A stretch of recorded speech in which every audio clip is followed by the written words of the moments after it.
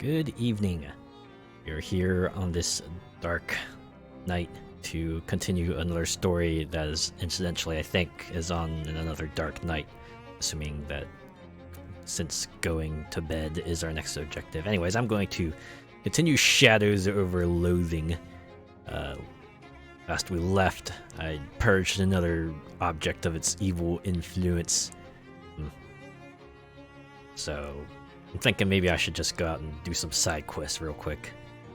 Do the ones at SIT at least, since those seem to be pretty doable, and I'll go back, go to sleep, and continue the story. So why don't we go ahead and do that? Guess the difference between this and... Oh. You're so tired you can barely work the doorknob. You're sure you want to go back out there? It's time to sleep. Yeah. I hope there's no penalty for this. In any case, let us take the bus stop to the SIT campus, where the rest of the world will operate as if it is not nighttime. Another vending machine error gets us a small handful of meat. Alright, there's a vending machine here. Yep, there we go. Drink more soda. Drink more Ovaltine. Oops, I should get back in there. And, investigate. Oh, hey, I can pass the stat check to trust the price now. Let's see. Open the back of the machine and fiddle with the little gears and camshaft and such. You've managed to get the price down to 30 meat. It's still way above market value, but what are you gonna do? They got a geographical monopoly. I guess I gotta get 3 pork sodas, right? Variety of available... gross, press the meat return instead. Ah, so normally these would be super armor boosters, but we're doing this for the side quest for now. Maybe I should just buy a bottle of each of these, just in case I need to pass like a later stat check. I think I got enough meat for that, right?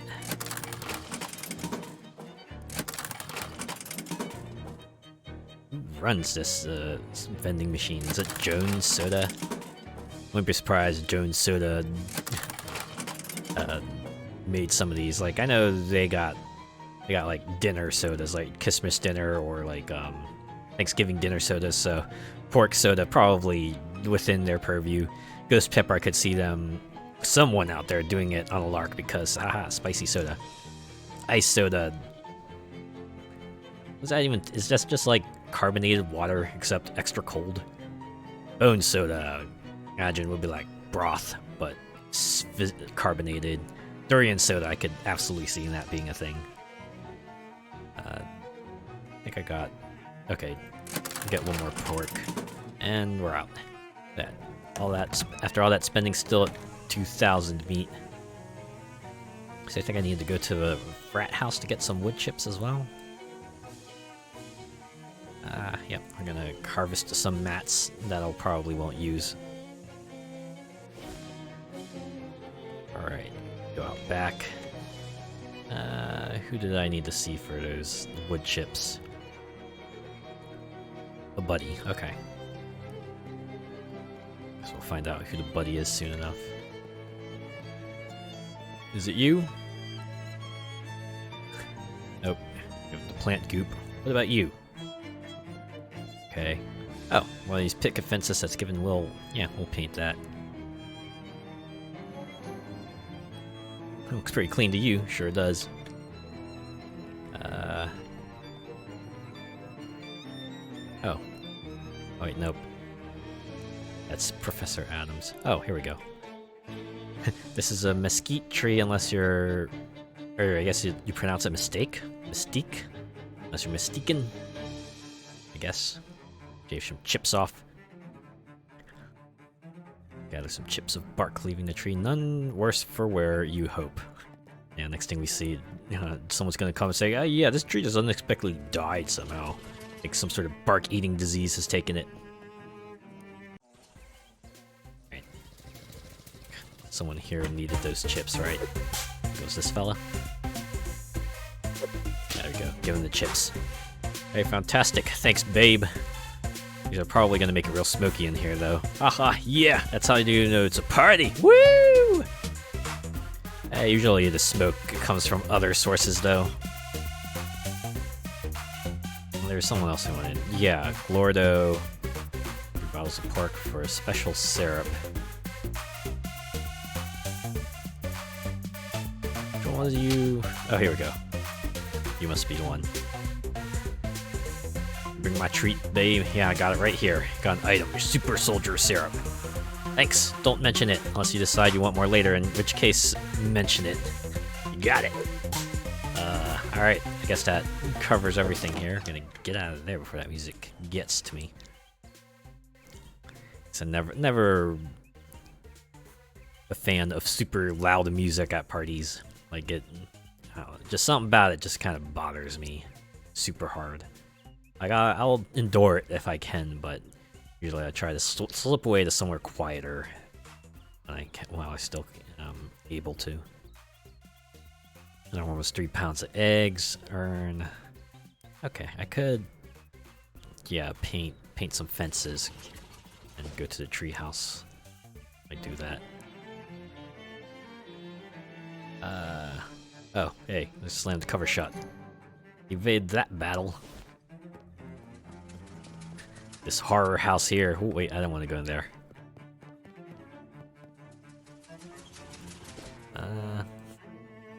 Any other fences I can paint on the campus? Ooh. Study the equations until they become a part of you. You'll have to remember to check that box on your next census form. Did I read that already? Maybe I did.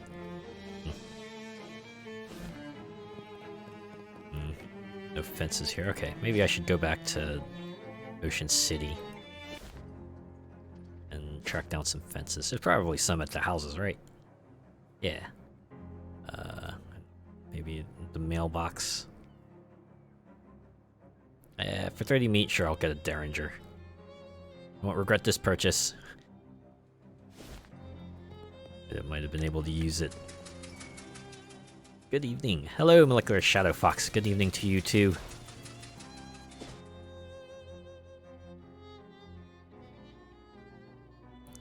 While meandering the streets of Ocean City, you encounter a man carrying a medium-sized piece of luggage, not brief enough to be called a briefcase, but unsuitable as a suitcase for more than 2 suits. And our friend, you look like someone who appreciates a fine pair of pants. Do I? What does that even look like? Astute, discerning, even dare I say it, perspicacious. Guess? Or is that a hard C? I can't tell. I've never met anyone who dared to say that word before. Wow. Listen, I got a pair of pants here that is gonna knock your socks off. How are you today? I am doing well. Another week is done. Thankfully, it's a short work week, so a lot less to go through. But hey, made it to the end all the same, and I get to relax. Perspicacious. Alright. Thanks for that little pronunciation guide there. How are you tonight? Or, you know, where, yeah, how are you? How are you?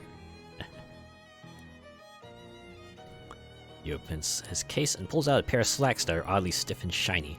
Feast your eyes on these babies. What's up with them? Waxed slacks. Oh, +2 sleeves armor. They're waxed, guaranteed grease-proof, and they're yours for only 20 meat. Yeah, sure, why not? Great, this is one pair of pants you aren't gonna regret. Spend 20 meat, get an item, wax slacks. I'm good, thanks. Been kicking it old school with some Road Rash 3 on Mega Drive. Aw yeah, that's some fun. That's some good stuff. Yeah. Incidentally, I think I was playing like a Road Rash like a couple weeks back in Road Redemption. I mean, it's like a superficial resemblance, but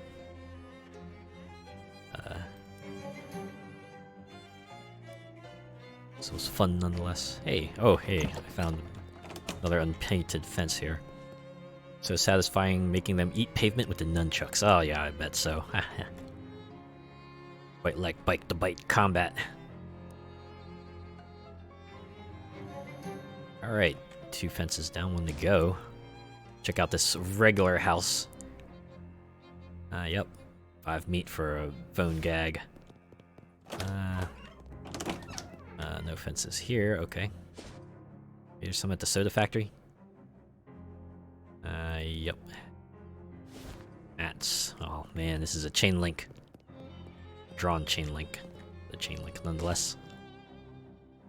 Maybe there's some at the hobo camp.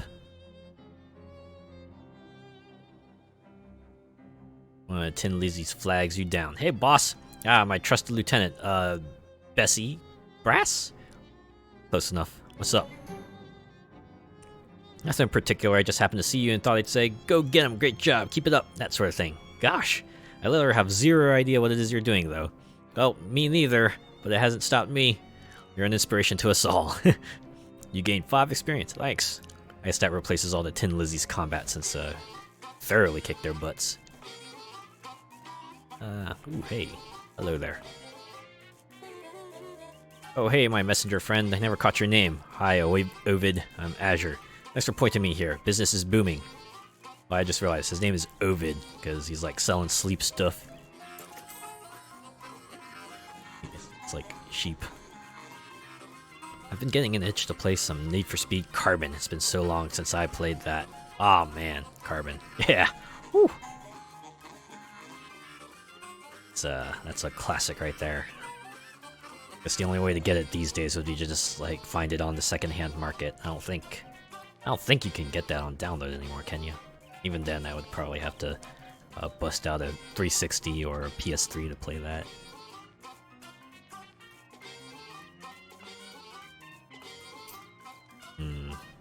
Oh, hey. His Majesty's least favorite poems. Maybe I should pick this up. It's all good, I have the original PS2 copy. Ah, it's good to hear.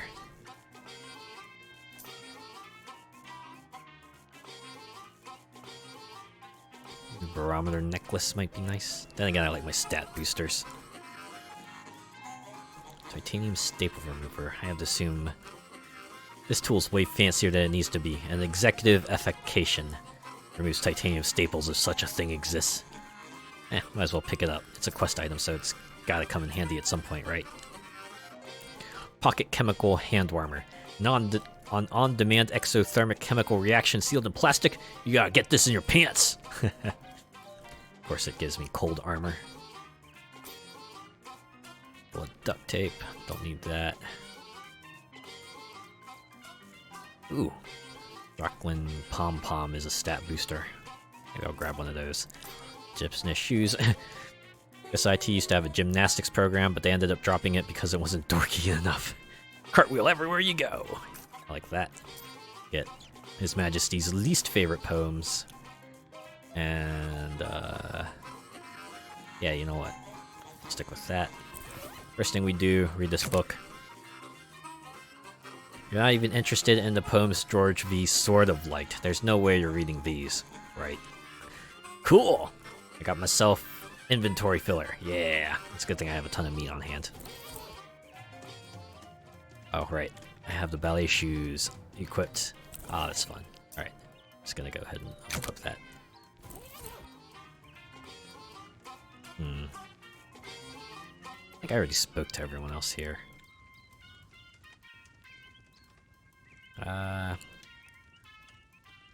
Oh.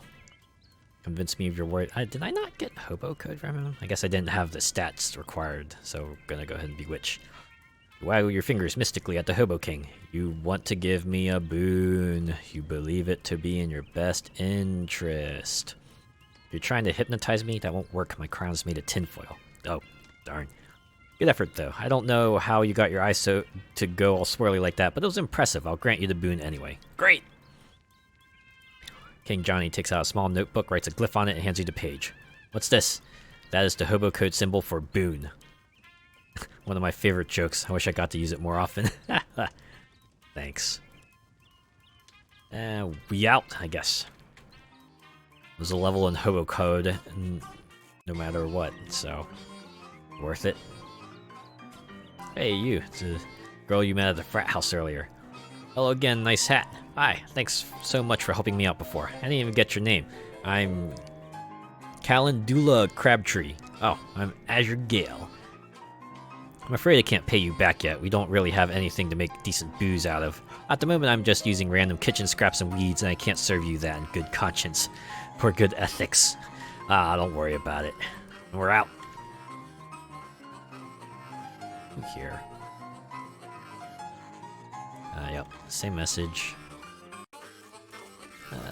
Back into the shut-eye zone. Yep, still restricted. I like how this base specifically forbids us from going any further. It's like, out of all the places to not disturb people, that was the one they picked. Waited. Wow.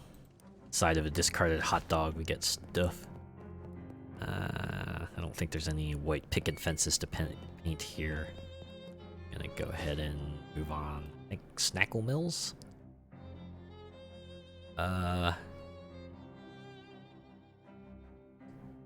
Hear a banging noise, hissing, and coming from the mouth of a nearby alley, and hesitantly check it out. It's probably fine. It's probably just one of those times a cat jumps out of you and runs away, right? Unfortunately, what jumps out of you is two of those spooky shadow imps you saw at SIT before. They hiss and cackle at you and do an unpleasant little dance. Mental note, stop checking out noises in dark alleys. Light. I think I'll be able to out-DPS these folks.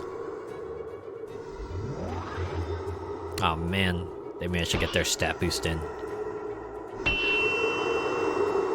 Alright, well, my splatter will probably sweep them all out. Stop checking out noises in dark alleys. If only people in horror films took note of that warning. Yeah, I know, right? Just stop checking out funny noises in general. Never split the party. Don't make out. Maybe put on some pants. Don't go swimming in the middle of the night. And so many more tips. Yeah. Oh, out of AP.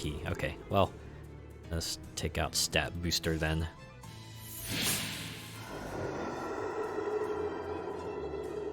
I guess we'll poison this Shadow Devil here. And they get done in by the poison. 24 XP for me.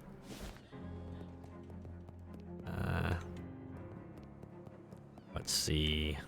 Oh, no fences here. Back to Ocean City. Is there one at Harem's Grocery? Huh. Man on the street does a big theatrical double take as you pass. Just wanted to get another look at you.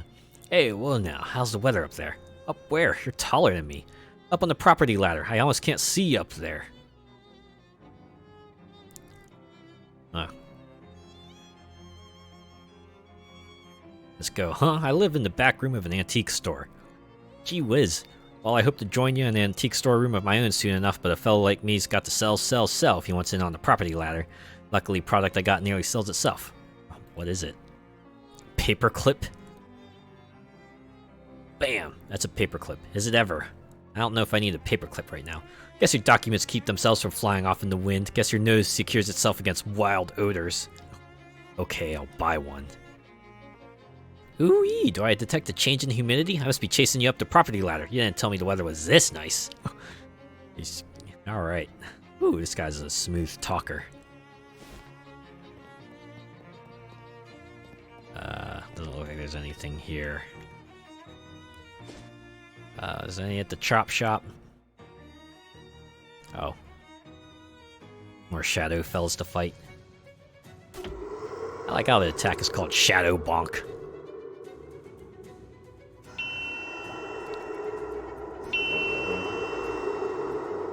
That my passive AoE does them in. They don't even get to act this time. Pop, pop. We're done. I don't think there's any fences here either. Maybe some at Gideon's. You're walking through Ocean City, you encounter a mailbox that has been tipped over by some vandals. Write it. 3 muscle. Write the letterbox. It was heavier than it looked, but you're more responsible than you look too. Wow. A compliment from the game. I will treasure it. Alright. Nothing here either. I don't even know why I'm going to Boardwalk. That's definitely not going to have a picket fence for me to paint.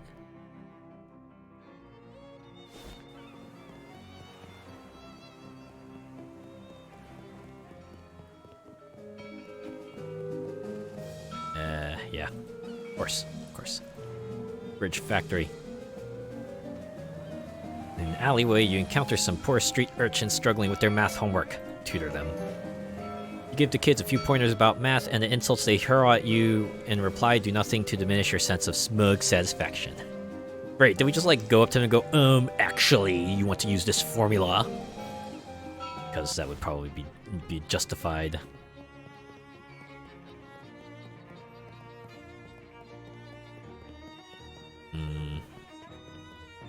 Guessing. Nope, no fences there. But you have a match on your person? Sure, why don't we give one to them? Sure, here you go. Man tips his hat to you. Thank you kindly. This will be just the thing I need to ensure that something will be on fire at some point in the future.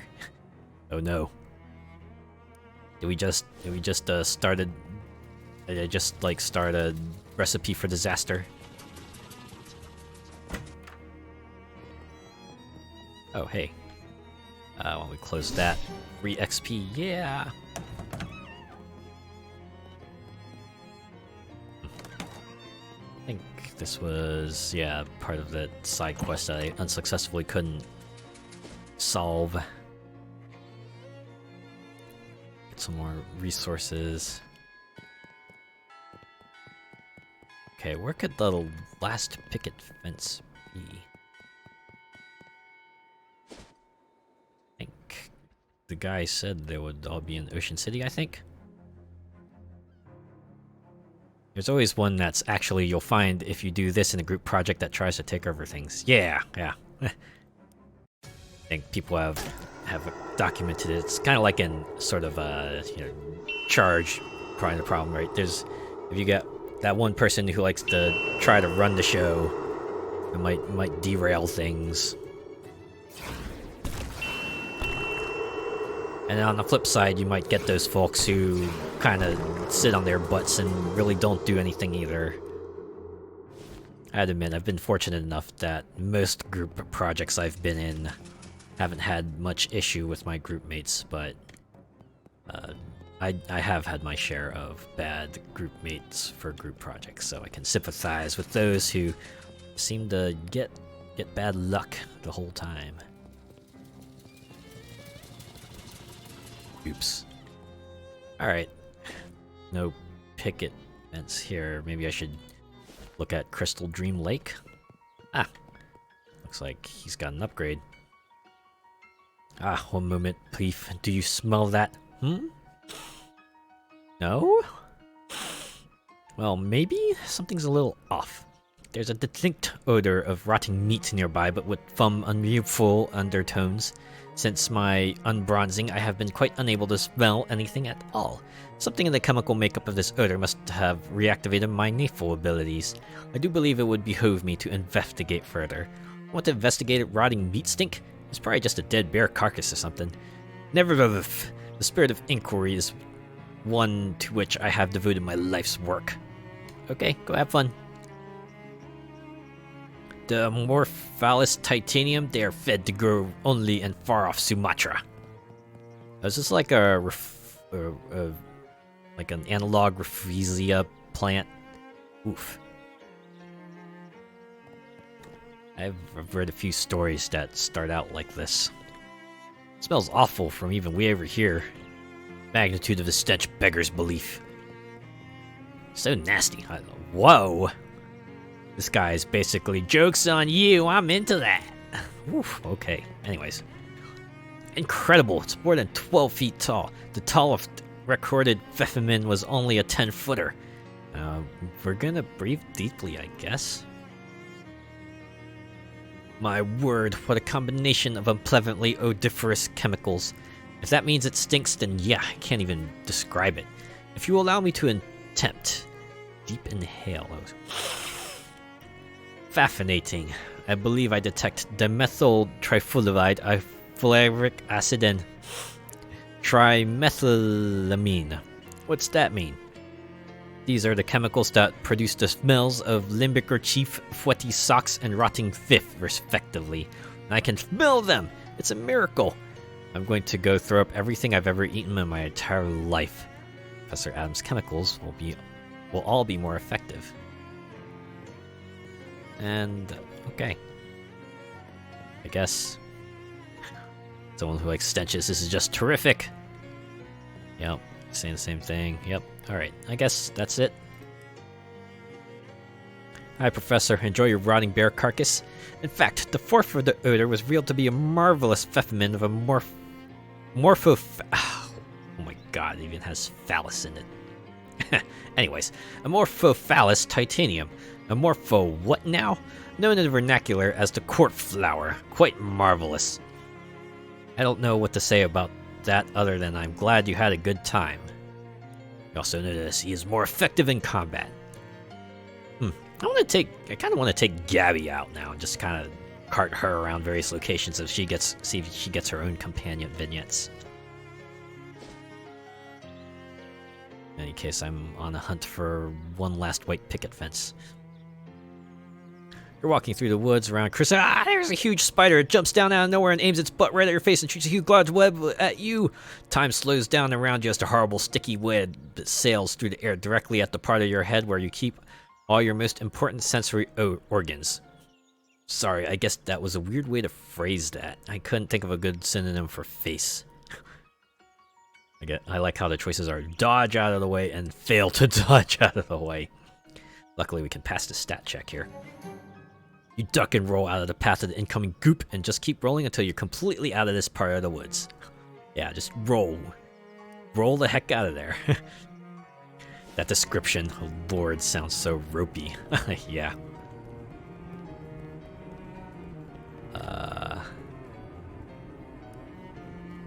Okay, no fence over here. Of course, it's a dam. What was I expecting?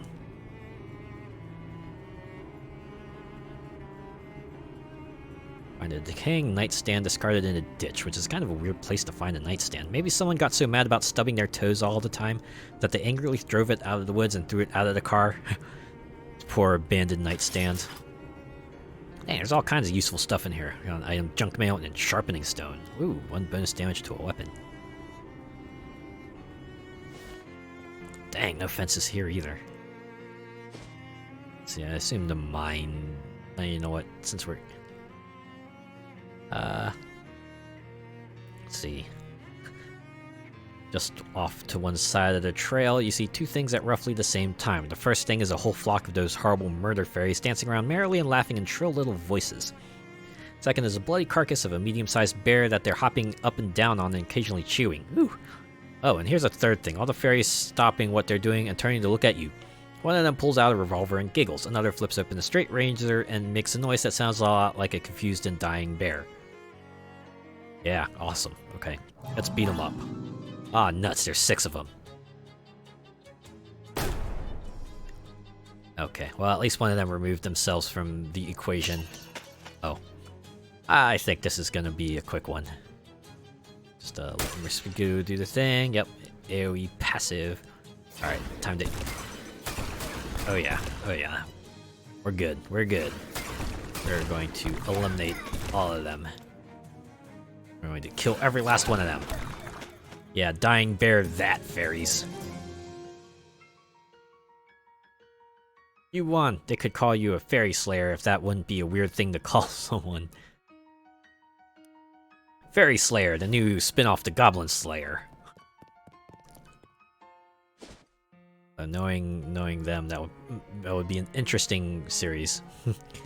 Off the side of the dirt road, you see a little trail of mushrooms. You follow it for a while and find that it leads to a cave whose mouth has been choked by mushrooms. Those are bad for you. Just gonna ignore that for now. I have to assume... Ah, dang it, this fence is painted. Ah, why?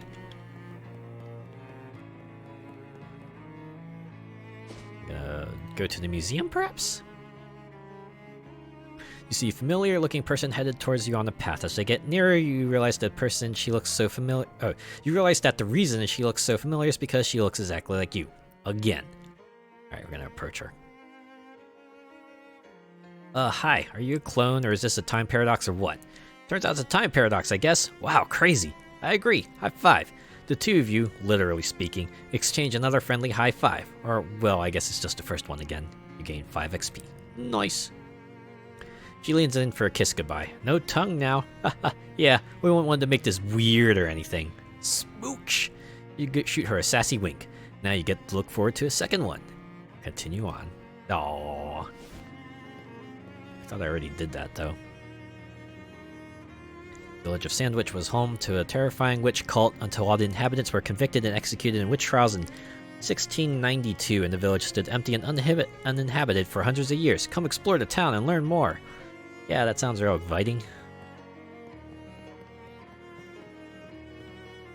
Just looking for a fence. This trough may have been used to bathe human sacrifices before the ceremony. We don't have evidence of that, but it seems possible. This house was the residence of the Danforth family. Step inside to learn more. Do I wanna? Great. Black cat is staring glumly at an empty dish labeled Hecate. Shelves laden with identical jars of off-white stuff.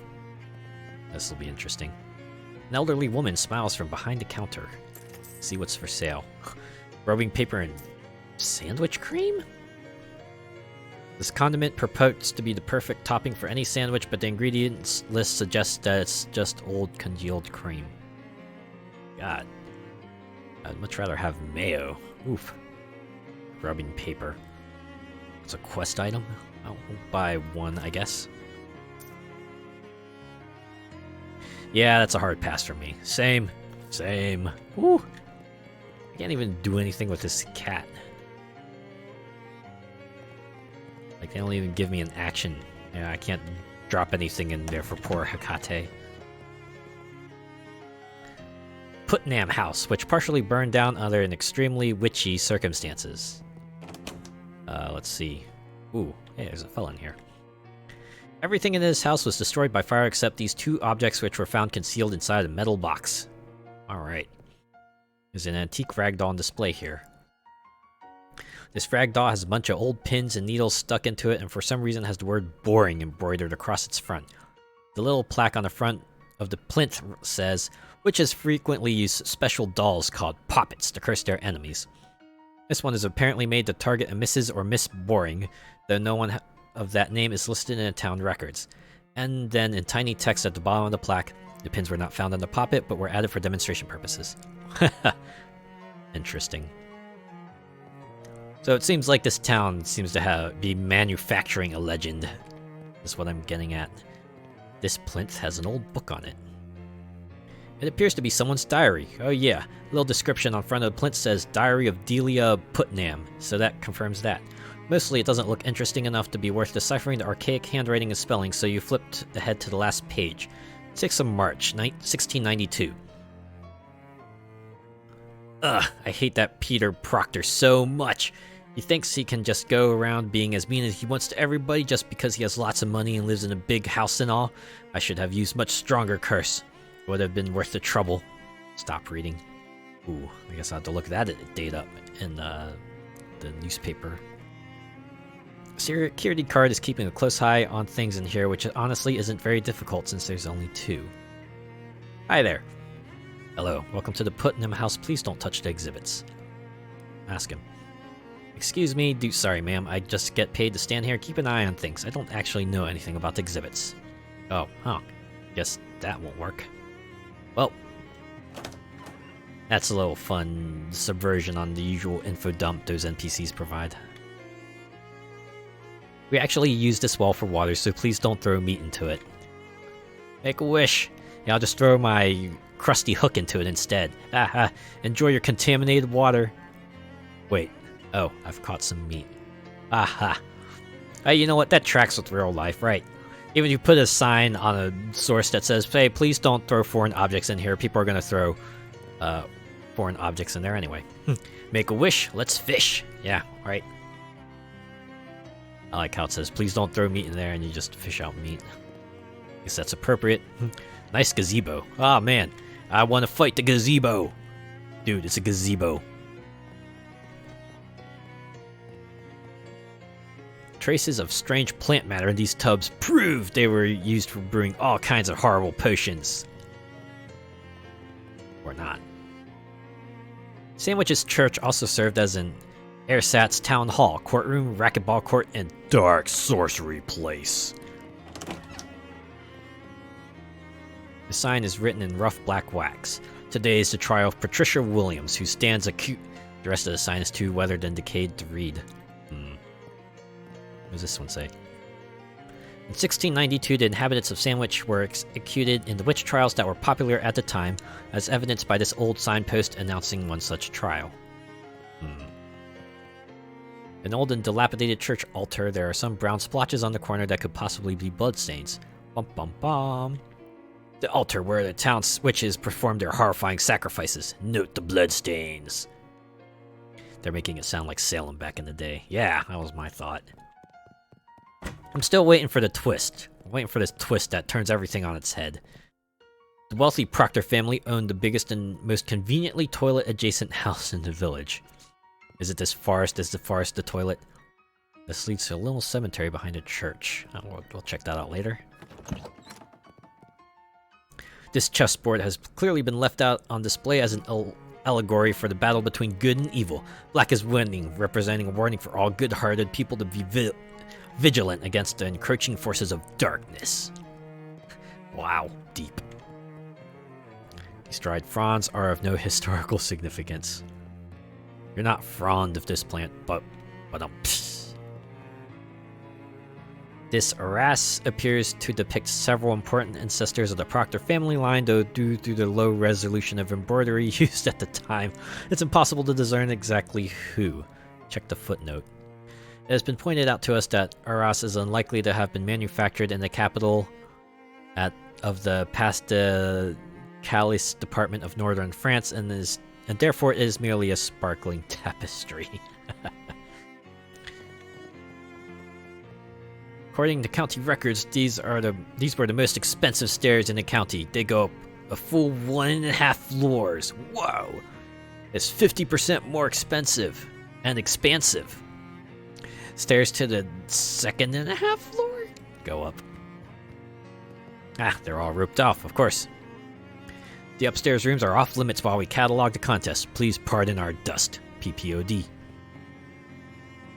This bedroom was traditionally given to servants, as it was felt by the Proctors that it would be less of a tragedy if they got up in the middle of the night and fell down the stairwell. Ouch.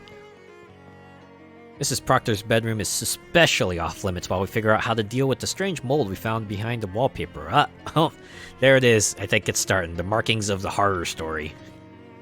Mr. Proctor's bedroom, home to the county's most extensive collection of cravats. Edgeworth, eat your heart out. This was the bedroom of Peter Proctor, the only child of Nicholas and Abigail Proctor.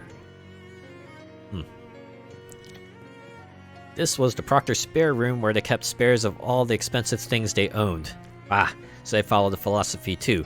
One to collect, one to keep, and one to display, and one to hold in its original packaging to, maintain its value or something like that. This room is not part of the tour and also not part of the house. What, did they expand it? What, they're messing with a historical site? Someone called the Historical Preservation Department. Okay, this is good. Just the stairs just extend up beyond where it necessarily needs to be.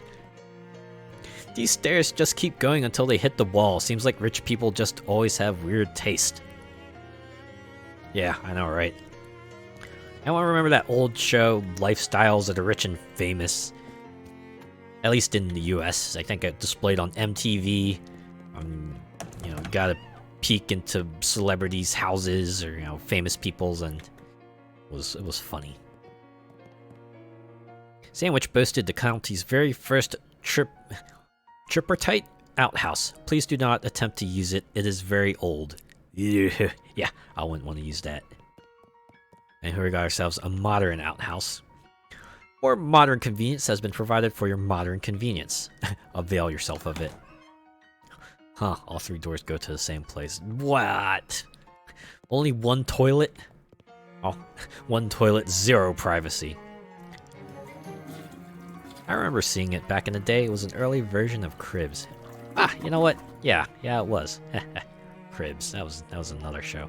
I think it kind of fell out of that sort of celebrity voyeur kind of programming by that point. But yeah, I guess there's always going to be a market for that. People who want to get to know more details about the other folks they idolize and look up to.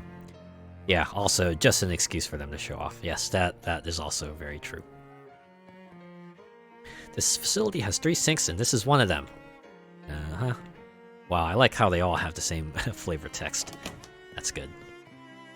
You don't have any interest in investigating the area downward of that outhouse. Oh, downwind of that outhouse. Hey, you know what? Good point. Wonder if they have any janitors in this area. All right. I assume this is where we're gonna find the horrible truth, right? Welcome to the Sandwich Cemetery. Please be respectful of the graves. Also, check out how many of them were terrifying witches who were executed in the witch trials of 1692. Alright. Worst are the kids' cribs. Some of them are so annoying, makes you want to slap the taste out of their mouths. Yeah. Peter Proctor, 1680 to 1692. He was a duty head until the very end.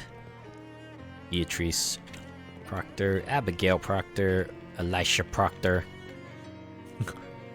Nicholas Proctor. What the heck? He lived to be 230 years old? Whoa. Yeah. Hey, you know what? It's unusual. Proctor, our town founder. Hey, hobo code. Code reads, hollow tombstone, possible treasure. You check inside the stone, and there is indeed some treasure. You got an item, Satchel's lucky hat. This hat has a solid gold hat band. There's a tag inside that says property of Satchel Duggins, but help yourself if you find it in a hollow tombstone or something. Yeah, there's a meat drop boost. Cool. Whoa, yep, I'm gonna go ahead and harvest some mist. More names here. Yep, more names, huh. That it? Is that really it? Oh, alright. Guess we're done here. Surprisingly enough. Oh wait, I forgot to fish in the trow. You reel in an old pair of shoes? You got an item, saddle shoes. They're called saddle shoes because, like a saddle, they're worn directly underneath the butt. Ride the ground like a horse. Let's continue fishing. Probably get some fish or maybe some mats. Yep. A viviparous coxswain.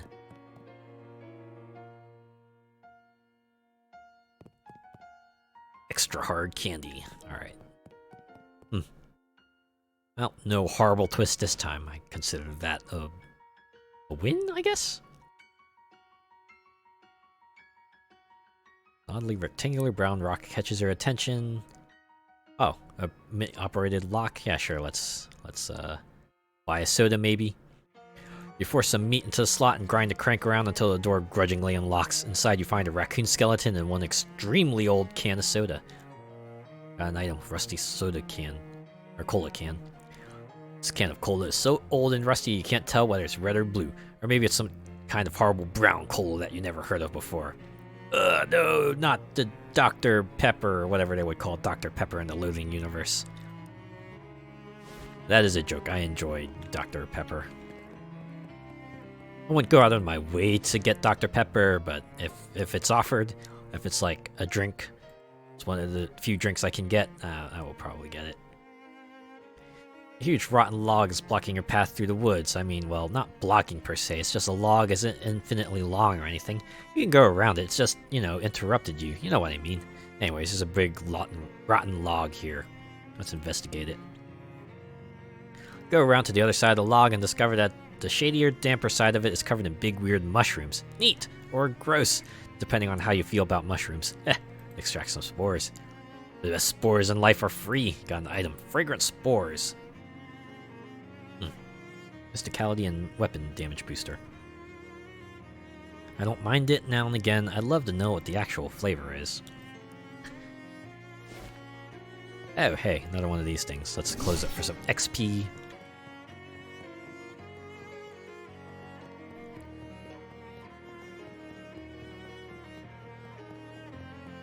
I think about it. Isn't there like a group I... Nah, okay. cleared out the ferry zone, so let's move on. Maybe the distillery has a fence for me to clean up. Whoa. Sudden loud VoIP sound causes you and Dr. Adams to turn around as a second Dr. Adams steps out of a glowing blue wormhole. Ah, most excellent. My calculations were accurate. Good afternoon, Dr. Adams. How extraordinary. Good afternoon to you, future Dr. Adams, I presume. Indeed, I am afraid I have little time in which to converse, but I must give you a warning. Before bronzing yourself for the third time, remember to unplug your microwave oven. I just like how he has an eye patch. It seems to be the standard attire for like future comers, right? To differentiate future self from like present self, gotta give him an eye patch or like a robo eye or some sort of cool cyber limb or something like that, right? I don't know what that is, but I'll be sure to make a note of it. Thank you.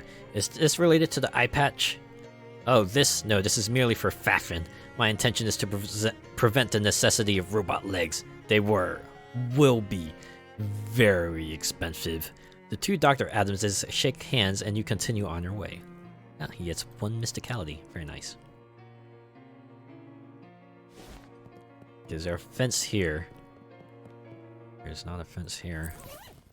Wrong menu option. To the junkyard. More shadows. You catch a skittery movement out of the corner of your eye and quickly turn to face, well, nothing as it turns out. You were ready to face a bunch of spiders or something, but there's nothing here but shadows. It must have just been some tree branches moving in the wind or something. Oh no, wait, it's the shadows. The shadows are just literally also spiders as it turns out. Oh dear. Ah, yup. Times like these, I'm thankful the art style is just stick figures. Cause, yeah.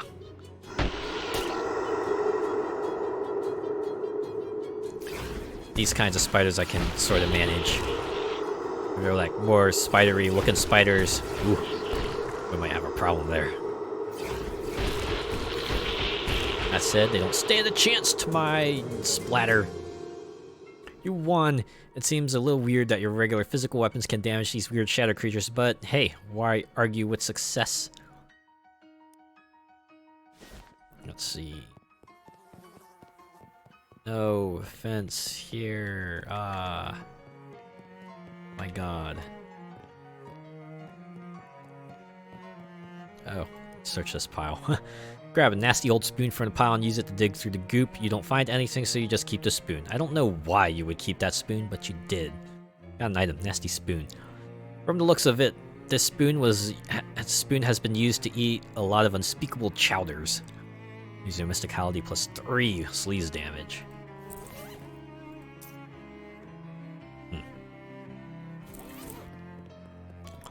I can imagine this game in Capcom anime style.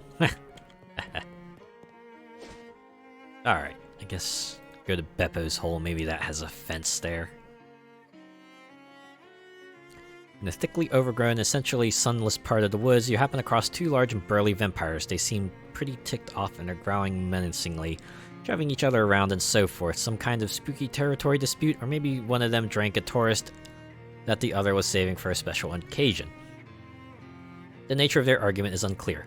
What is clear is that these guys are very strong. You better be pretty sure of yourself. You plan to do something before they notice you.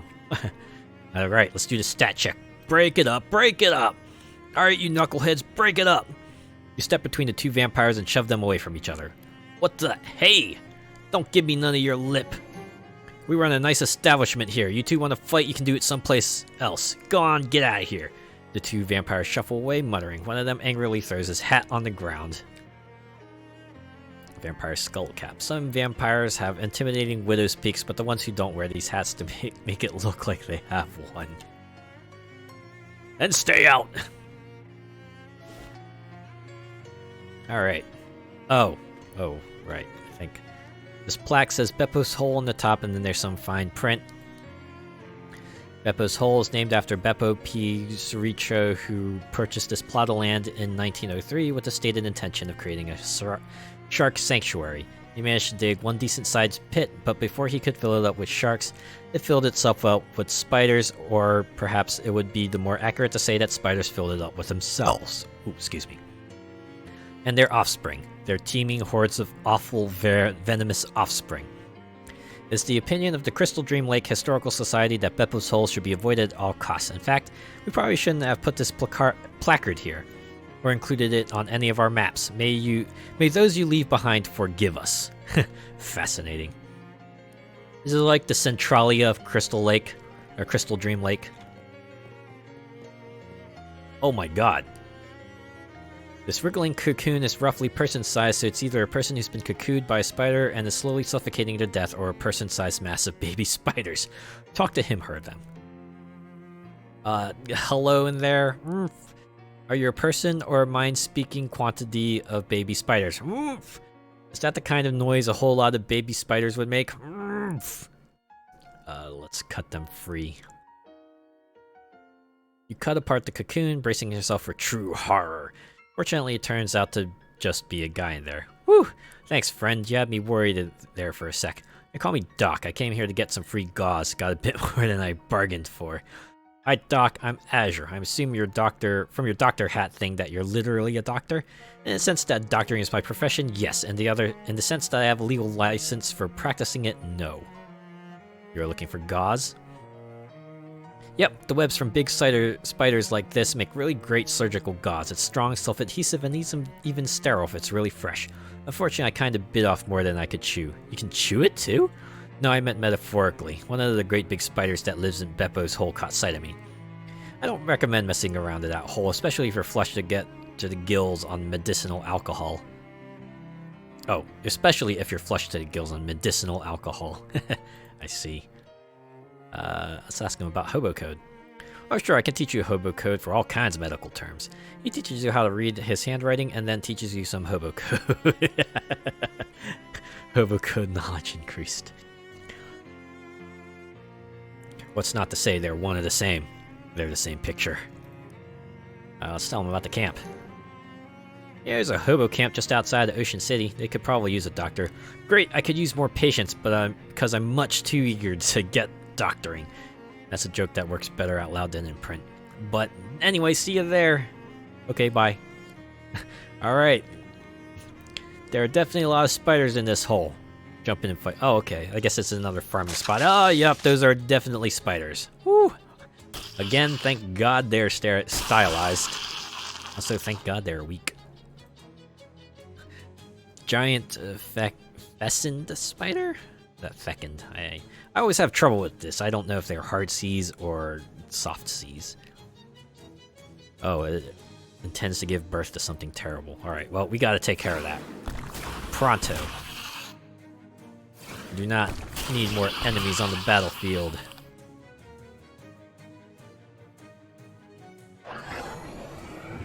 There we go, this stench meteor should take it out. Boom.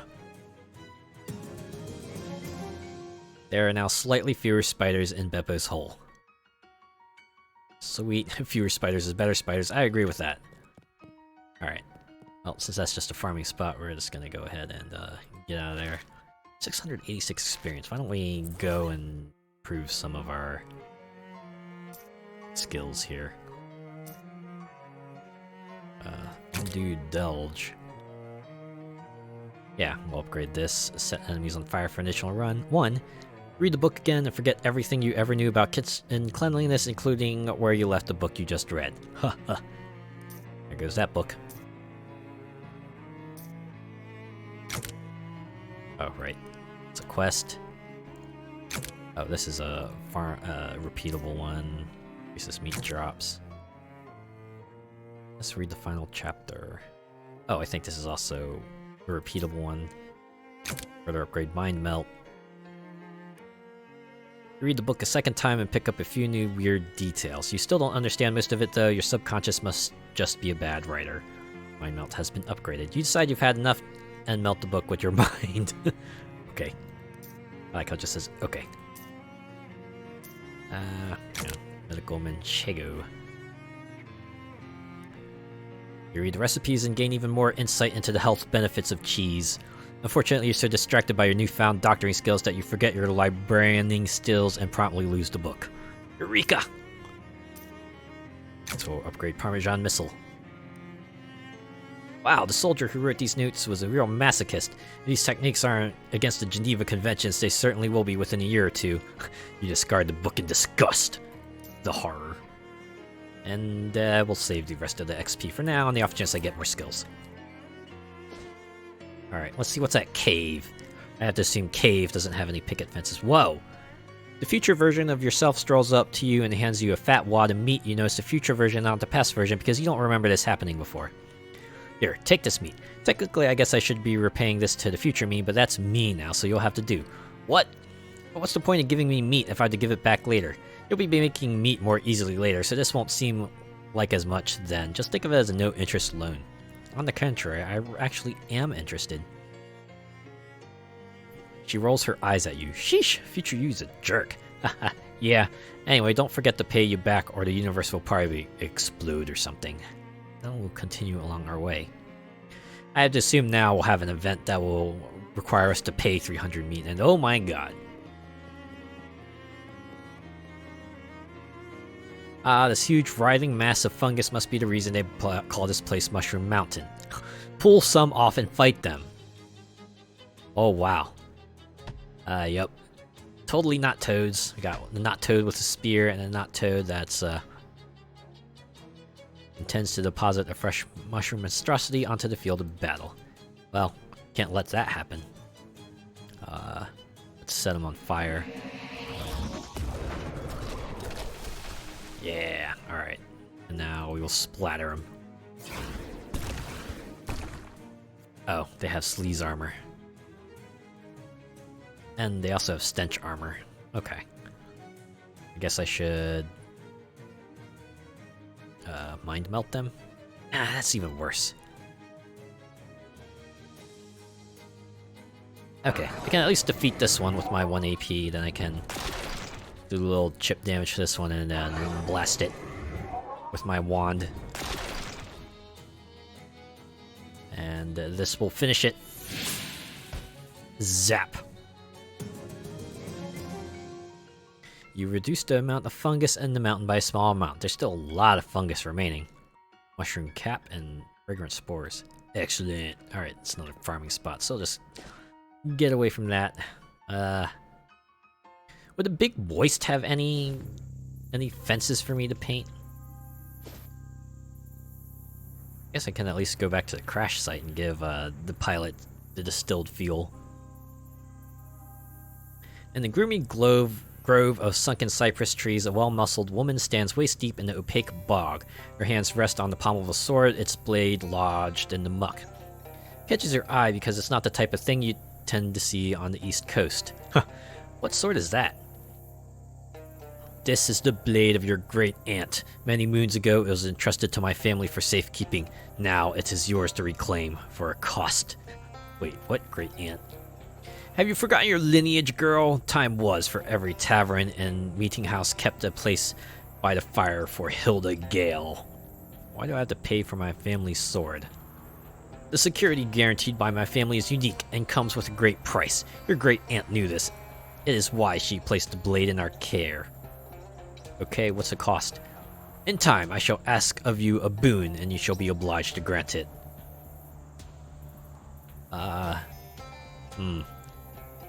Does the boon mean she's gonna, like, force a debuff on me, or does that mean I have to, like, do a quest for her later?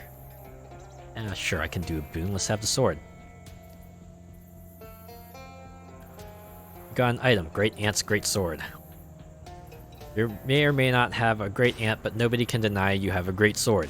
Gives her muscle plus 5 physical damage. The sword has a satisfying heft. You can see why your great aunt liked it so much, but with it comes something quite unsatisfying, something that makes you feel almost queasy and a little cursed. Got a perk, Swamp Geese. Oh no. Oh, dang it. Ah, no.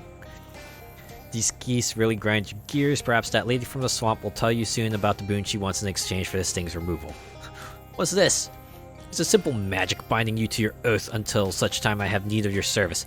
On that day I will find you. Can't we just do the boon thing now? But she's gone, slipped away into the dark waters of the swamp. Better be a good sword. It's a great sword. Better be a good great sword. Great. It's gonna muck with all my stat checks now. Alright, I got you your cleaned fuel. No Shinola? If there's any in there, I think I got it out. Let's have a look. She opens a can, pours a little into a wine glass, and swirls it around while peering at it closely. Well, look at that. No legs at all. Oh jeez, did I mess it up? No, that's a good thing. It means you got rid of all the water. Don't see any dirt in here either. Nice work. Thanks. Guess you're all set then? Looks like it. Got my plane, fuel, and runway all sorted out. Thanks a ton. Couldn't have done it without you. You know, you gotta have a career in aviation if you ever decide to give up. What do you do? I'd rather not explain it. Or attempt to explain it. Gotcha. I've had jobs like that. Well, I haven't got any meat on hand to pay you for your time, but here, let me give you the spare flight helmet as a souvenir. Got an item. Leather aviator helmet. Stylish leather helmet that will help you convince everybody that you're a celebrity aviator. Ooh, it's got 2 stats. Oh, neat. Thanks. You earned it, pal. Keep her flying. Good luck. Ah, and just like that, he's gone. Off to our next adventure. The dump truck for Film Quarry. Let's drive it back there. Just as a courtesy. It's not like anyone uses it, but hey. Yep, there's our negative perk. I really do hope I can rid myself of that soon. Let's get to the Monster Shack. Or hey, you briefly lose track of where you're going because all these big wet trees look the same. You stumble across a ramshackle dwelling bearing the unspeakable aroma of illicit distillation. Location unlocked. Moonshiner's cabin. Let's check it out, I guess. Oh, like how the location is now runway instead of crash site. Dang it, no fence here. Whoa, it's a chaotic mess of animal tracks leading all directions. You've identified several sets of tracks leading away from this cabin. There are duck. There's one for a duck, horse, cow, human, cat, and badger. Sure, that's a puzzle of some sort. It's a ramshackle cabin, or maybe a ram cabin shack. Wordplay of these folks. Second to none sometimes. This pot has been demoted from soup to chamber. Blech. Oh yeah, blech. Ooh, God, get away from that. Soggy bedrolls. It's full of ashes, but they're cold. Seems like nobody has been here for a while. A rusty, old fire-powered still. You're pretty sure these aren't meant to be operated indoors. Spare tire leaning against the wall here. Investigate. The tread pattern on this tire identifies it as a Lincoln, which sounds like an impressive piece of deduction, but honestly, the top head and beard were a dead giveaway. Well, whoever was here last must have left in a hurry. There's still a poker game in progress. Investigate. You draw cards until you beat all the hands that were left on the table, and then you collect your winnings. That it? Really? Okay. Let's follow the duck tracks. You follow the duck tracks will lead you through a lengthy sequence of locations that are of zero interest to non-ducks. Alright, how about the horse tracks? You follow the horse tracks to some water, but you don't drink it. I mean, why would you? It's nasty swamp water. Yeah, you can lead a person following some horse tracks to swamp water, but can't make them drink because it's nasty. Alright, cow tracks. You follow the cow prints to a big hole in the ground next to which lie a pair of shoes with fake cow hooves nailed to the soles. Huh. Well, we know what happened. Wooden sandals with carved hooves on the bottom. Wearing these would be a real fashion statement. Specifically, I do not understand fashion. Makes you clomp around like a cow. Human footprints. You follow the human footprints. They lead to, let's call it an improvised latrine a few yards away from the cabin. You decline to investigate further. Good decision. Cat tracks. You follow the cat tracks, but after a few minutes they lead up a tree you're not willing to climb. I guess if I'm being honest, it's really a tree you're not capable of climbing. I was just trying to preserve your dignity. Thanks, game. Badger tracks. You start following the badger tracks, but after a few minutes you realize that this course of action might culminate in you encountering an actual badger, so you change your mind. Terrifying animals, just absolutely the worst. Yeah, I hear badgers are actually like pretty fearsome creatures. Go back to the cabin. Follow the tire tracks. You follow the tire tracks until you lose track of them in the water near a partially submerged cave. Ooh, let's go to the Moonshiner's cave, I guess. No fishing. This must be referring to the deeper water that's way over to the right. Disobey. I'm a rebel. Managed to reel something in. Item, swamp honey. Ooh, 5 stench armor.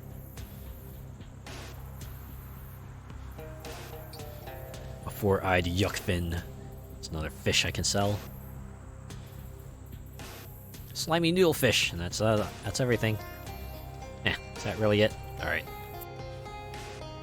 Whoa. Alright, close that. This Ford truck has been fitted with Lincoln tires. That's a little ominous. Yeah, tell me. Ah, this don't look good. A couple of shady-looking characters furtively skulking in this cave. Hi? Hi. Hello. Where are you guys? We're the Schultz brothers. I'm Clem and... Shut up, Clem. She might be a prohi. Oh, I ain't Clem, and I ain't Jarvis. Relax, guys. I'm not a prohibition agent. I'm just passing through. My name's Azure. Whew. Well, that's a relief. Sure is. Good to meet you, Azure. What are you two doing in this weird cave? Got ourselves in a right predicament, is what we've done. Oh, pickles. Are they pickle people? What happened? Well, me and Jarvis been brewing up homemade hooch to sell. Been stashing it in the back of this cave here. Or this here cave. But we got wind that the Burhies was on our trail, so we figured we better cheese it. Well, the old 23 skidoo, you know? Come to find packing them mean lizard varmints got into the hooch and they won't give it back.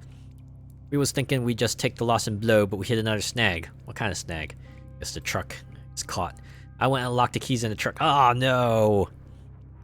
Still don't get why you'd go and do a fool thing like that for. Told ya, it ain't like I went and did it on purpose or nothing. I'll see what I can do.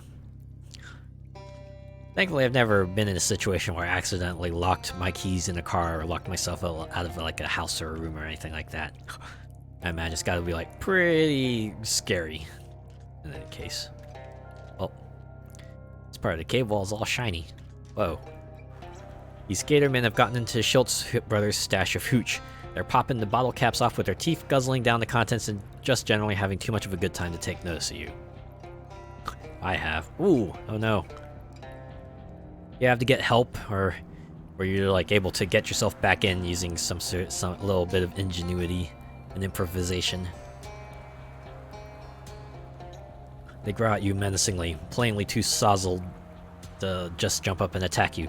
On the other hand, if you get too near their booze, that could change in an instant. Let's offer to mix them some drinks. Say, are you guys just drinking that stuff straight? Just drink booze, so? Well, cocktail crafting isn't my specific wheelhouse, but I know a couple of recipes. I could mix you up some drinks that would go down smoother than the pure ethanol you're drinking now. Tastes good. Yes, mixed drinks. Great, I think I have the ingredients here for one I call a Mickey Finn. I'm sure that you'll enjoy. Dash of bitters, a splash of orange juice, and a light dusting of soporifics, toadstool spores. Later, the gatormen are snoring loudly on the floor. Nice. I had to use a coat hanger to put down the window. Ah, okay. Well, at least you managed to get back in, right? That's what matters. Whoa. This Jarvis and Clem's hooch, what's left of it, so we'll grab it. Whoa! We just cleared out the entire one. You grab a case since you're heading back. Anyways, Jarvis and Clem can haul the rest themselves. This hooch here ain't nothing to shake a stick at, that's for damn sure. Guess that's the cave. Alright. Perhaps best to let this drunk gator sleep it off. Alright.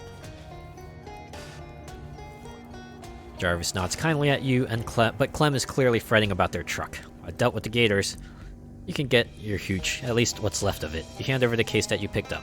Well, heck, that's great news. Thanks, miss. We'll get to loading the truck in a jiffy. We'll leave them for now. Oh, yep, it's locked alright. You could probably jimmy the door open if you had a coat hanger. In fact, I do. You get the car unlocked, but your coat hanger gets ruined in the process. Shucks. Hey, look at that. The coat hanger that I could use to get through a window, perhaps, if I lock myself out next time.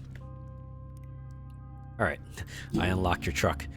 Oh dang, that's a load off of my mind. Thanks, pal. I'm driving this time. Yeah, that's fair. Looks like you guys are good to go. Sure does. Thanks a million, miss. You really saved our bacon. And how? We ain't got much to offer you by the way of rewards, but feel free to grab a crate of hooch as a thank you. Ooh, a case of whiskey.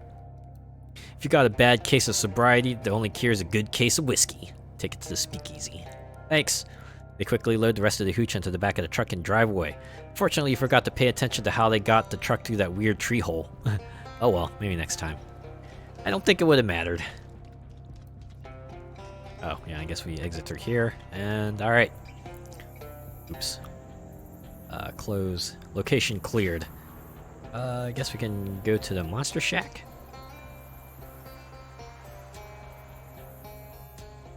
Oh, no. This is where that penalty comes to hinder me. Get ourselves caught in another big net. We'll wait for our captors to arrive. After a time, a bunch of Gatormen arrive and are plainly delighted at having caught some prey. Aha! Human dumb, trick easy. That hurts, but I guess I don't have much of a leg to stand on. Aha! No! Eat leg! I meant like a rhetorical leg. Eat both! The Gatormen lower the net to the ground and surround you as they open it. And now we fight. Oh man, they hurt. How much HP do you have? This is gonna make all the difference. They have a lot of HP. Alright. Hold on. What happened? Oh, here's my pointer. Okay. Alright. First, we're gonna try to unleash some random on-fire procs.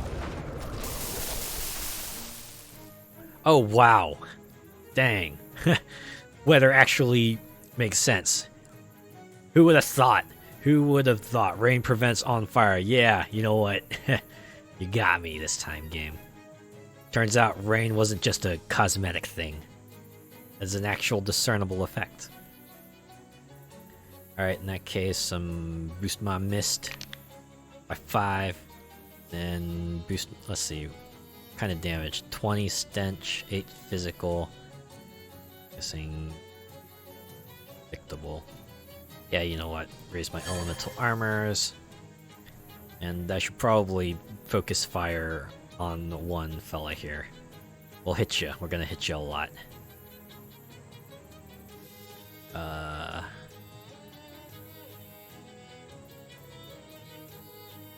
Yeah. Eat this rage jerk. I wonder if I should use a stat lower on you. Yeah. Decrease your stats by 3.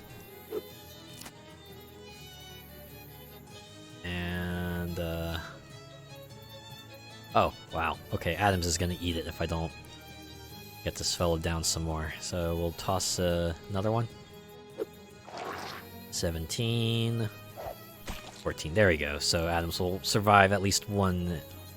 Or wait, no. I need one more, because this guy's gonna get irritated. So, there. Now that should let Adams survive one hit. There we go. Smack him. Barely hanging on. Stay with me, Adams. Stay with me. Hang in there. We're gonna get through this. I promise.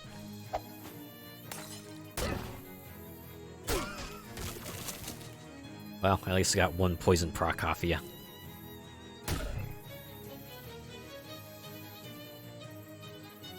I forgot to pay attention to the other fella. Alright, now just throw out a splatter. There we go. Dole kill. And zap you for a bunch of damage. And then poison finishes you off. Alright. You won. That'll teach him to capture a human being with an obvious trap. Let's go ahead and take our spoils of war.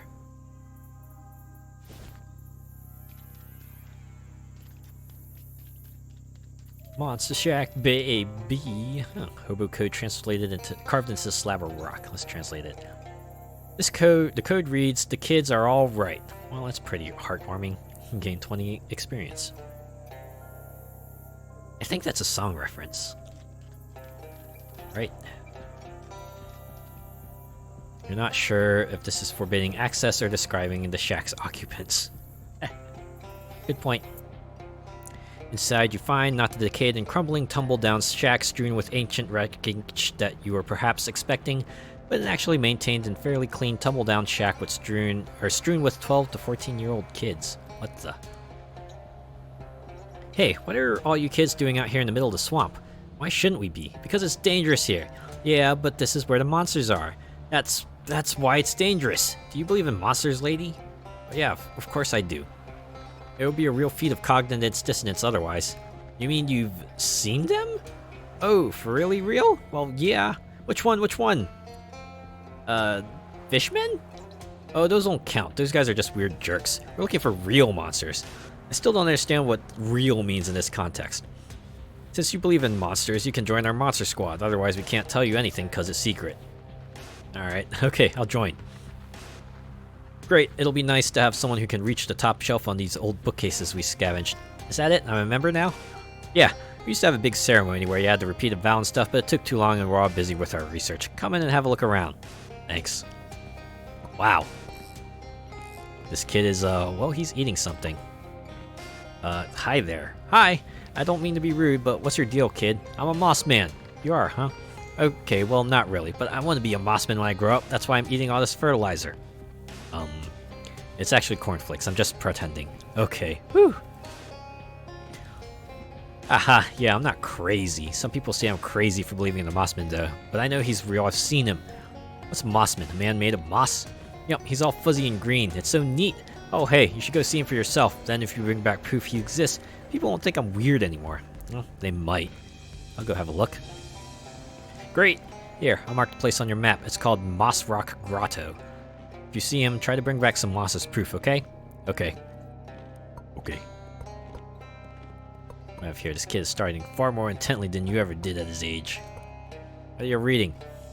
It's about Neanderthals and other early hominids. Unfortunately, I'm not finding anything useful in here. What are you looking for? The honey ape.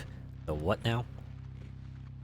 You never heard of it? It's a very famous monster. It's a hairy primate or primate-like creature that's smaller than a human, but with human-sized hands. Most of the legends call it big hands. But I'm pretty sure the big hands legends and the reports of honey ape sightings are referring to the same cryptid. That's interesting. I know it lives around here somewhere. I just haven't been able to find it yet. I'll help you look for it. That would be excellent. Thank you. I found some of its prints and made a tracing. That might help you track it down. Try to get one of its fingernails as proof. How will a fingernail be proof? Because it'll be as big as a human fingernail, obviously. Alright. This kid is preoccupied with repeatedly smelling 2 large test tubes. What have you got there? Perfume samples? Kinda. This one is a combination of hydrogen, sulfide, and methane. Common swamp gas, basically. You? What's the other one? Coffee to cure the swamp gas smell out of my nose. Huh, okay. So, why? I'm researching a creature known as the smell of the wisp. I've only run into it once, but I have a good memory for smells, so I figure if I can match its smell, the particular chemical mix will tell me more about it. Smell of the what? Wisp. It's a cloud of intelligent swamp gas. Some people say it's the ghost of dead chili cook-off judge, but I think there's probably a more scientific explanation. You're telling me you're looking for an intelligent... The girl gestures certainly at the sign over her workbench. No fart jokes. Oh, come on! It's a smell of the wisp! No! Well, I don't know what to say then. If you're willing to help instead of making puerile goofs, I could really use a sample to analyze. Okay, I'll go find a smell of the wisp. Great, thank you. Here, take this. It should help you track the thing down. You got an item. Nose trumpet. I just smell through this? Yeah, just follow your nose. Alrighty then. Leather-bound tome sits on the pedestal here. Ask about it. What's this book? List of vampire nests. It's like 400 pages long. Lots of vampires in this swamp. If you want to help, you can always go clear some of them out. Wow, another farmable spot. We're actually going to leave that alone. This kid has a ball cap and a sinister-looking triangle on it and is messing around with an elaborate homemade radio. You know, this feels like a lot like those, like old movies about, you know, those gangs of kids, right? They're like all the protagonists of a TV show go out and you know, fight monsters of the week and all that good stuff. Got yourself your diverse cast here. You got the nerd, you got the other nerd, you got the quirky kid, you got like leader fella here, you got nature lover, mechanical genius person, and of course the mascot. Workbench covered with tools and oranges. Ooh, dozens of volumes of serial fantasy for young adults and older than average children. For instance, well, there's Enos Cox and the Pyramid of Slime, but oh, what's this? You got an item, Mascarpone's Monster or the Modern Provolone. The typical ensemble cast. Yeah, I know, right? Oh, I even got it, right? Like, got, yeah. 2 girls, and the rest are, you know, guys or indeterminate, other gender. Oh. A mental elemental summons a cheesy ally. Hey, it's like the bean summoner skill from Over Loathing. You read the cautionary tale and take the exact wrong lesson from it. Sure, tampering with forces beyond his control killed the Mascarpone clown, but you're built different. You got a skill, a mental elemental. There's an appendix at the end of the book with a bunch of boring science details. Ooh, could give it stat boost, so let's do it. You internalize the details in the appendix, allowing you to strengthen all other organs of your creations. You summon a test elemental who grabs the book out of your hands and tears it in half. It's alive! Alive! And too bad my name's not Frankenstein, or Cheesenstein, I guess it would be in this case. Haha. Okay, let's talk to Baseball Cap Kid. Hi there. Hi, you're a grown-up. Can you help me with something? I'm not buying you any cigarettes. No, there's a swamp lady named Barbara Yargara. Everybody says she's just a fairy tale, but I know she's real cause I've seen her hut right here in the swamp. But I don't know if she's the sort of swamp lady who eats kids or not. Swamp lady? I don't want to call her a swamp witch or a swamp hag or stuff like that. It would be mean to judge her that way without even having met her. Sheesh, kids these days. I like this guy. I like this kid. He's being raised well, or at least he's growing up well. Alright, I'll check her out for you. Great, thanks. Here, I'll mark her hut on your sponge map? Anyways, bring back a feather to prove you met her, okay? She has feathers? I mean, from one of her pet birds. The story says she has a ton of them. How you know isn't just an ordinary feather I found somewhere? Well, you seem like a trustworthy person. Then why do you need me to bring proof at all? Because that's how quests work. Come on! Let's ask about the radio. Wait, you didn't mention the radio. What's the radio for? Oh, this isn't related to Barbara Yarger or anything. I'm just trying to find a station so we can get some music in here. The reception in this swamp is terrible, though. I see. So, nice hat. What's a triangle mean? Thanks. It's the Great Pyramids. One of them, anyway. Ever seen them? Only on your hat, not personally. Well, maybe you will someday. Sure, who knows. Maybe my ancestor will, when they go take on a kingdom of loathing.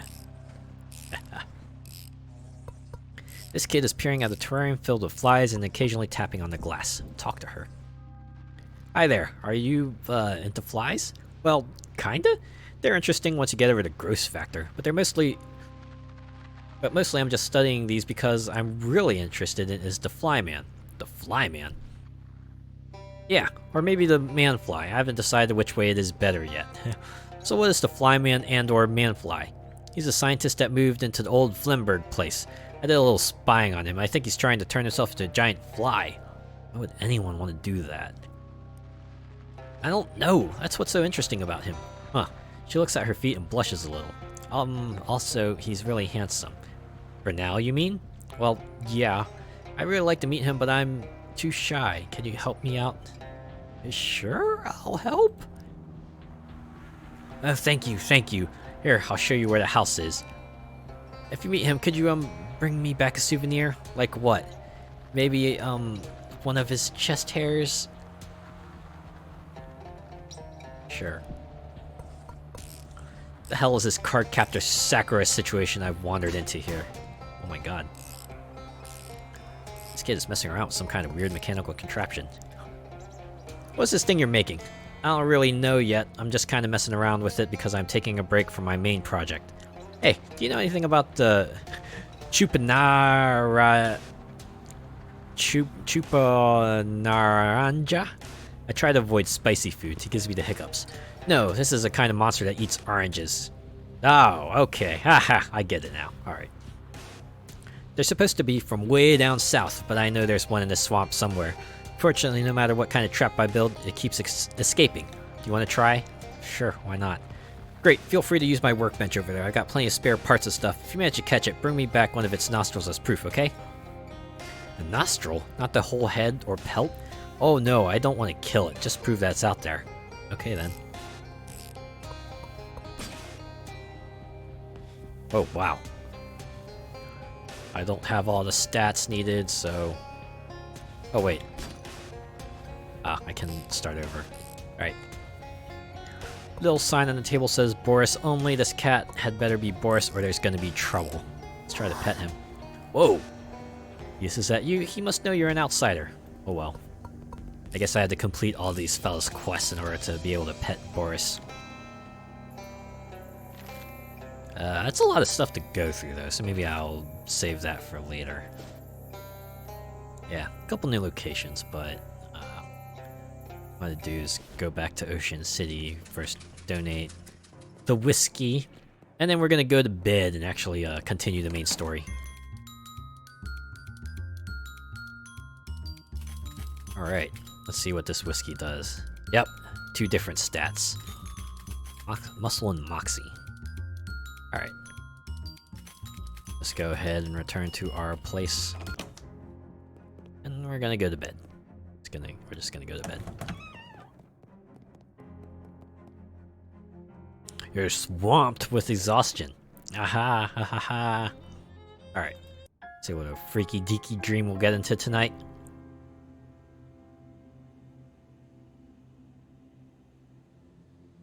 Whoa, I think I'm a kid now. I'm a kid now. When do I get to be a squid now? Today's October 20th, 1902. Alright, mental note. Go to newspaper place and check that date and the other date. My diary. Write today's entry. All work and no play makes Azure a dull girl. All work and no play makes Azure a dull girl. All work and no play makes Azure a dull girl. All work and no play makes Azure a dull girl. This diary is property of Margaret, age 9. All others got to keep out under penalty of law. Dear Diary. Jackpot. No. Yesterday, our dog Daisy died. Which isn't old for a kid, but is really old for a dog. He said we'll get a new dog soon, but I was sad anyway. Some birthday. At school today, the teacher asked what we want to be when we grow up. I said I'll be God, because then I can make sure all the dogs live a long time and are always happy. Everyone laughed, and that jerk Billy Gribsley said a girl can't be God, so I said I'll be president instead because that's nearly as good. He said a girl can't be president either. Well, I'll show him. I'm gonna make all kinds of laws about being nice to dogs, and I'll make being a jerk illegal too, so Billy Gribsley goes to jail and can't eat nothing but bread and water forever. So there. Ooh. Engie now. Your desk covered in Ocean City paperwork. Oh wait, is this us as a president now? Point Dexter, insufferable bean counter. See what he wants this time. What is it, Terrence? Madame Comptroller, I merely need your signature on these budget revisions. With this, the remainder of the funds currently allocated to municipal services will be redirected to your shadow presidential campaign and your other projects. Sounds a bit obvious. Rest assured, I am only sparing you the details, which you have made quite clear to me you find intolerably boring. The transactions will be meticulously obscured through shell corporations, cutoffs, offshore accounts, and the like. Alright, good. You better not be skimming more off the top than I'm willing to ignore. Certainly not, Madame Comptroller. Alright, sign the documents. Our next segment. It's time to record the announcement of your candidacy for Shadow President. One of your PR lackeys carefully trained to be just unafraid of you enough to tell you what not to say in public. Oh my. I wonder if we're like currently playing as like the real villain of this game or something. Alright. Attention peons. Oh geez, don't call them peons, ma'am. And please try for a less totalitarian tone generally. Right, so, what's cooking, my pals? Wow, no, much too casual. Nobody would buy it. I hated saying that anyway. How about... Howdy, folks! Too folksy, ma'am. This isn't Arkansas. Okay. How about my fellow citizens? Good evening. I, Margaret... Eldritch gibberish. That's weird. The levels went all funny when you said your last name. Don't worry about it. Hereby announce my candidacy for Shadow President. Vote for me or else. Nope. Sorry, ma'am. No. Ugh. Start out by explaining who you are. Most of them probably don't pay much attention to local politics. Alright. In my role as Ocean City's comptroller, I've made it my mission to... rob you suckers blind for my own nefarious ends. Ma'am, are you funning with me? It feels good to tell the truth once in a while. Won't get you elected, though. I suppose not. Alright, now... make sure you all get exactly what you deserve. What? Well, look, I get it. Double talk is fun, but it makes you sound kind of sinister. You'd be better off just lying. That's fair. Alright.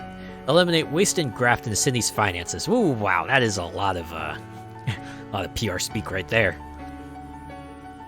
And I am proud to say that I have been completely successful through my program of shutting down needlessly wasteful civic programs, thereby forcing you to live in desperate squalor like the rats you are. Okay, feel better? Yeah, it was good to get that out. Swell, let's get the real one now. Right, thereby ensuring none of you have the time or energy to protest my actions. They probably don't want to hear that, ma'am. I suppose not. Although that's more convenient side effect of your policies rather than their basic purpose. Oh, that's a good point. Okay. Thereby, reserving your valuable taxpayer meat for things that actually matter. Things like ultimate power. They'll assume you mean for everyone. Oh, yeah, no way. Okay, things like mom, baseball, and apple pie. That's pretty good, but if it isn't a cliche yet, it will be soon. Okay, How about things like family, prosperity, and freedom? Perfectly meaningless. Love it. Okay then, just a call to action to top it off, and we're done. Vote for me or I'll destroy you. Ma'am, come on. Sorry. Look, I don't want to kill you. I just want to destroy you a little. Vote for me and I'll pay you 100 meat. Super illegal, ma'am. Nuts! A vote for me is a vote for you. Oh, that's great. Just perfect. Good. Is that all? Yeah, we'll add all the legal this message blah blah blah campaign for Shadow President stuff in post. Great, I'm out of here. Time travel makes my guts itch. Oh, is that what this is? Wait, hold on. This guy is a yokel even by standards of his time. Time to grease the wheels. Mayor Burby, I presume? Yes, who are you? I'm here to speak to you about the Crystal Dream Valley Dam project. I want you to make the dam bigger, and much more powerful. Here are some revised plans. A dam this large would flood the valley and displace hundreds of people. Besides, the dam as planned will provide a perfectly adequate amount of power. Why would we need to make it bigger? How about a handshake agreement? What? I don't even know who you are. You want me to agree to this on the basis of a handshake? Specifically, I'm offering you the chance to shake hands with the handle of this large briefcase filled with meat. Ooh. Now that's slick. Oh. Well now, yes, I think this new plan is quite viable. Good. Oh dear. This desk was carved from a single block of tedium, the raw elemental form of boring work. There's a sheep in your office. What the hell? Turns out a lot of the president's time is spent on ceremonial bullcrap that nobody cares about. Case in point, pardoning the Thanksgiving turkey. None of your aides know what a turkey looks like, apparently. Pardon the damn thing anyway. Alright. Your desk covered in policy documents, both benevolent and malign. There's a note here about going back in time and making the Crystal Dream Dam bigger. Gotta get on that eventually. The ridiculous court wizard isn't taking the situation seriously. Make it clear to her what is required. Give me a progress on the progress report on the SIT thing. Have you taken care of the problem yet? Oh, it's so dreary and unfestive there, all the math and science. It isn't holly or jolly. Screw your damn theme! Your entire job is dealing with magical issues. I won't have that do-gooding interloper messing around in the library. There's too much at stake. Get it dealt with, or I'm giving Crimbo's federal holiday status to the friggin' groundhog. You wouldn't! Go! Get out of my office! Oh, wait. School? 6 lockers. Ah, wait. What about the 7th locker? Some dumb jock kid you have to give a presidential fitness award to. Get it over with. Hey kid, how's it going? Hi? Brilliant! Alright, by the power invested in me as the Shadow President, here's an award for being able to climb a rope faster than most other kids. Which is definitely important, and this is a great use of my time. Thanks. Do I give a speech? Whatever, I'm out of here. Oh, whoa. This miserable beast. Deal with him. President Strong! Make rich! Yes, I know. And yes, you don't have to remind me of the terms of our 2-word agreement. You keeping people mean and hungry? Yes, warriors mean, warriors hungry, good fighters. That's right, you're my ace in the hole, the stinking mud hole. If I need to use force, so you better stay on top of things if you want your make rich. Keep everyone worshipping at the greater shrine too, but for God's sake, don't mess with the stuff in the basement. If you screw anything up down there, I will turn you into wallets. Got me? Gulp. I get. Good. Ah, whoa, okay. That hairstyle's getting wild. This is like Yu-Gi-Oh! Protagonist times 7 right now. Duty calls again. This useless oaf. I have to assume this person here is like the mastermind. Maybe like the final boss or something. Get it over with. More damn paperwork. How come nobody told me being president is all paperwork and talking to idiots? Sorry, man, but unwashed masses gotta be kept in line with while we amass power. Yeah, fine. I hereby sign this order declaring July 12th National Bread and Circuses Day. All citizens get a complimentary dinner roll and free turn on the nearest suitable trapeze. Ma'am, I ain't sure of that. Who cares? Let Coleridge deal with it. What's he even for anyway? This is all beneath me. That's a lifetime supply of gel right there. Yeah, lifetime supply of gel and then some. I want whatever gel can, make your hair move like that. God damn. Storm out. Oh boy. Hellstrom, what does he want? Alright, Hellstrom, let's hear your report. Everything's fine and dandy, ma'am. I don't rightly understand what the shadow energy stuff is exactly, or why you want so darn much of it. But the converters are spraying it out slicker than greased mice out of a Gatling gun, with plenty of slag left over to press into those weird monsters you like. Finally, some good news. So you'll meet the project deadline? Yep, though we'll need to expand the oil drilling operation some more. Need you to sign this permit so as we can expand into lots 210 to 240. Sure, whatever. Wait, 210 to 240? That's a problem? My family's farm is 223. Ah. Well, ma'am, if you're wanting your weird black juice, we gotta get regular black juice out of the ground first. Alright, fine. Sorry, Grandpa. Sign it. That's gonna fight the Moxie. Oh, well, I guess that's it. Huh. Enough of this. Step through. Go back to the waking world. Ah. More expose and less surreal. At least we now can put a face to our foe, huh? No comment on it either. Alright. Tickle the buddy. It's a little tentacle buddy. Yeah. Nothing menacing about it at all. Oh, we already got. Yeah. Alright. Enough of that. Hair and stink. Get ourselves this. Fairy fisticuffs. Oh yeah, alright. Got our buffs. We got a sickle from a signal. Wait. We got a signal from a sickle. You know, the farming tool thing. It's over in Gray County somewhere. Mostly nothing but farms there, but there's a store that's been open since forever. The owner's name is Jasper. He knows Murray. He'll probably help you out. Here's a map. Ah, cool. We got the placement map and the feed and tack location. This is a diner placemat. It literally has a map of the county right in the middle of it. Oh, I'm just impressed you found a way to give me an actual map while still also giving me a thing that isn't a map. Good point. And no messages. Wow. I guess it's because I haven't done the other side quest yet. Guess we'll go ahead and pet Calliope. Oh, get our booze buff. Alright, get my drink. We'll stick with the... Actually, I should probably get the muscle booster since I'm low in muscle at the moment.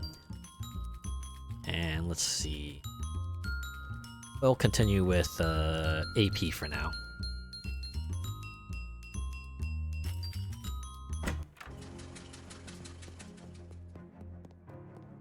If these folks have anything new.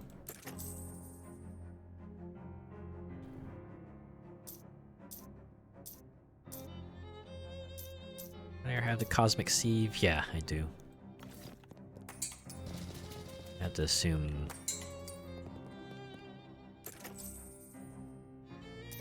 let's see. Oh, wow. Floral cufflinks. Maybe I should grab one of these. Just in case I need to pass a really high stench check. Yeah, I can leave the rest alone. That's my store. Full of war surplus. What's in here? Whoa. Kulawar's helmet. Yeah, you know what? Pick that up.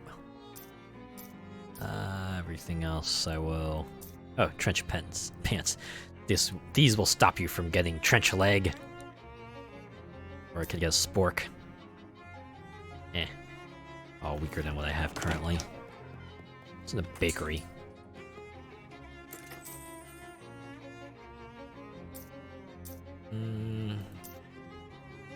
Nothing I'm in need of.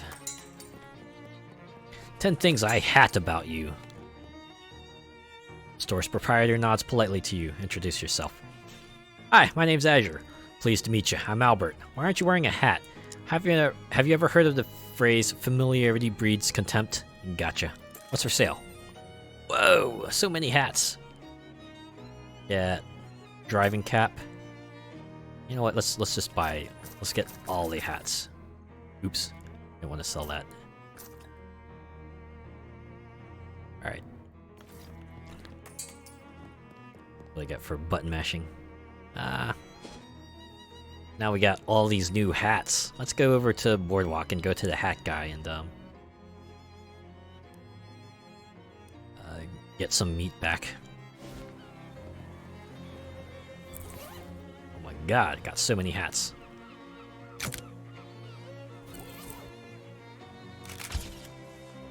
Yeah. Go ahead and put that.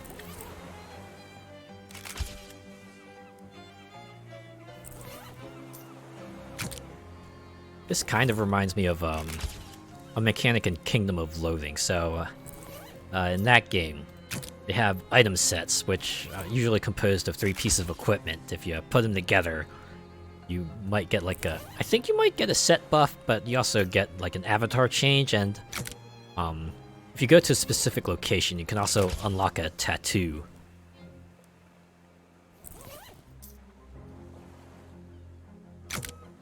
So I feel like this is supposed to... I feel like this might be like paying lip service to that. Although instead of item sets, you're just equipping different hats and coming to this guy. Can't go wrong with a tattoo. Oh yeah, absolutely. Express yourself. Right. Do as you wish.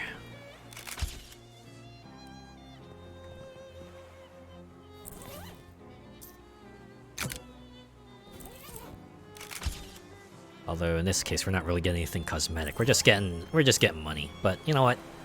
That's good enough, right?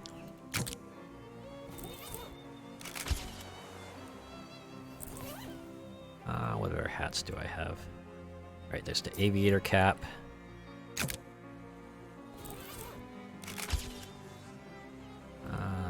Alright. Sometimes I wish these menu options would stick, but it might be a bit more work than it's worth.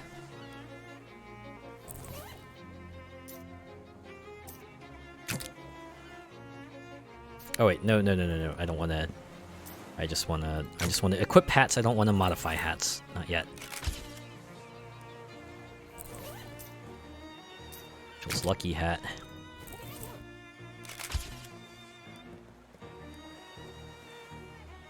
Oh wait, I forgot to change hats. We'll do a sailor's hat. Whew. Got a lot of hats. A lot of hats since last time I visited here. The judge's wig. Pretty sure majority of these I actually grabbed just in the last chapter, even. See, I think I did the welding mask, so this might be where it ends. Yep, okay. Alright, one more for good measure. Let's see if the greasy paper hat was something I already gave him. Oh, guess not. Right, now I'm paranoid. I don't want to go through the rest of them, but I'm pretty sure I showed him the stone frat and the other stuff, so I'm gonna just re-equip this since it's like a stat booster item. Alright, I out. We're actually gonna head off to Gray County. Chapter 5. Heartland of Darkness. See, it's like Heart of Darkness, except it's just Heartland. Oh no! Holy cow! Well, now we know why we had that dream we had. This is the zone, I guess our mysterious dream foe has converted into a giant black oil field. This watering trough appears to have been abandoned by everything except mosquitoes, so of course we're gonna go fish in it.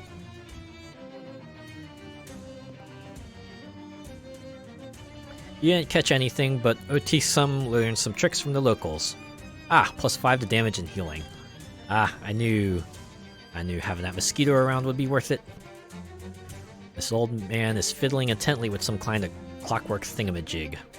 Excuse me.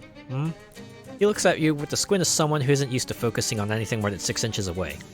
Can I ask you something? I don't get a lot of conversation practice, young lady, but at last I knew it. It was standard to lead off with an introduction. Oh, sorry. My name's Azure. Gwendolyn Logoti. What's your question? Let me think. Gwendolyn continues to tinker with his device. What are you working on? Oh, just a little thing I've been keeping myself busy with. What does it do? Nothing, on account of it being broken. Typically, that's what makes such a thing interesting, but I need a replacement part, and there ain't much getting around that. What kind of part? Mainspring. Not usually a problem, but I need a counterclockwise one. Find rare. Why not flip a regular one upside down? Well now, ain't you clever? See that flange there? Yeah, that's why. Maybe I can find you one? Well now, I ain't inspected much, but if you manage that, I would appreciate it. Is there a clock parts store nearby? I used to buy parts of a doll maker named Gilmore. But that rat Hellstrom bought out his mortgage and foreclosed on him. Ran the fella off without even a buy your leave. At least I assume that's what happened. No idea where he went. House is still there, but it's real spooky now. Spooky? What happened? Well, nothing really. Just when there was a fella acting like talking dolls are normal, they seem normal. When he ain't there, they don't. Anyway, it's down the road a spell, if you feel like having a look-see. Remember, what I need's a counterclockwise mainspring. Okay, I'll go look. Gwendolyn continues to tinker with his device. Let's ask about Hellstrom. Who's that Hellstrom guy you mentioned? That fat cat oil barrel what's been going around buying up every patch of dirt bag enough to drill a well into. I ain't want to talk about him. He'll get his soon enough. What's that mean? Don't mean nothing. Just an old man talking crap. Well, be seeing ya. This door is barred from the inside. You'll have to look somewhere else for your attack. Darn. Can I sneak around? No, I guess not. Woman with silver hair and a sultry smile is chatting with a burly woman wearing an eye patch. Lashed eyes sparkle at you behind her spectacles. Her voice is a purr. Hey there, sweet thing. I'm Iola Kinmundi. Nice to meet you. I'm Azure Gale. Care to do a little favor, Azure? What kind of favor are you looking for? I'm desperately thirsty, but I need something specific. A glass of milk. Milk? A charming young man named Milkman Stan used to deliver the best milk in the county, but he's vanished mysteriously. Last anyone saw him, he was making a delivery to the Drexel place. Could you find him for me? Pretty, please? Her eyelashes flutter as she makes puppy dog eyes at you. Sure, happy to help. I knew I could count on you. Here, let me give you directions. Bring me back a glass of milk once you find him. Okay, sweetheart? Okay, leave it to me. What are you talking about? Oh, old friends and coworkers and so on. Xenia and I used to spend a lot of time reminiscing about them, but eventually it came clear we were just telling the same stories over and over, so we simplified it to just the names and we made a little game out of it. Whoever says Norman Becrescent first wins. Okay. Is this like Mornington Crescent? Is that what they're just going at here? Why is the store locked? Oh, this store caters to a very exclusive clientele, darling. You have to be friends with just the right people. Are you one of them? She smiles coquettishly. Well, good turn deserves another, they say. You wink at Iola and she winks back. See you around. Alright. This burly old lady looks like she could kick your ass despite her age and her eye patch. She looks you up and down with narrowed eyes, then gives you a slight nod, apparently deciding you're under threat to be immediately pummeled into the ground. Hi. I'm Azure. Xenia Wakefield. Nice to meet you, Xenia. You look reasonably capable. Got time to run a quick errand? What kind of errand are we talking about? A farmer named Macmillan Cuddy borrowed something from me, and I'm gonna need it soon, that's all. Go get. Come back. Couldn't be simpler. My experience is that nothing is ever that simple. Ah, ain't that the truth. I don't expect any trouble, though. I'll do it. Good. Here's directions to this place. Just tell him Xenia needs her paperweight back. Okay, I'm on my way. I'm willing to bet something really bad happened there. Wow, 15 hobo code. Oof. Alright, find some more. Rusty old toolbox, see what's inside. Stuff. Cool. Car-shaped pile of rust. Alright, well, we got some places to look at. Whoa. Already's crossed out. Oh, I see. Because they're dilapidated, I guess. Run out. Thanks to Hellstrom. Bud's Burger Barn. Visit our 0 Gray County locations. Proud to serve red cola. Coke. Oh, of course, I can't click on them. I wonder if they'll become uncrossed later. I guess we'll find out. The old Gilmore place. Nature's bounty is being violently extracted by this monstrous machine. Ugh. They even have a sound accompanying it just to let you know how much it is. An old plowshare is leaning against this tree. Take it, got it. It's a plowshare and you're keeping it all for yourself. Oh yeah. The door says Belgrand Bomb-Proof Shelter Company, and it has a serious combination lock on it. No bomb's gonna guess this one. Oh, wow. I guess we have to find the combination elsewhere. It's a page of what appears to be a diary tacked to this tree. Dorothy keeps giving me socks with holes in them. She can't possibly be trying to humiliate me deliberately, but it's far too consistent to be random chance. Door is slightly ajar. Oh, R.P. Gilmore. See what's inside. Aw, man. I was hoping there'd be, like, a note or something. Whoa. Oh, right. Dollhouse. Yeah, okay. There's a loose page from a diary on the table. Read it. Edith's violin is too loud for me to relax at night, but if I take it away, she screeches horribly. Wonder if I can find her a smaller one. Huh. A doll-sized barbell workout. Yeah, work it. Oh man, you are killing it. What a workout. You gained 15 experience. Yeah. An animate doll doing a workout routine? I'm sure it's fine and nothing to worry about. Create a doll part, see what's inside. Alright. Just a bunch of creepy glass eyes. Yeah! That's what I like. Always get 8 hours of sleep at night. Doll toys. Box of toys for other toys. See if there's anything good. Ooh, chemistry set. Got an item. Doll size chemistry set. A rubber plant. One of the dolls must be allergic to real rubber plants. Create a doll part. See what's inside. Oh my god, why do dolls even need hearts? This is just pointlessly creepy. Diary page peeks out from under the pillow.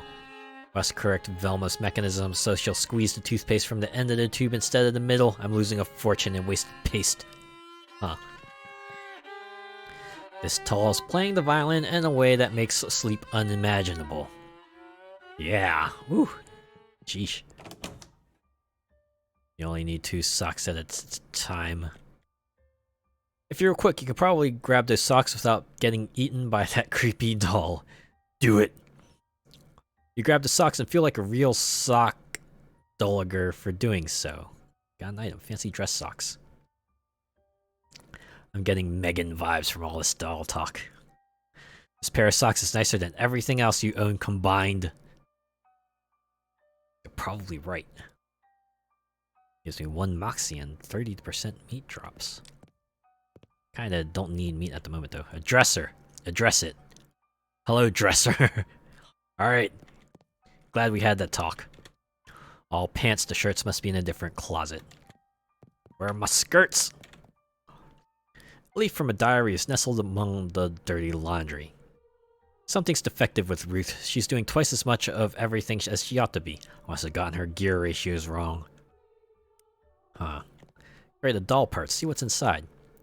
Just doll arms, dozens of little awful arms. Oh hey, nestled among them is that spring Wendlin wanted. You got an item, counterclockwise mainspring. You don't see what's so special about... Oh wait, you were looking at it backwards. Yeah, this is a special spring, alright. Okay.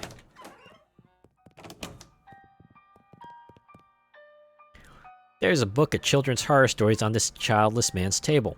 Maybe it's for the dolls, or maybe it's for you. Alright, what are the odds we're gonna see some red text in this one? Let's find out. Yeah, it's for you. You got an item. Scary stories for spooky children. Or it could just be an item. Alright. Oh, hey. Grant Spooky Army. The grand tradition of traumatizing children with age-inappropriate horrors. Oh, okay. It's an upgradable skill. Yeah. This book was banned at school when you were a kid. The principal didn't think stories about dentists eating patients' teeth were appropriate for children, which is funny because that's exactly what ended up happening to him. And then you did have to hear about it. Dare you read on? Truth. I mean, I don't dare. Oh, I get it, because the other option was dare. I created doll parts. See what's inside. An entire crate full of horrible little mouths. I'm really glad this is text right now. I'm glad there's no picture associated with it. This doll is scratching out gibberish on a tiny sheet of paper. 8 pages, that's good progress. All work and no play makes 8 pages a day. Just 8 pages a day. This tiny radio produces a tinny sound. Page of someone's diary is pasted to the wall here.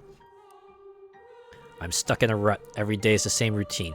Eat breakfast, get dressed, brush my teeth, exercise, work on my novel, go to bed. Over and over. Always the same. I thought the dolls would help, but they've only made things worse. I feel like I might go crazy. In fact, that sounds like a pretty good idea. I think I'll start right now.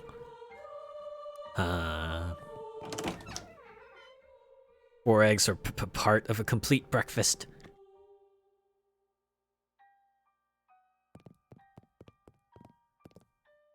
Talking doll is throwing eggs at you from atop these cabinets. There's one drawer you can reach without having to get too close to the doll. Do it! I got stuff. Great. Looks like somebody left the stove on. Warm your hands. Ah, that's nice. You gain an effect. Warm hands. Ooh, cool. So I have to keep this place in mind. Someone has pasted a page from their diary to the wall here. Read it. I don't feel well. I think Gladys put something in my coffee. Not just eggs like she always does accidentally. I believe this was purposeful. Perhaps I shouldn't have based their mechanisms on that strange old doll I found. Grace. I wonder where she went. Huh. Modern fridge. See if its contents are also modern. This fridge is empty, but the freezer is full of fruity ice pops. A delightful frozen treat, shipped all the way from Frisco. Increases your hot armor by 6. Nice. Simple cupboards, see if it's bare. It is bare of everything except cereal. Got an item. Bought a box of wafered corn cereal. Now it is indeed bare. The name and composition of this breakfast cereal are chosen specifically to avoid infringing Kellogg's trademarks in an effort to avoid litigious hauntings. Alright, that's a good one. Okay, what's in this room? Brush for 3 minutes. The sink is currently occupied by a creepy talking doll espousing the value of good hygiene. That's probably like a face changer, right? Yep. Page from a diary is stapled to a wall. Read it. Abigail loosened the pins on my barbell. I nearly dropped it on my head. She's definitely trying to kill me. I think they all are. Hellstrom can have the house's main property. I'm going into hiding.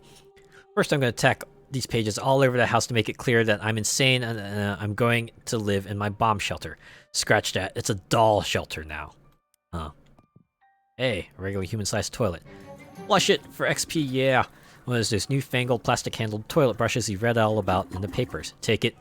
The future is yours to wield. You got an item. Newfangled toilet brush. Given enough time, science will always come up with a new way to clean a toilet. Deals your muscle plus 6 damage and causes 3 poison. But it's a new brush. As long as you don't stand with your back to that doll, this seems safe to fish in. Yep, of course, they don't stand with their back towards the doll. So you use bandage. Fantastic. Give me a fish. Ew. Alright. That's a combat item, at least.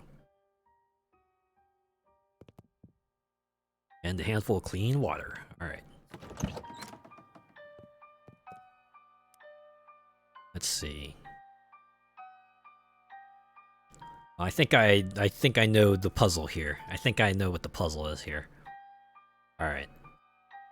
Alright, music's gonna cut out real quick because I'm gonna open up a notepad and record some of this info here. Okay. Eat breakfast. Get dressed. Brush teeth. Exercise. Novel. Go to bed. Okay. Breakfast here. 4 eggs are a part of complete breakfast. Alright, so digit 1 is 4. Next is the closet. Looks like you only need 2 socks at a time. Alright. Oh, go to bed. Get 8 hours of sleep. Alright, I'm gonna record that last. 9 reps, you can do it. Okay, that goes beside the exercise. 8 pages, that's good progress. Alright, so novel is also 8. All we need now is brush teeth. Oh, no, that's not the bathroom. This is the bathroom. Brush for 3 minutes. Alright, cool.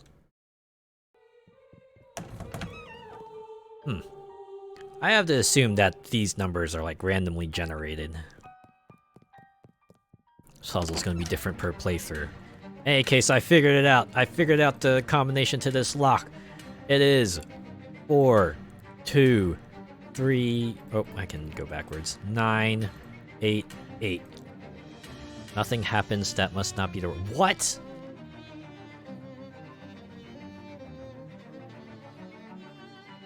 Did I mess something up?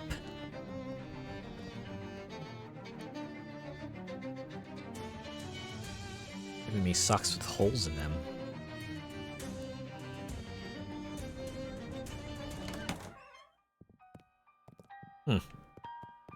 I could have assumed this puzzle was just, oh, hey, let's get the numbers from the dolls associated with each part of the routine, and then put them in and put them into the lock. But yeah, so like 4 eggs, 2 pairs of socks.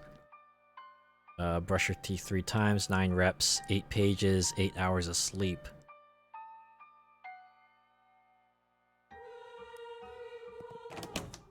Right, brush for 3 minutes.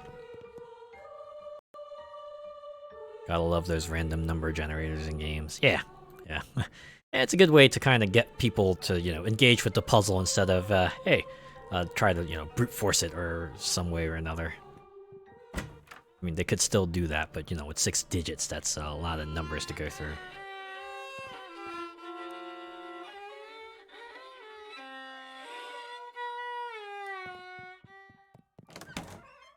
Yeah. Hours of sleep, that's 8. 9 reps, exercise. 8 pages for novel. 3 minutes of brushing teeth.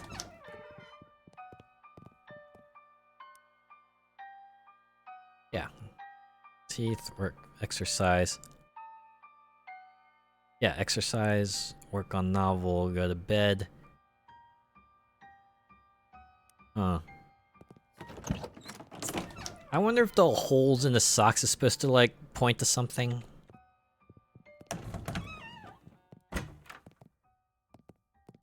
Let's see. Ruth.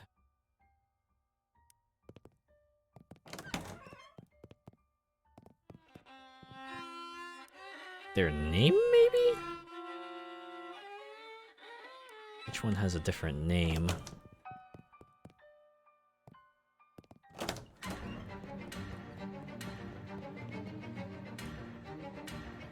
Yeah, 423988. What if I did this backwards? 8, 8, 9, 3, 2, 4?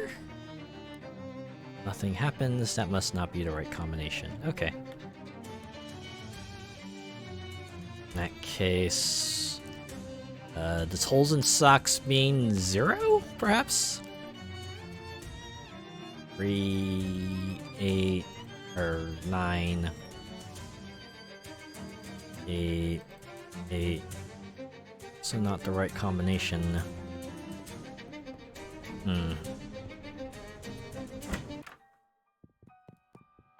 Alright, maybe...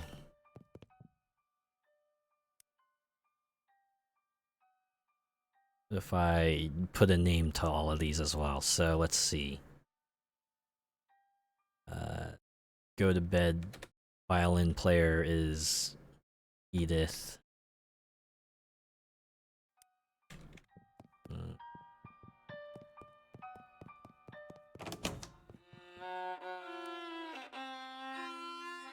Velma is toothbrusher.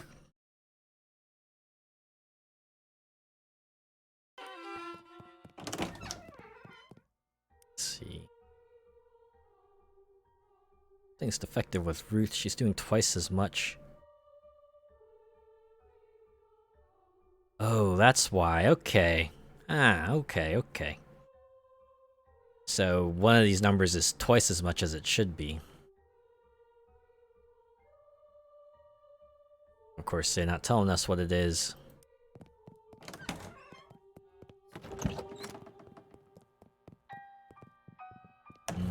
Alright, let's see.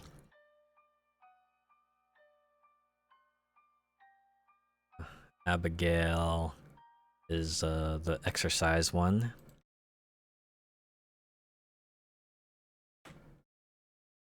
Okay, so I guess whatever isn't specific is going to be the doll that's doing twice as much as she needs to be. And that is the number we need to have. Alright, Gladys is the breakfast stirrer.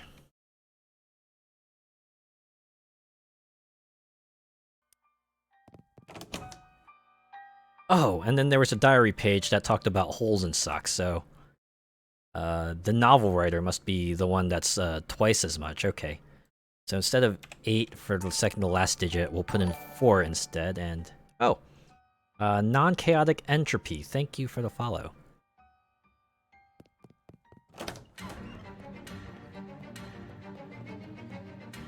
So go ahead and turn this down to 4. And... I am still missing something. Dorothy keeps giving me socks with holes in them. By process of elimination, Ruth is a novel writer who's doing twice as much as she needs to be.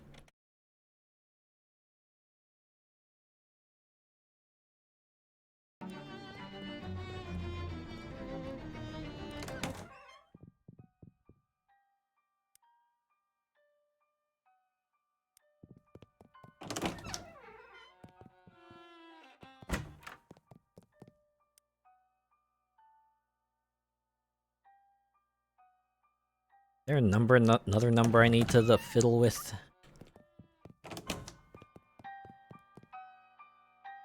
Maybe it's something with the toothpaste as well, right? It's like... But no, that's just, yeah,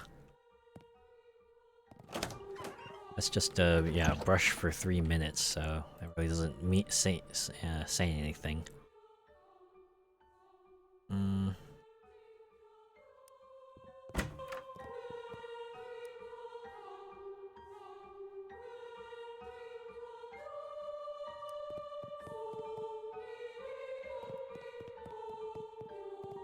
Yeah, I'm not quite sure.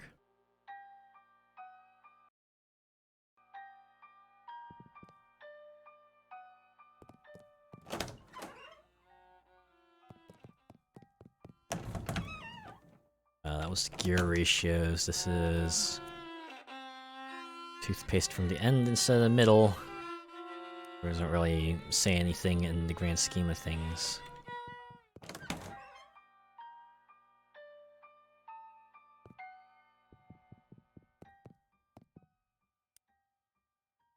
It's violin, roots gear ratios. Stuck in a rut.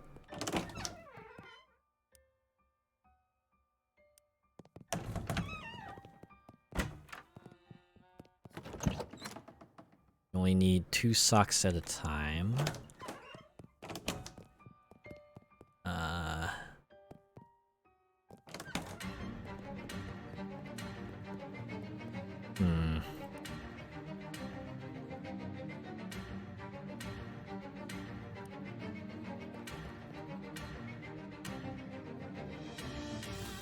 Oh, I think I think it's because I forgot to set the other number back to 2. I think that's what was stopping me. Okay.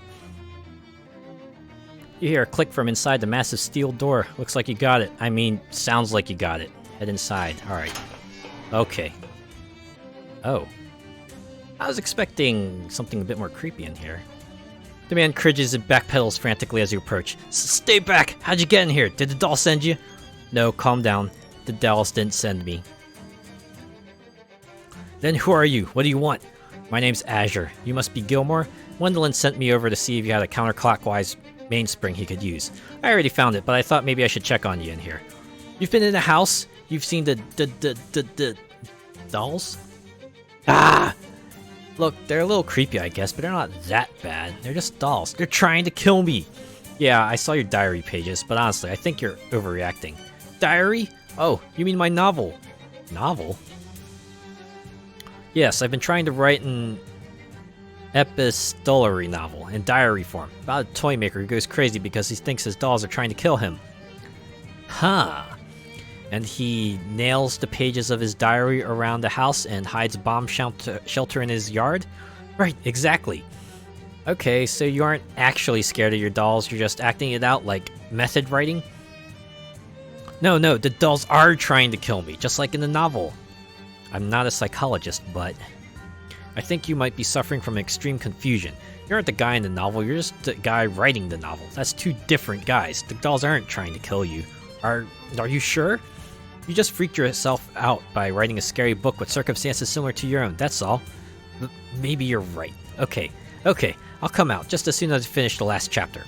Alright, good luck. And that's that. Turns out it was all a coincidence. You'd think these crates would be full of food and water, but they're all just full of reams of paper.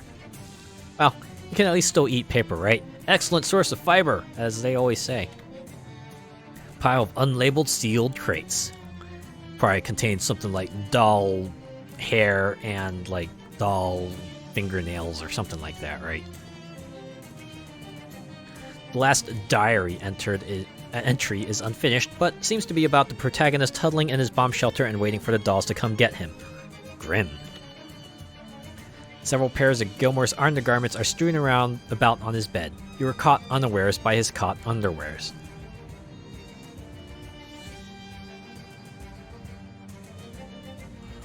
Alright, we're out. See ya.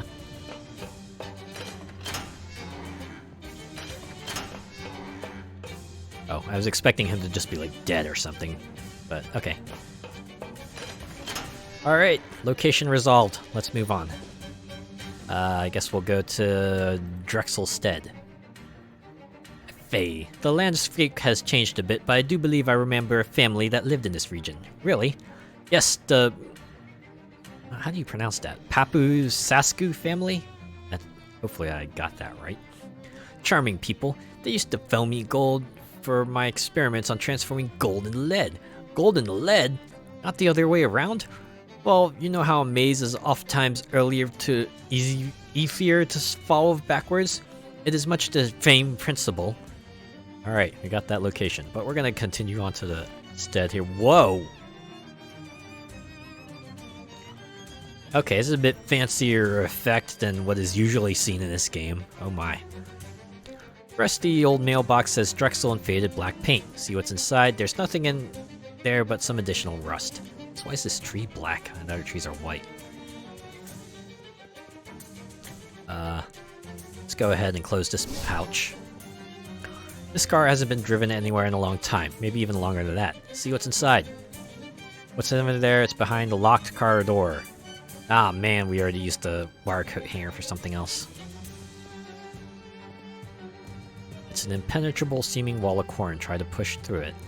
Not yet. Let's figure out what the heck is up with this.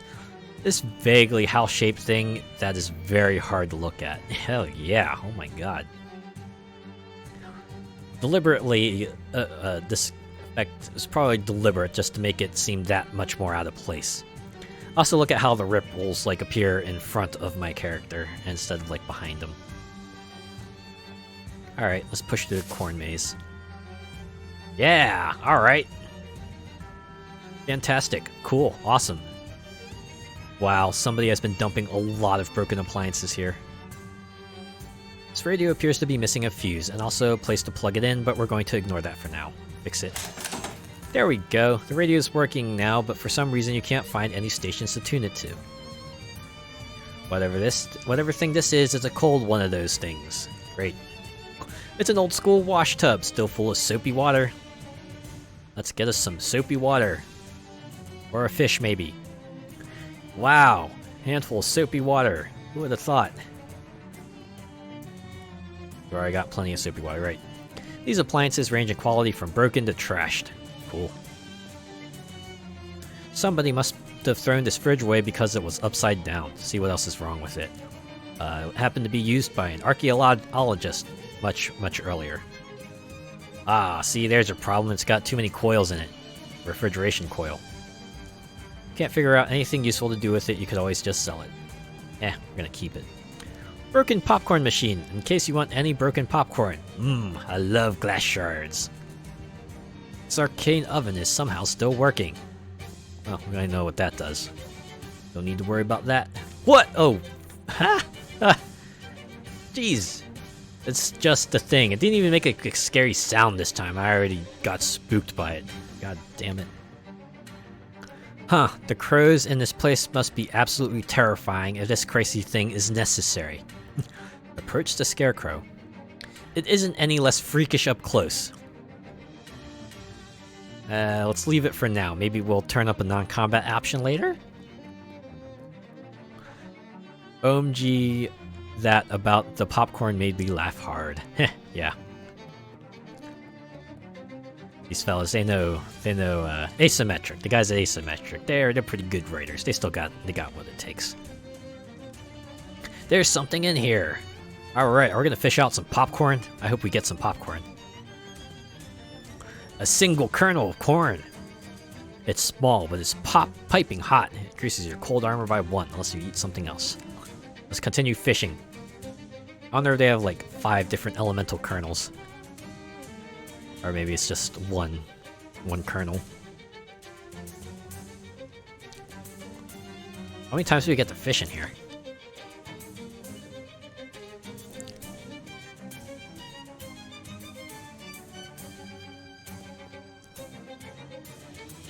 Surely they gotta put some sort of cap on the amount of times we can fish in here.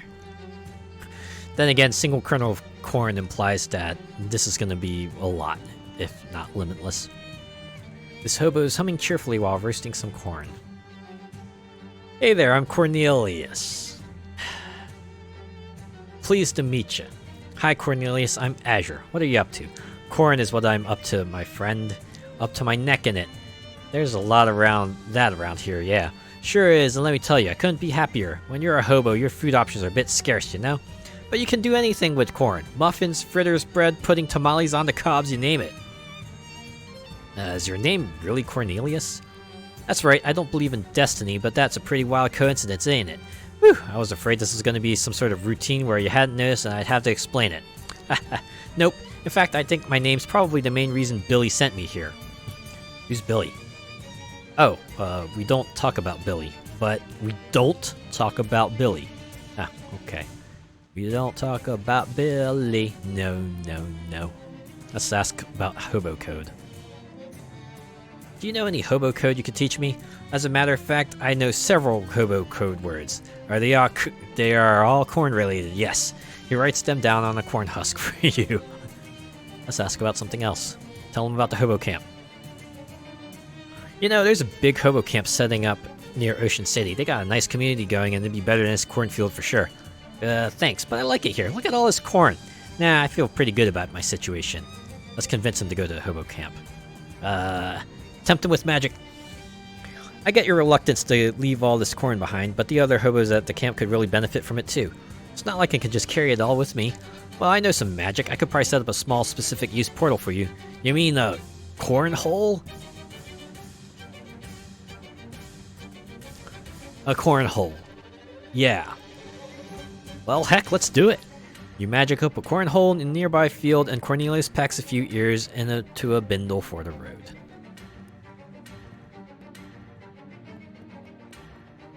This maze is impassable in that direction.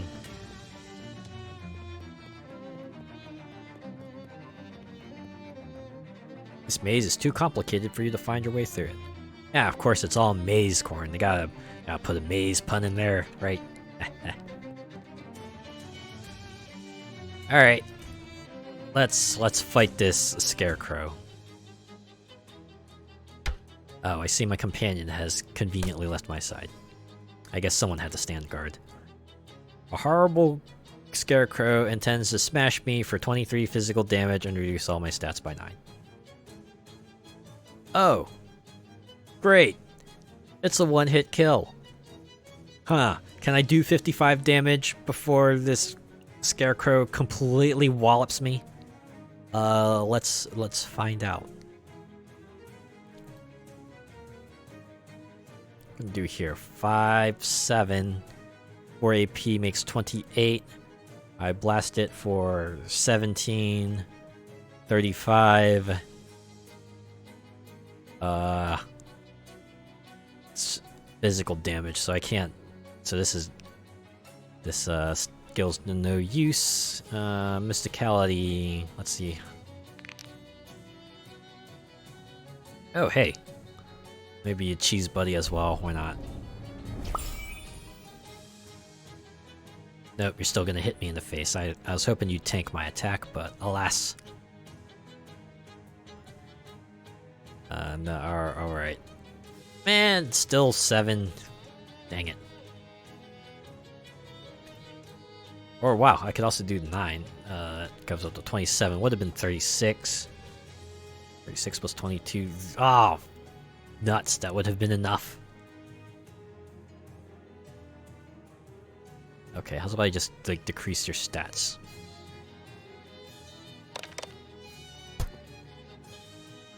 There. I can at least weather one hit now. Whew. Alright. I can... Wait, what the heck? Why does Mind Melt only deal 3 damage now? Oh, wait, was it 9 because I was aiming it at... no, it wasn't. Okay, well I can weather one storm.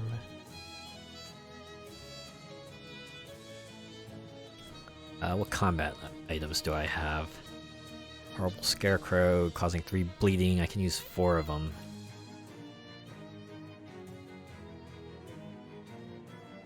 Yeah, you know what? I think that's probably what I'm gonna need to do. Or I could throw this at them. Yeah, why don't we do that? 1 for 15. It's just like I use 4 combat items. Okay, 19. All right. So yeah, okay. I can now queso fustilento you for 7 each, or you know what? Now I can one-shot you. Hey, look at that! Little smart usage of item skills gets me a one-turn victory. Didn't even have to let them hit me. Look at that. You won! You'd be a real hero of the crows if any had been around to see it. Got an item, Scarecrow Hat. This broad-brimmed straw hat will prevent you from being afraid of anything that approaches you from above. And a severed Scarecrow face. Wow, you had to put it like that, huh? Nightmare Fuel, an inconvenient portable form factor. Of course, it is a offhand item. It reduces all enemies' stats by 5 once per fight. Ooh, maybe I should put that on. And the mosquito gains +1 to all stats. Excellent. Yeah, we're gonna equip that. Because that hits every enemy, while the other one only hits 1 enemy. Passable. Alright. Which corn do I want to squeeze through? Just looking at this stuff makes you uncomfortable, let alone touching it. I know, right? Good lord. Did I miss anything? I lost connection. Yeah, I beat up the Scarecrow. 1 turn as well. It's actually kind of neat. Hopefully you'll be able to catch it on the VOD. Alright, whoa! A woman in surgical gloves, gaze lost in the depths of the maze. Talk to her. Hello, I'm Dr. Sarah. Do you have an appointment? I didn't know I needed one to be in a cornfield. What are you doing out here? Oh, general dentistry, cleanings, implants, etc. I mean, what are you doing in a cornfield? Huh, now that you mention it, I don't really remember. You don't look happy. I don't get to see many patients in this cornfield, you know. I'm worried my wet finger is getting rusty. Your what now? Wet finger? Oh, sorry. That's what we dentists call the finger we poke around in your mouth because of how it gets wet.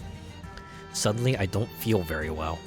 Do you need some dental work done? Would you mind if I did some, if only for practice? Sure, okay. Okay, picture your mouth as wide as it can go and then multiply by 10, that's what I want. You struggle and strain to accommodate her long, rubber-gloved fingers as they make thorough, prodding investigations of your back molars. You got beautiful teeth. I'm just going to suggest a few changes. There we go, all finished. Got a perk, badly misaligned teeth. Uh-oh. Now the practiced dentist has scrambled your mouth like a word search. Wow, do you have a mirror? A what? I'm not happy with my teeth situation. No, and if I'm candid, I know that's not my best work. Would you give me a chance to put it right? Dr. Sarah revs her drill. Fine, give it a try. You won't be sorry. You lost a perk, badly misaligned teeth. Oof, does that? Wait. Got a perk, no teeth at all. I have no teeth in my mouth and I must scream. This is awful. Okay, well, never mind what I said a second ago. What? I want my teeth back. I appreciate you bearing with me. I don't like to leave a job unfinished. I always say, if it were up to me, we wouldn't call it dentistry, we'd call it dentist do. Oh, I get it. Dentist try. Dentist, okay, I get it. Haha. Will you give me one last chance to fix your teeth? Do you mean put new stuff in my mouth where my teeth used to be? Oh. Yes, the answer to the question is what I think you're asking. Yes, please. Dr. Sarah asks you to say, ah, which is about all you can. While your mouth is hanging open, she rummages around for something in her purse. You lost a perk, no teeth at all. Oh, thank goodness. Imagine if I'd just thrown them away. Got a perk, perfect teeth. Ah, a beautiful new set of pearly whites with enough bite to disembowel leopard, +1 moxie. Yeah, that's what I'm like. You know, let's say that's enough practice for today. I agree 100%. You still don't seem very happy, Dr. Sarah. Yeah, I can say that was a problem. I'm just thinking that your average patient is more at ease having treatment in a modern dental surgery than a labyrinthine cornfield. Yeah, I can say that was a problem for me for sure. I'd like my little patch here to feel like more a dentist's office, and it's missing something. Something that says dentist. A sign? What? A sign that says... A sign. That says dentist. I was speaking more metaphorically than that, I mean, but if you happen to find one, sure. But no, guess again. Teeth? Teeth! That's it, precisely. We'd all feel comfortable with a lot more teeth around. Would you mind looking out for an anatomical teeth model? Or anything that looks like teeth besides corn? I have plenty of that. I'll see what I can do. Yeah, teeth. That is certainly going to make this area more inviting, right? Just imagine, like, random teeth just scattered around this field. Yeah, that'll make you feel more at ease.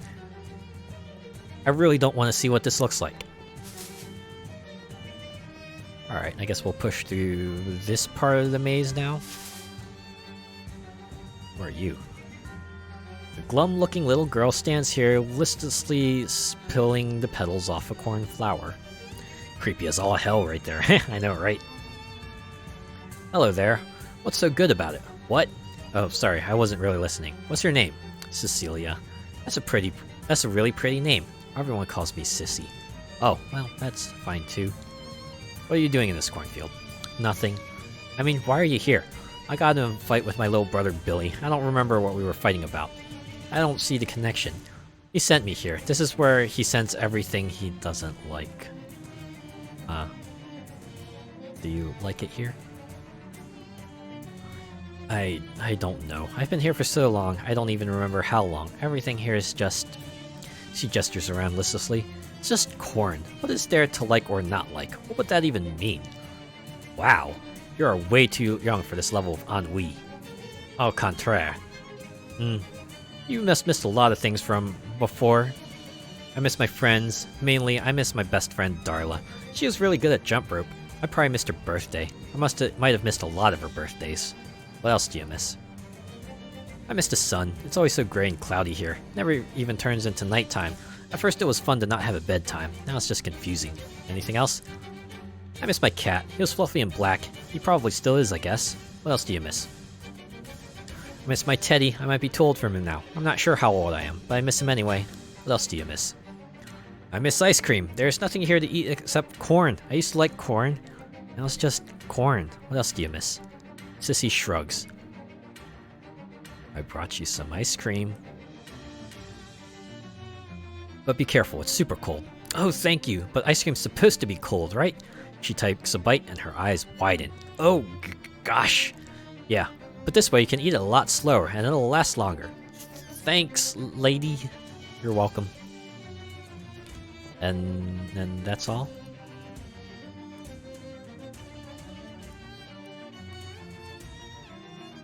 Oh, alright. We're done. Children of the Corn reference, be gone. Whoa. Hang on, there's a loose coat hanger on the ground here. Grab it. The hanger is now yours. Got an item, wire coat hanger. Wardrobe stands alone here, like the proverbial cheese. The wardrobe stands alone. The wardrobe stands alone. I hold it there, the wardrobe stands alone. Sadly, it doesn't contain a portal to a magical world of fantasy. I guess you could cut a hole in the back, then it would at least contain a portal to a magical world of corn. What it does contain is an assortment of drab church clothes for a small boy. Nothing in here is your size or denomination. Ah, but it would probably... you know what, I'm not going to finish that sentence. I'm just going to go ahead and take the new tag off of this perk and move on. Whoa, the maze, creamed corn. This looks like an ice cream truck, but the label makes a slightly different claim. Hey there, I'm Ike Bremen, the cream corn man. That sure doesn't roll off the tongue the way it used to. You're selling cream corn out of an ice cream truck? Yeah, well, if I had some ice, I could sell you some ice cream if I had some cream. Say, you seem like a lady who doesn't have an expensive truck to keep an eye on, is free to come and go as she pleases. If you could do me a couple favors, I'd appreciate it. What kind of favors? I need cream and lots of it. Think like a barrel of it. Plus a part to make my freezer unit work again. What part? I don't know, I'm not a real mechanically inclined guy, minded guy. It's a thingy that makes the inside of the box cold. Okay, I'll keep an eye out. Let's give him a freezer part. I think this might be the part you're looking for. Hey, yeah, that looks familiar. Thanks, buddy. Give me a second to hammer this in and change my sign. Sure thing. Iced corn. You got me intrigued what you were gonna say, hee hee. Well, I was gonna say, if you, like, are an adult and you put on, like, clothes meant for a kid, it probably like, shorter, right? Imagine we like, shorter, right?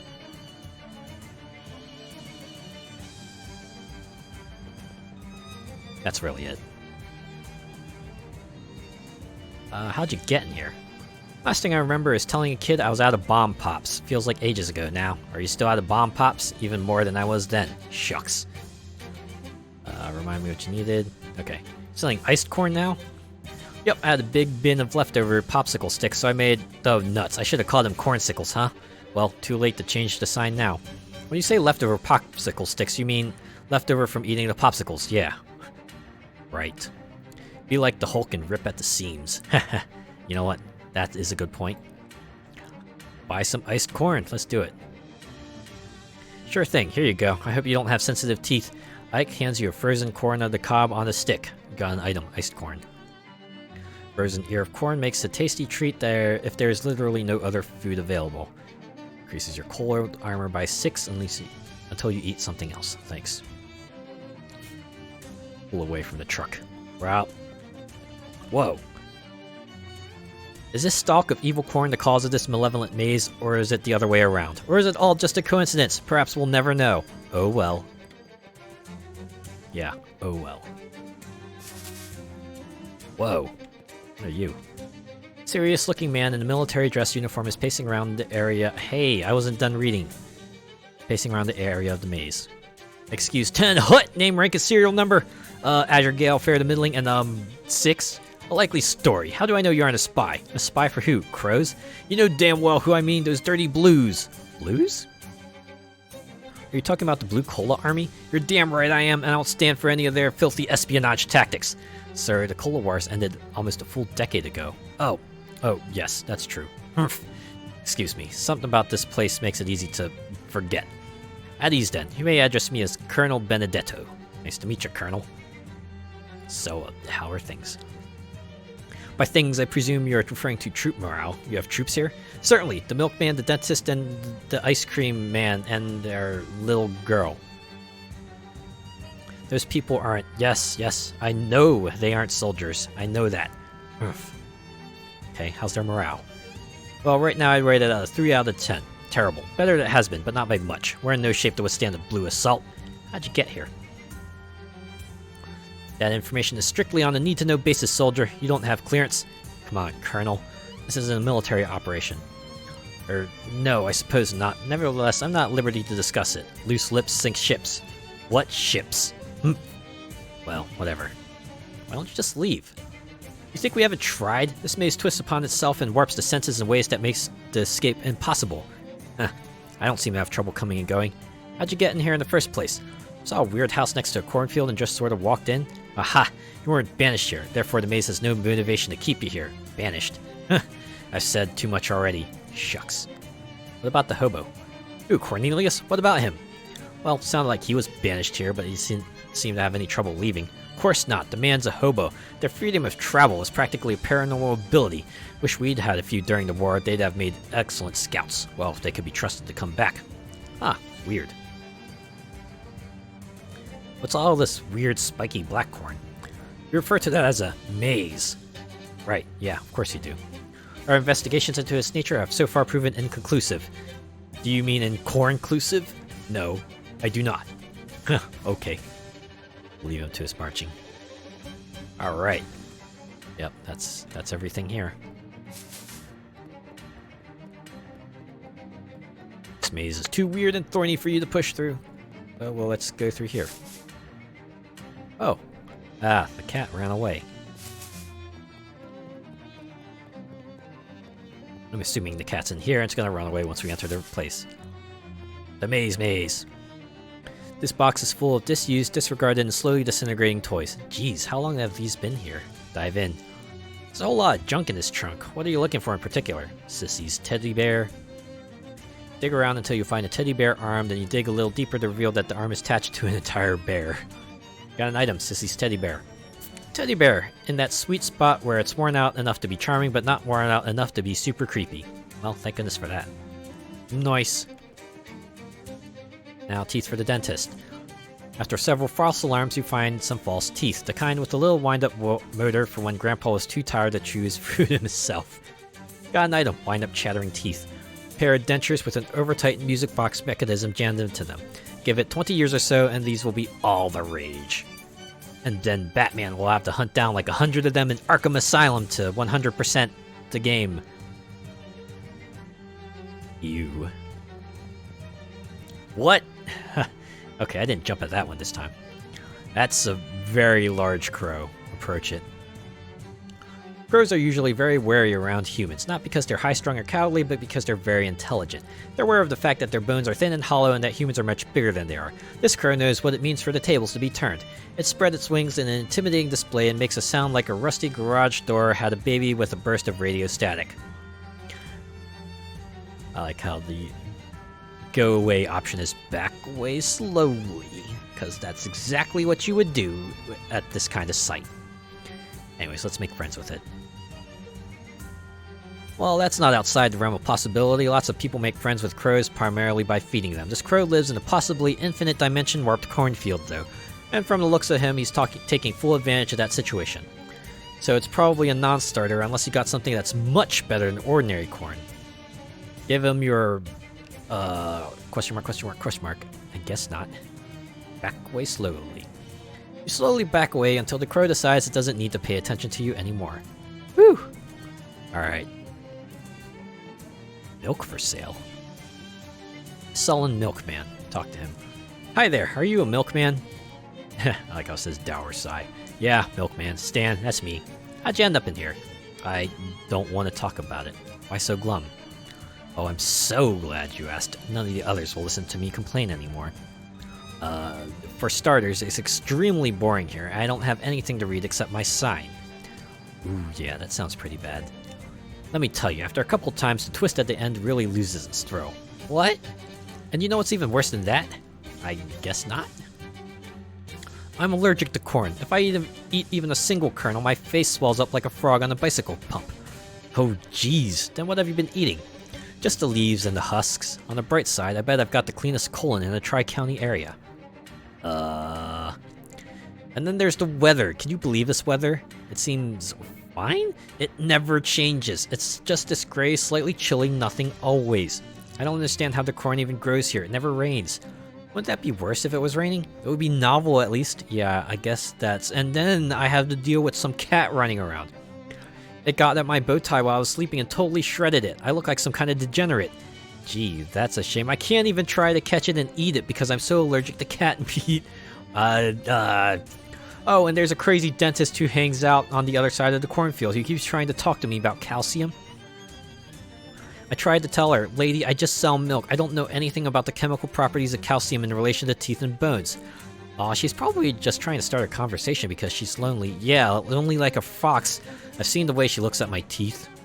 Well, and the worst thing. You want to know what the worst thing is? Sure. I've got corns. Corns, like the kind you get on your feet. Little painful wads of callus. Not only are they painful and annoying, and just constantly being taunted by on how on the nose it is. Anyway, thanks for listening. I don't meet a lot of new people, as you can imagine. Don't mention it. Will you sell me some milk? What? Sure, they don't call me the milkman Stan on account of not selling milk. It's 3,000 meat per barrel. I feels pain having corns. Ooh, ouch. Yeah, I can't imagine it's very pleasant. Are you joking? It's the only milk in the maze geographical monopoly. I have smaller quantities available if you're experiencing a cash shortfall at the moment. They're listed on the sign there. Oh man, there's no trick to this? No milk right now, thank you. One of the guys needs cream.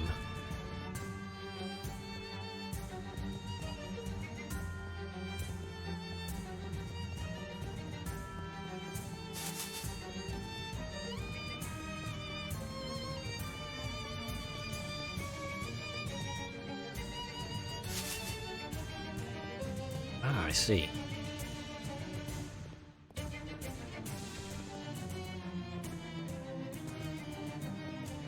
Why is there like a single solitary regular cornstalk back there?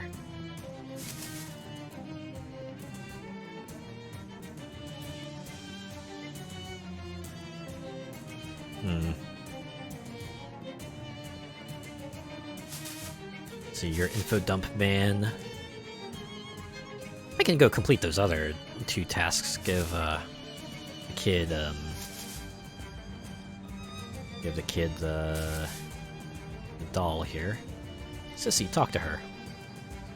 I think I saw your cat. Really? I didn't know he was in here. Poor ghost. I bet he'd find me if I set out a saucer of milk for him. That's probably true. I found your teddy bear. Oh, yes. That's Mr. Grizzles. Geez, he smells kinda musty. Poor Mr. Grizzles. How long has it been? Thank you so much. This makes me feel a lot better. You're welcome.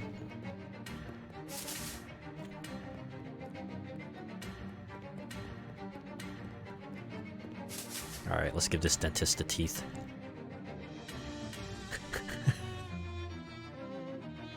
Wow. I found some teeth for you. Sarah winds up the teeth and lets them rip. Clackety, clackety, clackety. Oh, look, they're fun. Thank you. That'll be a beautiful addition to my cornfield surgery. You gain 12 experience. I agree? Leave. Oh. I guess it's for the better that I don't see it.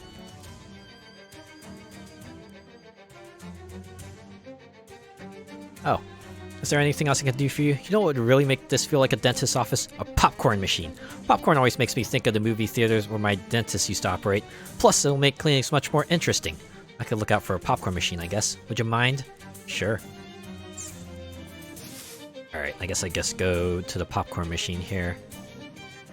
And acknowledge it. Grab the machine for the dentist. You fold the machine up and put it in your pocket. It's one of the folding kinds. Ah, convenient. If you want to keep moviegoers fed without losing money, you'll have to make some concessions. Alright, back to the dentist.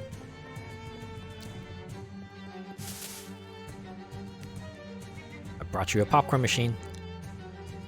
Well, I've never had a patient quite like you. You brought me a popcorn machine and decorative teeth, and you were so understanding about the accidents I made in your mouth. You really put a smile on my face. Maybe you should be the dentist. Ah, shucks. Look how wet your fingers are already. You'd be a natural. I'm blushing. Leave. Let's see if we got anything else. Alright, I guess that's the end of that quest chain. Oh, we grab a saucer of milk for, oops, not far enough.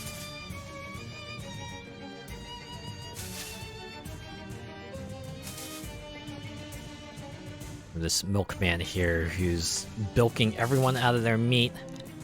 What does this guy even need meat for? He's not going anywhere in this cornfield.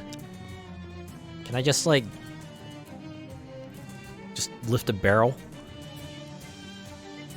Alright, well, buy a saucer. Here you go, cheapskate. Sheesh.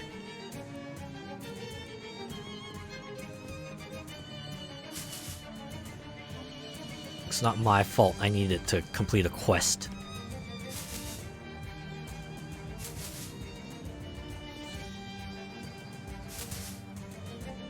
Put that bug up his arse. Yeah, I know, right?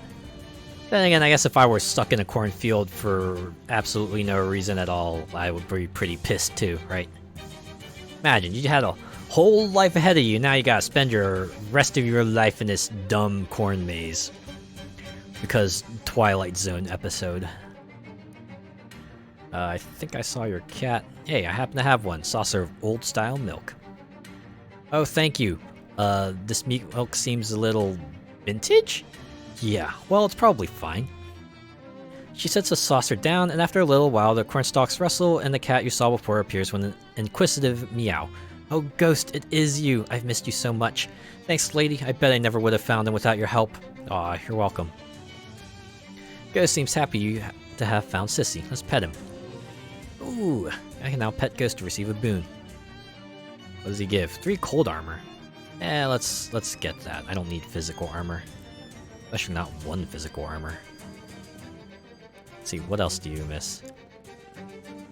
I like it better now that you've helped me out. I hope I can figure out how to get home someday, but until then, this isn't such a bad place. Thank you!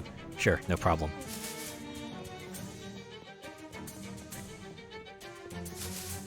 Okay, you know what? How's about I just go, like, kick the tar out of that crow? Can't be that hard, right? Fight!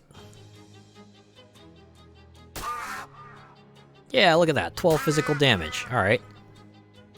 Scary giant crow intends to peck me for 24 physical damage, causing 9 bleeding. That is a one-shot. But... wow, I don't even need to, like, use my full arsenal against it. I just... queso fustulento it once, and then we'll zap it with the wand here, and... a ba-boom. Crow is dead. You won. Let's hope no other crows saw that. You'll be Corvid enemy number 1 for current and future generations of them. That's a good point. Uh-oh. Hopefully that won't cause any adverse, that won't have any adverse effects in the future. What is this? Massive can of cocktail onions is the sole occupant of this little diverticulum. Grab it. Onions, your ship has come in. You got an item, immense can of cocktail onions. Oh, take it to the speakeasy. Is that all the crow was guarding? These onions?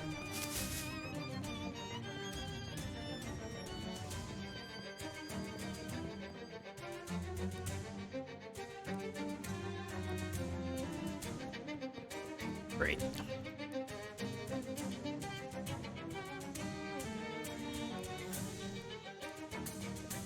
No way to affect the price. I think I'm kind of limited in what else I can do here.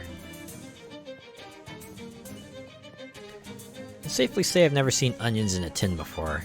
I haven't either, actually. Barrel of cream. Well, or something like cream, something I can make ice cream out of. Not white paint. I tried that one. No good? Nope. Okay. Pull away from the truck very slowly.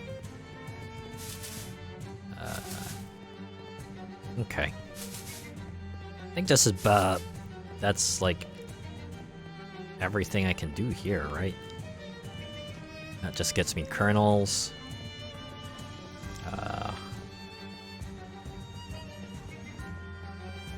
This was the dentist's office.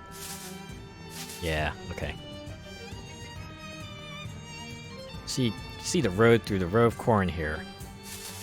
Can't believe they would dedicate an entire area to a Twilight Zone reference. This car hasn't been driven anywhere in a long time, maybe even longer than that. Let's see what's inside.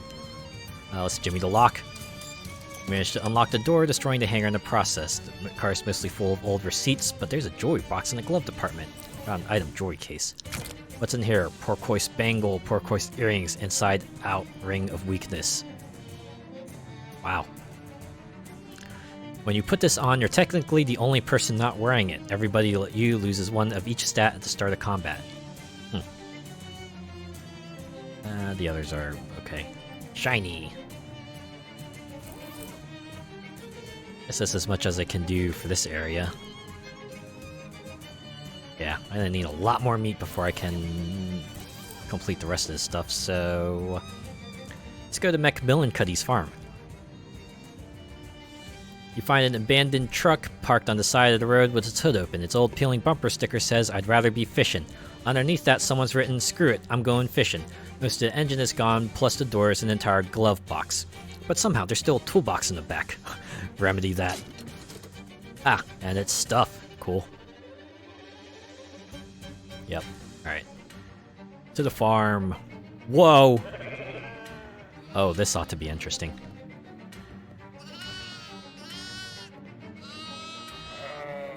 Let's talk to this fella first. This farmer seems very upset about something. Everything okay? Nah, bloody ain't. A great flock of giant dukes has invaded me farm and all. They got me into they've got into all me outbuildings. Oh, Do you want some help with that?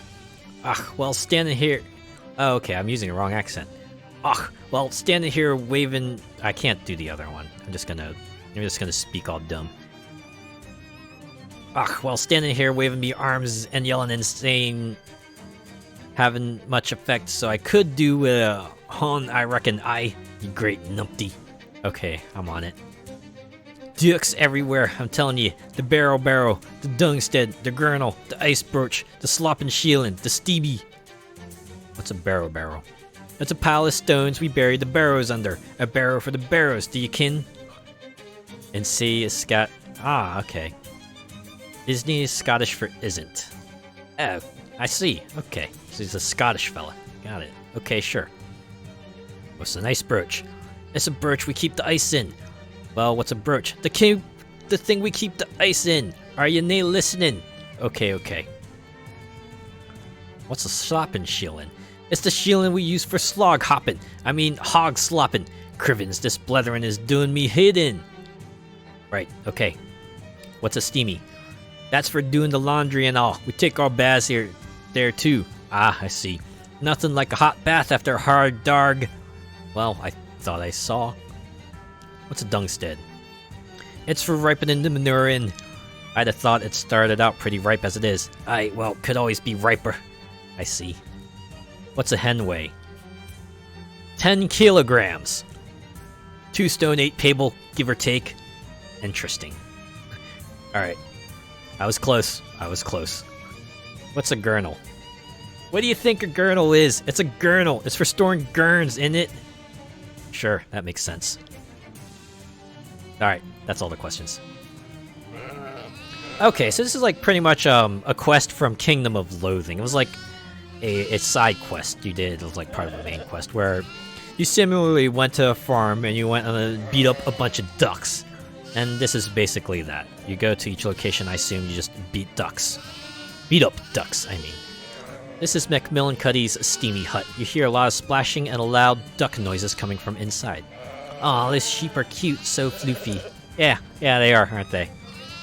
Look at those eyes. Certainly seen things. A lot of ducks, that is. Silent anvil next to a roaring forge, not pictured. Beat your plowshare into a sword. You divert some assets from infrastructure to warfare. You got an item, beaten sword. This metal is once again capable of violence. Stack it up. There we go. 10 experience. Oh, that's fun. There's a big block of ice just sitting here. I guess someone forgot to haul it into the broach. It doesn't seem to be melting for some reason. Grab it. Got an item, enchanted ice block. Whoa. No matter how much ice you chip off this thing, it's still the same size. Take it to the speakeasy. Cool. You might have been excited about hunting for needles, but no such luck. This haystack is infested with barf weevils. Yep, staying out of that. This barn is empty. Maybe if you can herd all the ducks into here, it will make dealing with them a little more practical, or perhaps quactical? No? Okay. Whoa, hold on. The sheep has evidently taken up smoking cigars and having a human face to smoke them out of. Talk to her. Bah. Nice try, but you aren't pulling the wool over my eyes. Well, it was worth a shot. Hi, I'm Beatrice. Hi, I'm Azure. Why are you disguised as a sheep? Well, I was hoboing past this place and I saw a pie cooling on the windowsill. Oh, wow. Yeah, exactly. No hobo can resist that. But just as I was sneaking up to grab it, I got attacked by a whole bunch of humongous ducks. I had to disguise myself as a sheep to get them to leave me alone. That's a surprisingly sensible reason. Thank you. Ask about the hobo code. Do you know any hobo code you could teach me? Are those giant ducks still wandering around? Well, yeah. I feel like teaching you a hobo code would blow my cover then. Really shouldn't even be talking like this. Bah. Leave her to it. I'm guessing the same result would happen if I told her about the hobo camp. Alright, let's go fight some ducks. You open up the door to a room full of tin baths and wash tubs, plus a couple large stoves for heating water on. Giant ducks are splashing around in the tub, boiling big buckets of water to fill the room with steam, and just generally having a raucous sauna party. Ooh, we have a duck call here. Let's blow that. Hopefully it isn't a one-time use. You're questioning Quark from inside, but otherwise the ducks don't seem interested. Ah. Alright, let's see what hot armor I have.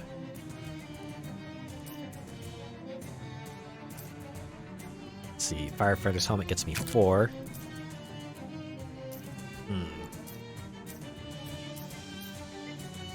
This gets me... Oh, wait. Oh, that's... Is that... How much hot armor is this? I think I passed the requirements now, right? No? Ah, down by 2. Wait, I have a... I think I have a...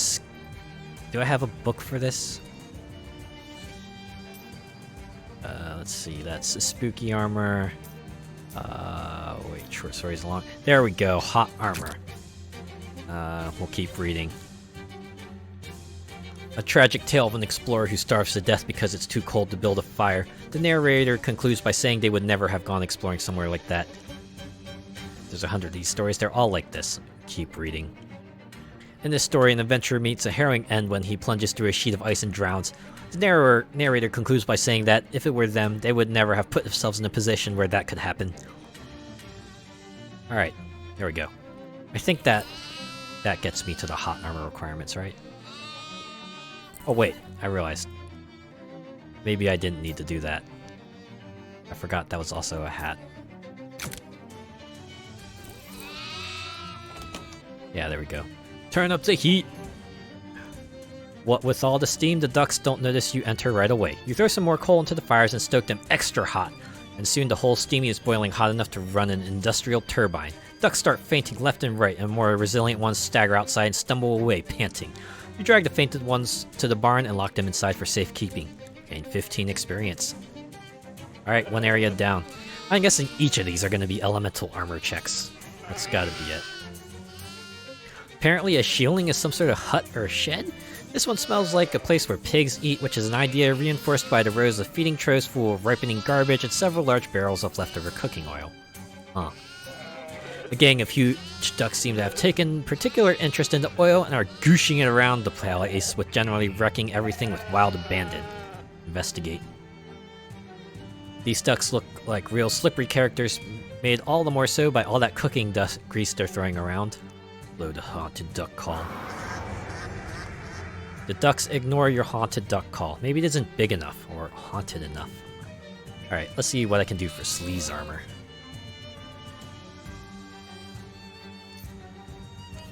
Right, we got wax slacks, that's 2 sleaze armor. Greasy gloves for 1, so I'm at 3 ostensibly.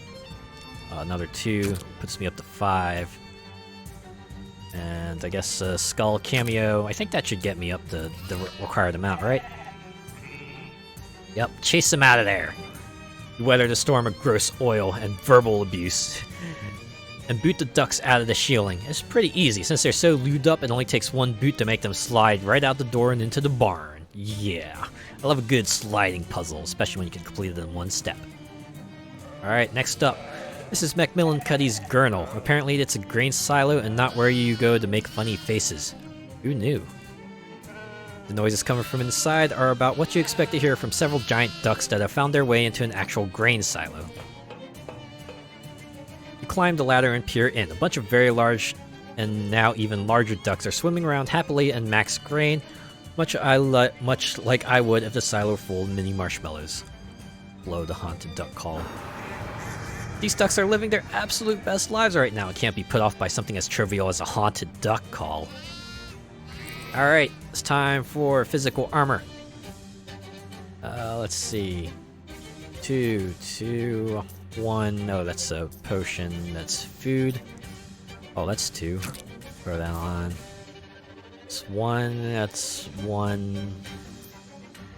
Oh, stone frat cap is 4. Put that on. Glockenhosen is 1. And Panini gets me 3 physical armor. What am I at now? Armor 6. Do I have a skill that I can use to boost Or you know what? Adds 1 physical armor to a pair of pants. Hey, you know what? I got 4 of these rivets. Why don't I use one of them? You're currently wearing Gatorman skin pants. Add the rivets? Yes. You place the rivets on your pants, making them pants with more rivets on them than they had before. Excellent. Yeah, riveted Gatorman skin pants. Plus 3 physical armor. Alright, I think that's the armor check, unless it was 8. Oh yeah, it was 8. We'll see. Do I have... what other physical armor boosters do I have?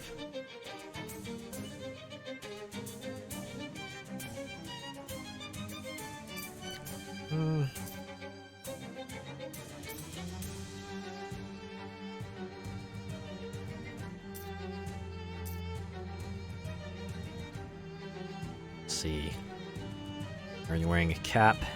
Pants? I don't think there's an accessory physical damage, since the filter wasn't showing it.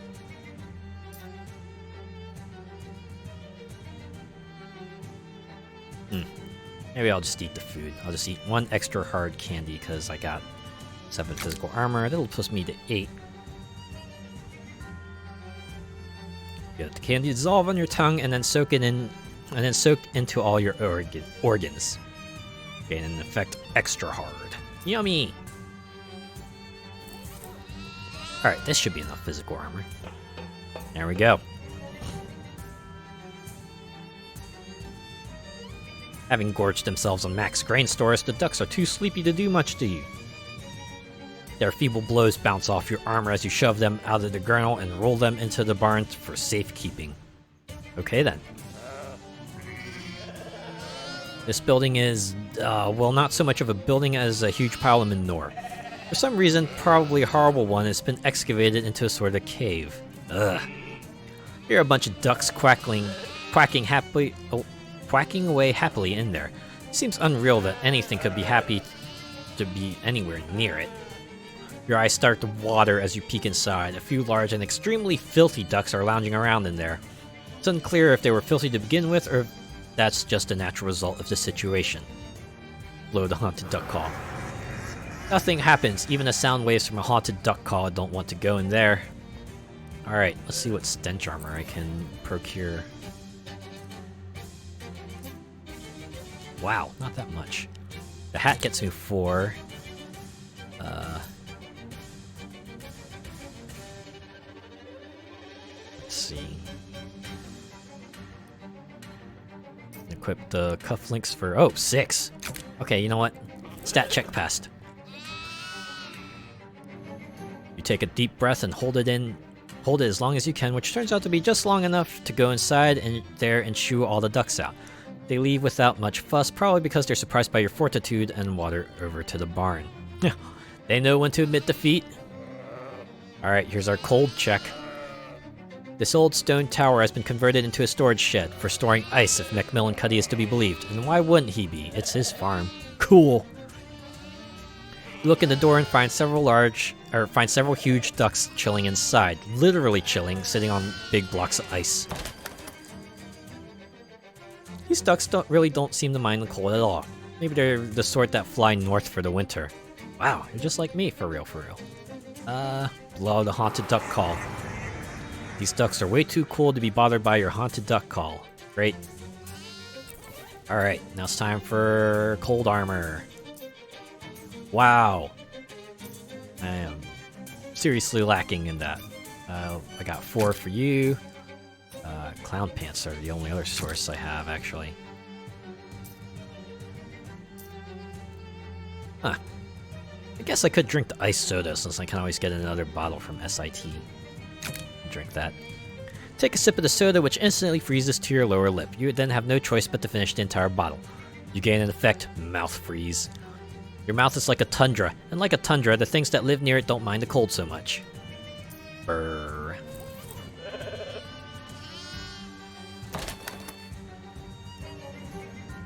Oh, and the option was break the ice. Since professional ice hockey has only been local to the area for about 4 years, it's no wonder these ducks weren't expecting you to charge in and body check them right out the door and into the barn. Not so mighty now. Ha! Wow! Mighty Ducks reference! Ooh, That's a good pull.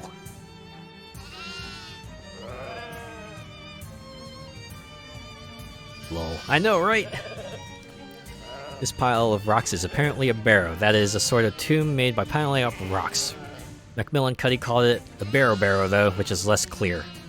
You need to barrow a dictionary. You hear an ominous rhythmic quacking sound from within, as though several very large ducks were chanting ancient cult rites. Investigate.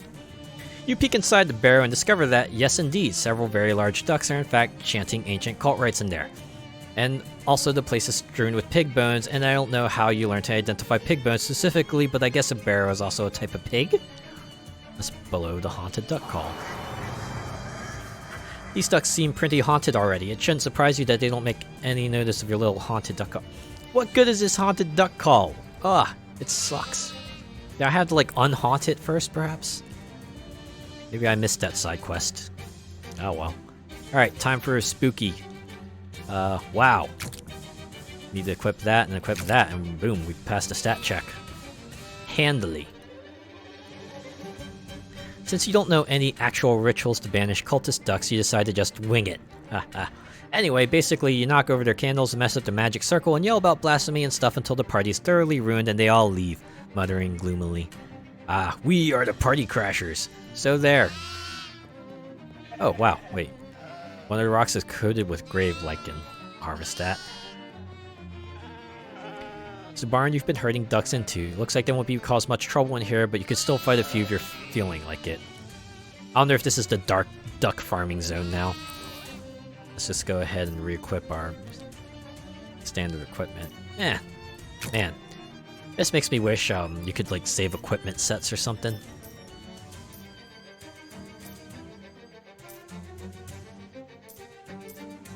Let's see, where are my dual stat? Yeah, there we go. There's my dual stat accessory.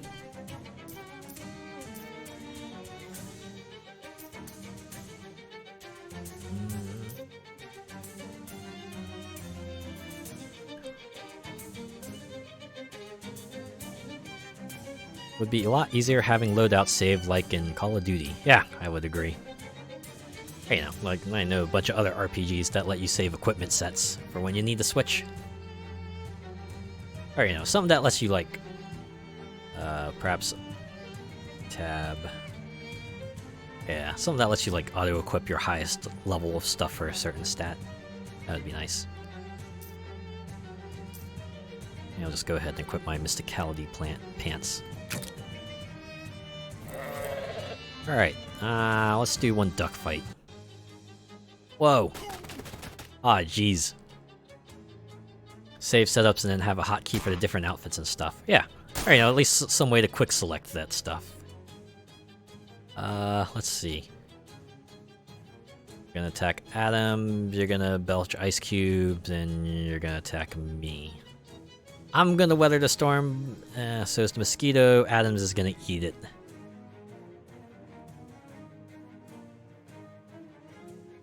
Sheesh.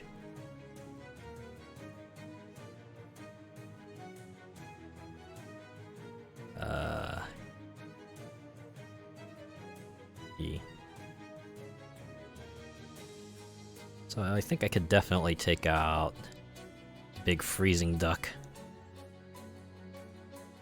We'll see if I can take out the Greasy Duck. But we're gonna ignite some random opponents first. Got a little DOT going on in there. Ah, they hit everything but the Icy Duck. Dang. Alright. I'm gonna go ahead and, actually, you should raise my elemental armors. And then Mysticality. Alright, how much is the zap gonna do? 22. Okay, so I could definitely one-shot either the duck. This one or this one.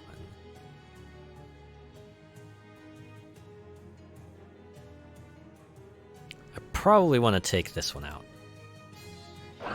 Because they're gonna one-shot. They're not gonna one-shot, but they're gonna take out Professor Adams if I don't take him out right now. Alright. As for you, I'm gonna have you poison this fella, get a little damage over time in there.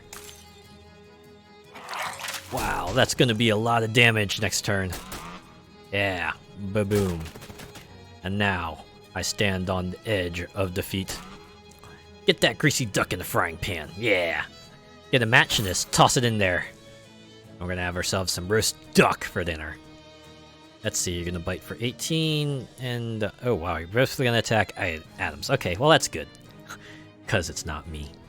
You know what, I forgot to do summon a cheese buddy. Let's do that.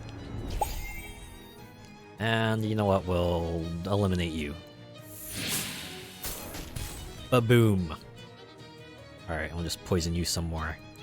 That should actually do it. That should be the fight. And you can just punch the foe for 2 physical damage. Boom. You won. That's a few less giant ducks in the world, or at least in this barn. But the barn is a subcategory of the world, so that's still valid. 27 experience, 68 meat. Item, pile of crushed ice. Item, hard duck leg. Oh, it's a melee weapon. Okay. Yep, that's a repeatedly farmable zone, so we're just... Oh, you know what? Let's talk to the sheep. Ask about hobo code. Are those giant ducks still wandering around? No, I took care of them. It's safe now. Whew, that's a huge relief. Sure, I know some farm-related hobo code. She teaches you a few symbols, most importantly pointing out a few differences between the symbols for grain and fertilizer. Yeah, that's real useful, actually. Miss Beatrice looped the hobo in sheep's clothing. About this hobo camp. There's a hobo community forming outside of Ocean City. Might be more fun for you than pretending to be a sheep out of fear for your life. Are the ducks still wandering around this place? Nope. Took care of them. It's all good. Oh great, my back is killing me. A long walk upright like a normal human being sounds pretty good about now. She stands up haltingly and limps away without removing the costume. Okay. Methinks the hard leg is one that's been so overcooked it's practically petrified. I would agree with that. That's why I can use it as a bludgeoning tool. Hey, look at that. You're all calm now. Okay, I took care of those ducks for you. Aye, you did to be sure. I'm much beholden to ye, lassie. Gonna dealt with dukes on Miani, that's for certes. Was there something you was wanting then? Oh, right. I met a lady named Zinnia who said she loaned you a paperweight. She needs it back. A paperweight, she called it? Ah, well, no, I suppose it could be in a pinch. Here you are then. Tell her how's it going for me. You got an item, Zinnia's paperweight. Ah, it's that kind of paperweight. Yup. That's about it. And you know what? She did say it was supposed to be a simple task. I guess she was right in a way. In any case, let's go back to the feed store. In the midst of a burnout orchid, you happen upon an apple tree that is still on fire. Pick some apples. You do your best, but the apples dissolve to a sizzling mess when you touch them. Keep the sizzling mess out of spite. Paperweight looks more like knuckle dusters. Yeah, it does. I think that's the joke. Right, that's why the description's like, oh, it's that kind of paperweight. It's like, oh, okay, they're trying to be on the down low about it. Yeah, yep. Alright, let's go wrap this up. Ain't suppose you found a counterclockwise mainspring? I did. Well, here you go. Well, I'll be. Thank you kindly. Seeing as you've proven yourself of the helpful sort, I'll have them let you into the store. Pretty much all of us around here got a thing or two could use doing. Swell. If that was sarcasm, I hear you. He gets up and knocks an odd pattern on the door to the feed store, and you hear someone inside removing the bar. Thanks. Gwendolyn continues to tinker with his device. I melt that Gilmore guy. Oh, how's he doing? He was hiding in his bomb shelter because he thought his dolls were trying to kill him. That's a shame. Figures, though. Don't ever put a face on a machine. People get confused too easily. Even just giving one a name is a bad idea. Guess so. Ain't that the truth? Ask about Hellstrom. Oh, yeah, we already went through that. Okay. Get my paperweight from Mill and Cuddy yet? Sadly, I have to go get ready for bed. Have a good night and good luck with your adventuring. Alright. See ya, Molecular Shadow Fox. Have a good sleep.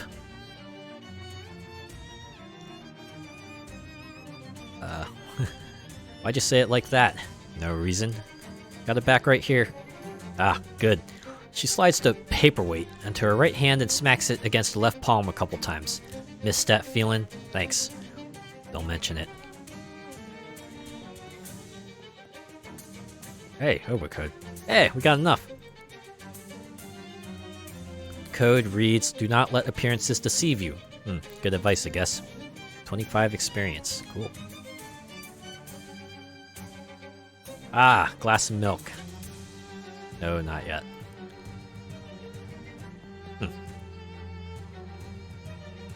So I guess the setup here is that you could go complete one of these 3 side quests and that would give you access to the feed and tack. And now we're in. Big Bad Zamule feed. And what else? Colossal Saxaram feed. Okay, I see where this is going. We're moving on. Various expired horse medicaments. There's nothing playing on the radio. Change the station. What are you doing? Don't you know at this very minute Mars is the closest has been opposition to Earth for a century? I studied at SIT under... Actually, I never learned my teacher's name. Almost every transmitter in the world stopped broadcasting for 60 seconds in case any Martian signal squeaked through the radio. And have they? I don't know. You changed the station. Whoops, sorry. Don't sweat it. Mars was never my favorite planet anyway. Too much silica. The name's Oskaloosa. Oskaloosa Barnhill. Yeah, that's right. My middle name is also Oskaloosa. Have you... Heard you helped out my friend, Wendelin. You looking for any more work by chance? Seems like I'm always looking for work. That's so. How'd you like to go to outer space, kid? Sure would. Yeah, me too. But the closest you and I are going to come to space, I think, is this little piece of it inside Amin Mo-Ross's place. She shows you on the placemat where it is. Little piece like, what, a meteorite? Exactly that. A genuine chunk of the cosmos landed right in Amin's lap, and between you and me, that's not right. Only thing emptier than outer space is the man's head. Meteorite, even just a little piece of it, it ought to be in the hands of someone who will appreciate it. Take care of it. Understand me? Yes, you want me to steal a meteorite. Which ought to be a piece of cake because the other day the whole Mole-Ross family mysteriously disappeared. Wait, what? Yeah, so you'll just be able to waltz on in there, I bet. Nope, that couldn't be farther from the truth. I can already tell this is gonna be far from simple. Alright, Oskaloosa, that's an unusual name. My folks are named me after the town where they met. Oh, where was that? Oskaloosa. What's that you're playing with? Puzzle box, and a real tricksy pig of a puzzle too. Maybe I could solve it for you. But then I won't have solved it and they'll know what type of lock to put on my cell. Alright, see you around. Oskaloosa Barnhill. There's some old-timey music on the radio.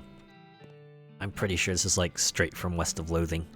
It's been a while since I played West of Loathing, but I'm pretty sure this is straight from it.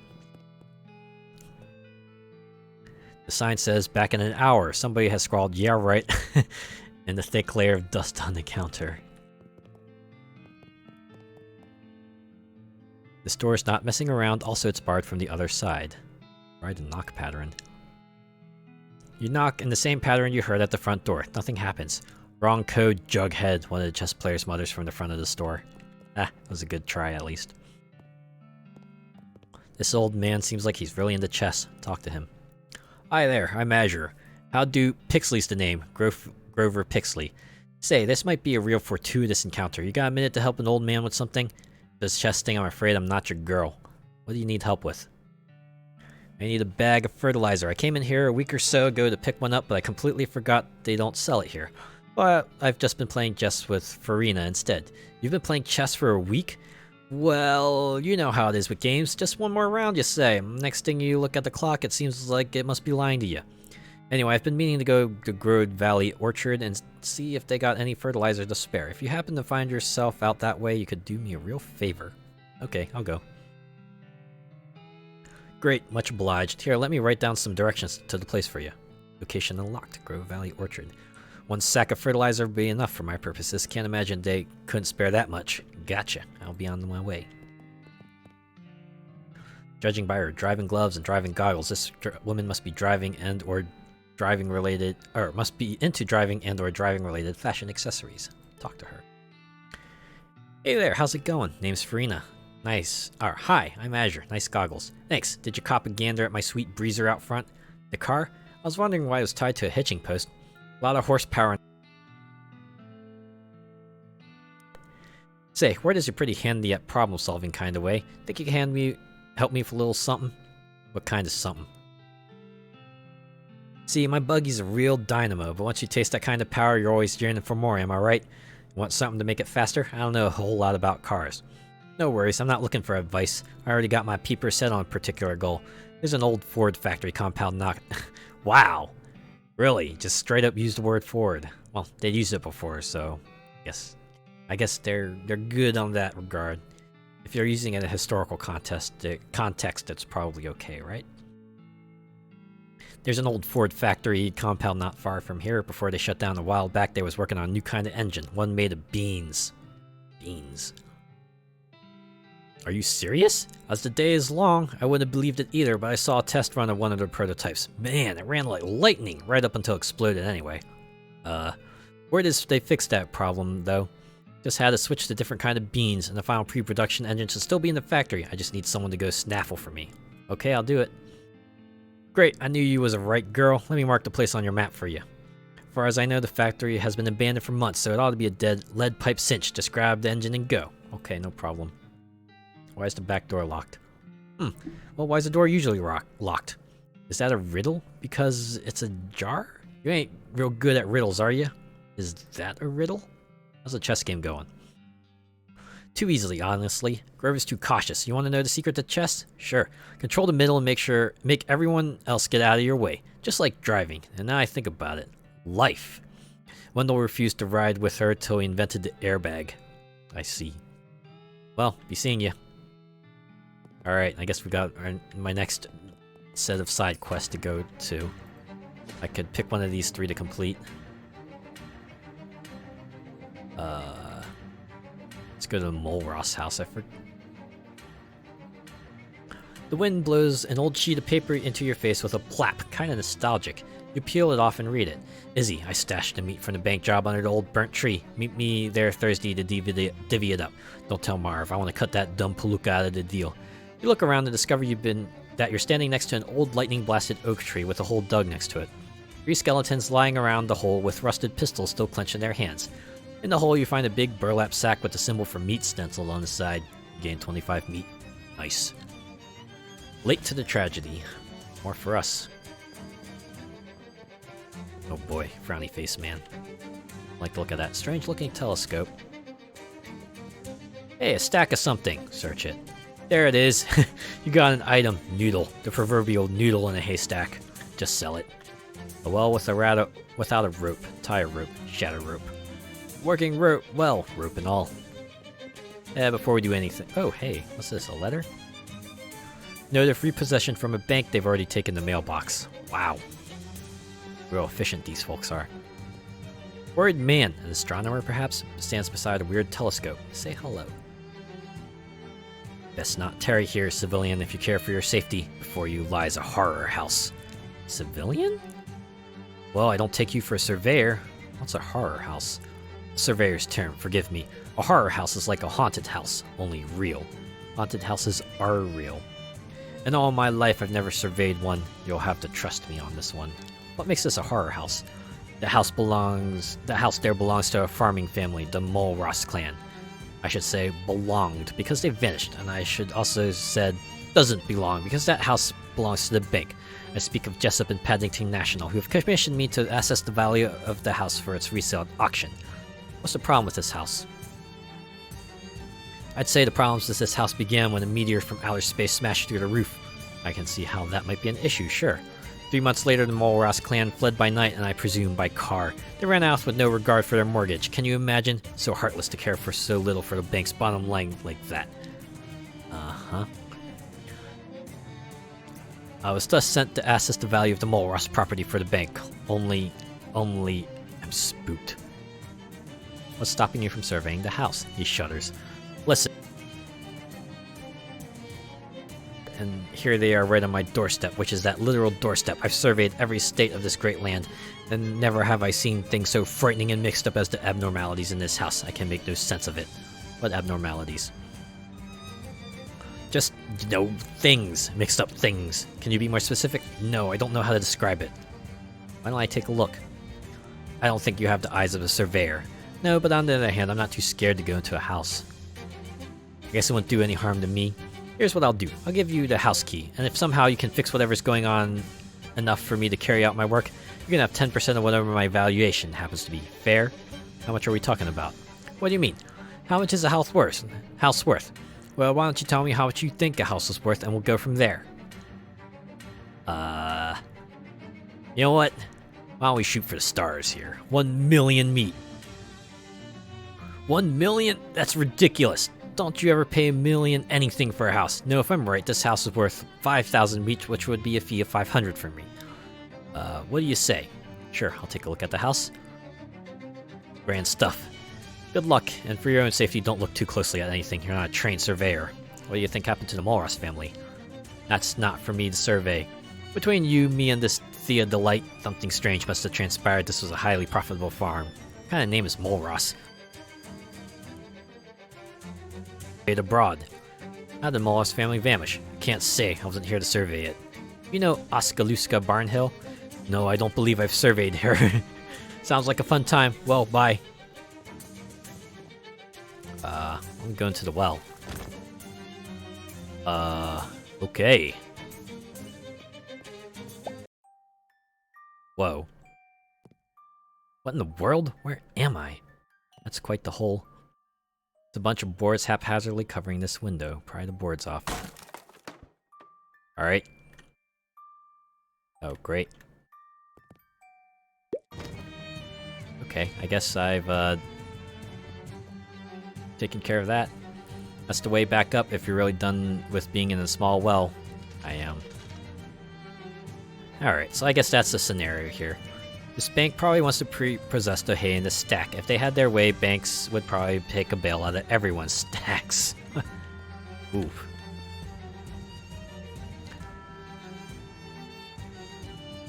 As you head to the backyard, the surveyor speaks up from behind you. Sorry, it's against surveyor code to enter a backyard without permission. You'll need to go through the front door. That's ridiculous. I don't make the rules, I'm just a stickler for them. Fine, whatever. Boxes are empty, but the bank wants them just the same. Hey, a fence! But the fence! I need to paint the fence, you don't understand. I have another side quest. Fine. Maybe I can only get to the fence once I... Well, I already know what the issue is going to be here. Cute little entryway, it's adorable. You unlock the door and toss the key back to the surveyor. Go in. Yep, there we go. What in the world? Bronze plaque on the table is inscribed Melross. Search the drawers. Produce impaled on a spike, and a collection of handwritten letters inquiring if the house is for sale, also impaled on the spike. Drawer. A note from Nabby Molros to order more spikes for mail. While you're not supposed to cry over spilled milk, spilled chowder is another thing entirely. Ooh, I would agree with that. Alright, let's see what the heck is up with this. Pop. Living room. Quite a fine piece of furniture. The farm must have been doing well before its ruination by meteor and subsequent abandonment. Okay, so the black holes just kind of suck us in, huh? Only light left working in this room. The other bulbs must have vanished with the Molrosses. Turn it off. Okay, I was worried for a moment. Whoa! Alright, let's try that again. I have to assume the big ones are kind of like a kickback. Oh, or not. If it's the bank's house, the bank can do the dishes. Oh, wait, no. Oh, hey, the backyard. The fence! Ah, the final fence you need to paint to end Will Hunter's curse.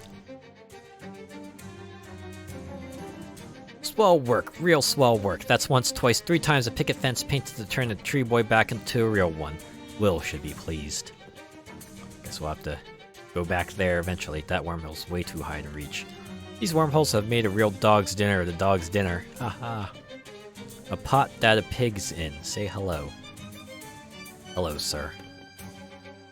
Snarf? That's probably a literary reference, but fortunately I'm not too well versed. Are you Big Pig or Little Pig? Snarf. Or is this a Thundercats reference? Looking at the back of the house, the fourth wall, you might say, you can see that it's broken. You can see signs of where a big gash has been covered over with new siding. Well, that's it for pig jokes. Empty. Perhaps a dog has been sent to live at a bank upstate. Oh no, don't do that. Front of the house? Sure.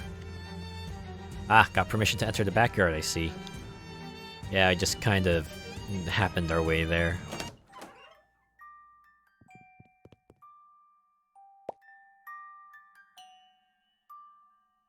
Let's see what's in here.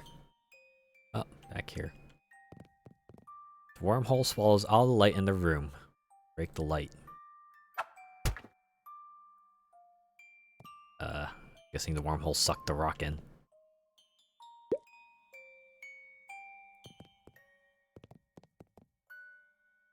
Though it might be convenient to have a shortcut to the kitchen, taking it has ruined your appetite. Throw a rock. I have no idea what any of this does.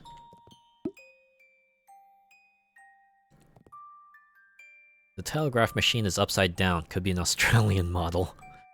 Wow, so Australia is just a thing that exists in the Loathing universe. Got it. Check for messages. There's a new telegram.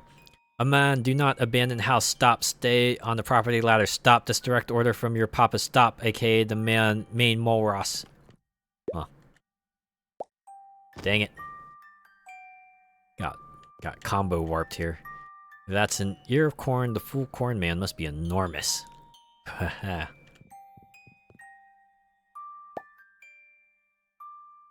Back in here we find null location and even auto rotation for a refrigerator. Gone item, gallon jug of bitters. Only thing in this refrigerator is a massive jug of bitters. Bitters don't really need to be kept cold, so it's a lucky thing this refrigerator is not working. Alright then. Wait. Back outside. Perfect. Oh, this one's dark now.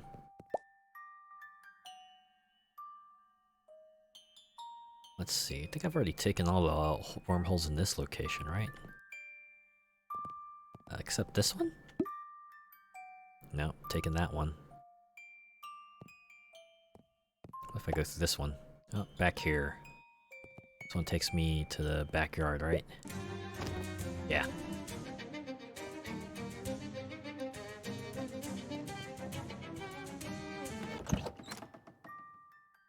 That hole's smaller. Can I walk around it now? Oh, I can. Cool. Used sheet of memo paper is tucked under the telephone. Read it. Someone has written the name and telephone number of the local dog pound, but someone else has crossed out the last part and put dad pound. Use the telephone. Who would you like to telephone? Dog pound. The receiver falls apart in your hand, and with it your hopes speaking to a dog pound. This probably isn't good for the value of the house. Whoops. Despite the disarray, this is really magnificent foyer, designed, if you're not mistaken, in the style of architect David S. Foyer. Ah. Interesting. Where'd you go, Moros family? There's the second floor. Yep. More wormholes over here. Quite an unusual bed frame arrangement. Door's locked. Alright. Hey, look, an eternally falling rock. All the desk drawers disappeared along with the Molrosses, all the drawers but one. You find some spare meat and what appears to be an unfinished letter to Men's Magazine. Dear editors, I write to inquire what advice you possess on maintaining a healthy marriage when the dog is too big.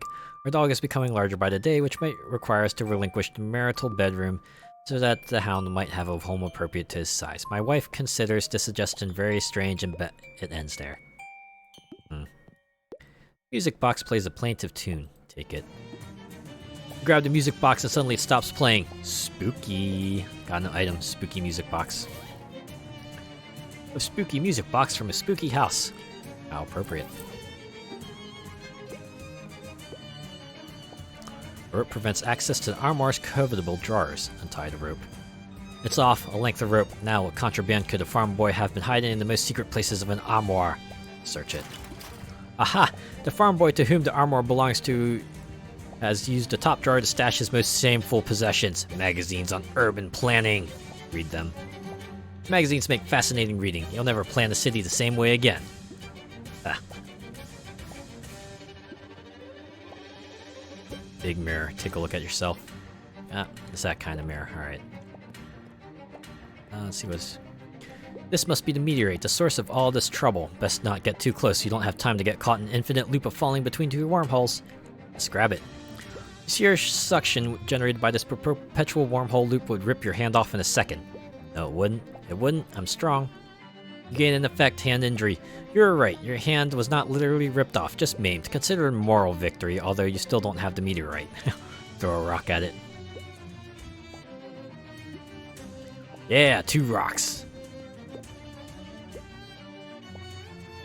Shoot it with a gun. Now we're gonna have a bullet. Or... grab the rock. In effect, another hand injury. Well, worth a try.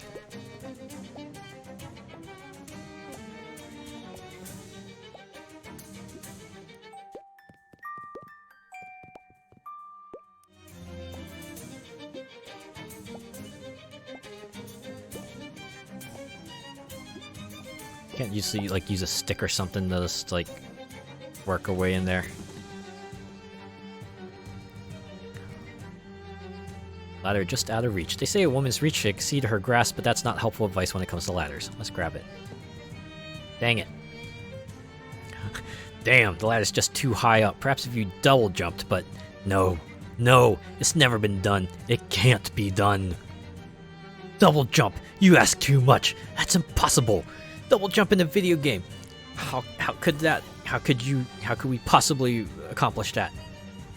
Ah, fortunately I have a bunch of negative perks that are probably adversely affecting my ability here. Yep, hand injury, another hand injury. I need to go address my hand injuries.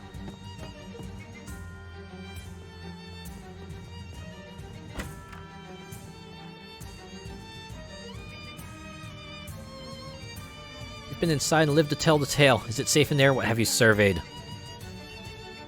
That house is Swiss cheese with wormholes. I don't think you're 100% correct in your observation. To my eyes, those holes couldn't have been made by a worm. You know, it's not really horrible in here, just a little disorganized. But disorganization has born some of the world's greatest horrors. Werewolves, for instance. Werewolves? Exactly, werewolves! If we were organized, we would know where the wolves were. We have no reason to fear them. Do you see my point? Yes? We'll make a surveyor of you yet. See you later. Let's see. I have 5 muscle now. Let's see what I can use to boost my muscle here.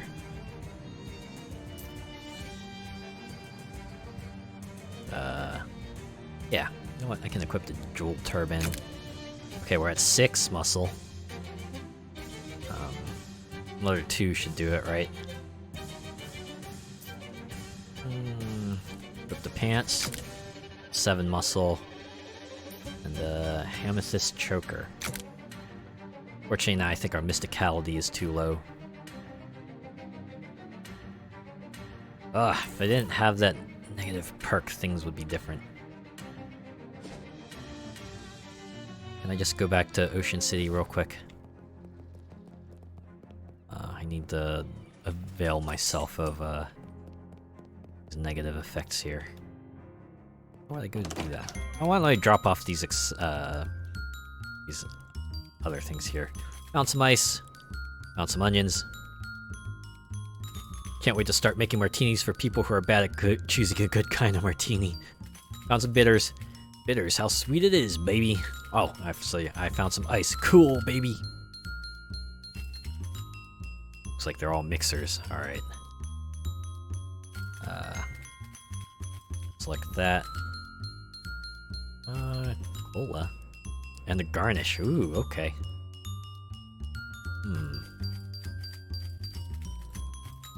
Alright, only experience. Why don't we get a dash of bitters? Absinthe and cola with a dash of bitters. Coming right up. Alright, 2 to maximum AP. I like it. So now we get to beat them up even more. Actually, I should have some thing in here that relieves me of some negative effects, right? Potions, maybe?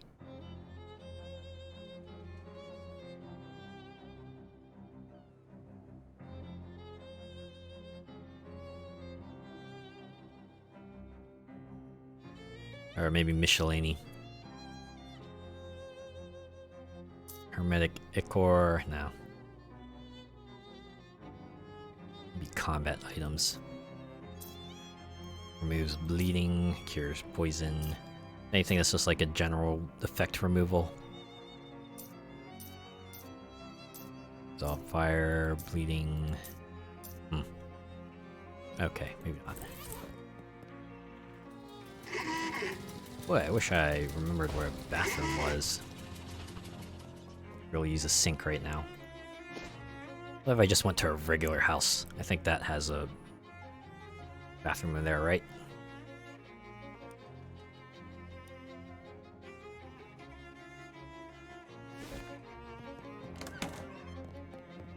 Just a regular house.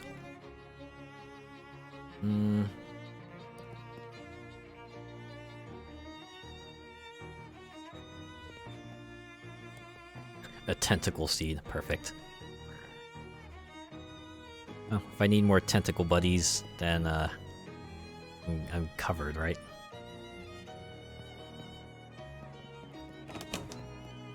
Are you a bathroom? Hey, yeah, you are. Splash some water on your face. There we go. Negative perks gone. We're going back. Back to Gray County. Just see what my stats are. Okay, 8 muscle, 6 mysticality, 8 moxie. Unfortunately.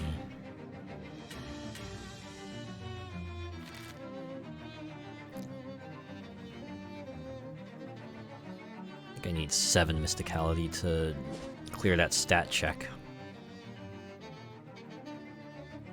Small lake of oil defiles the lakescape, and so does the guy taking a bath in. As you draw closer, you see it's not a guy at all, but a man-shaped oil creature stewing in his own juices. He's nude, but for an oversized Stetson. Well, you assume nude. Who knows what he's wearing downstairs? Maybe more Stetsons. Nice hat, he says, raising a slick fist. Give it. That was about bath time's over, chump. Hopefully they don't hit like boulders, and oh yeah, they hit like boulders, alright.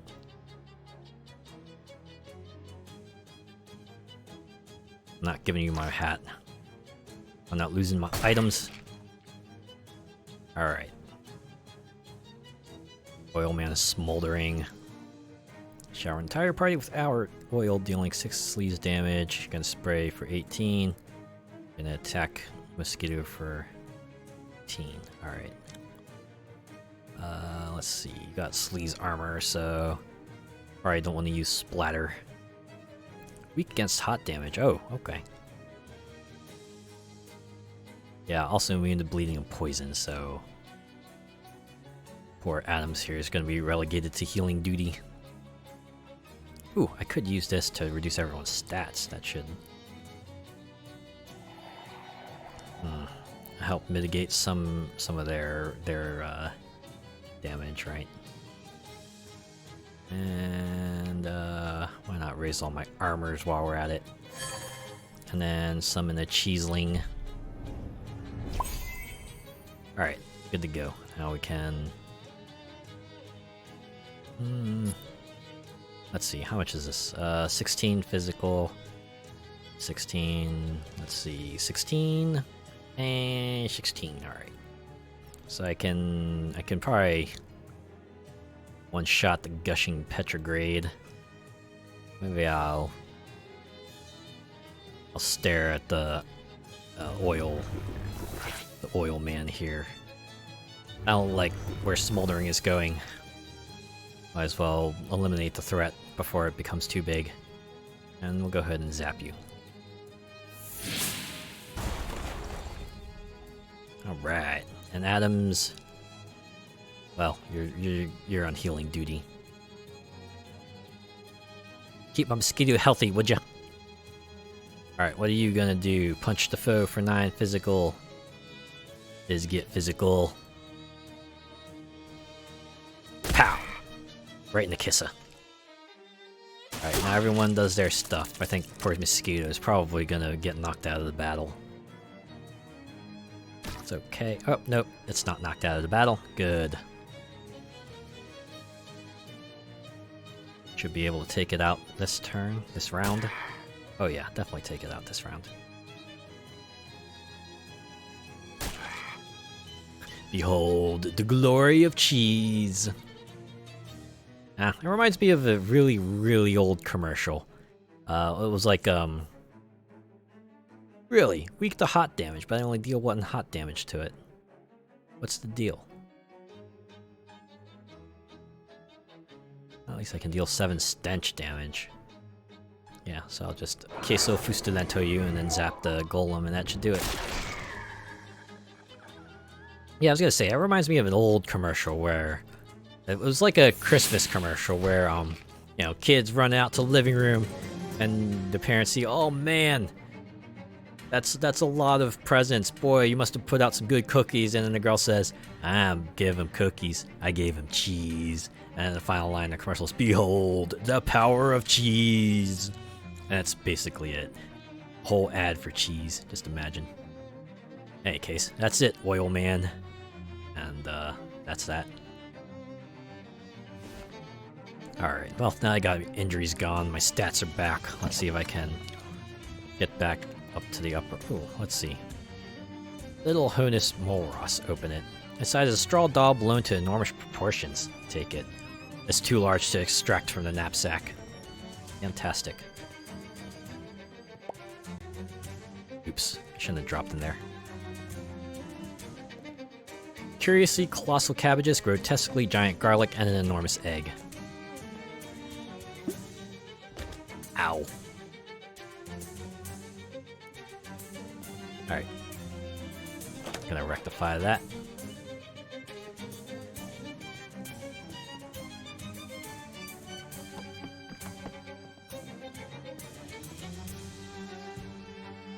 Oh, 7 Moxie, okay.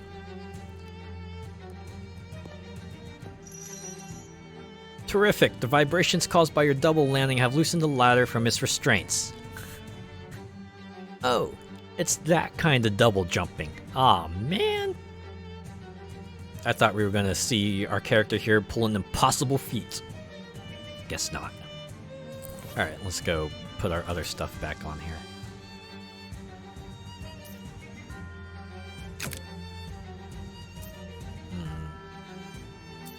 Elaborate earrings or...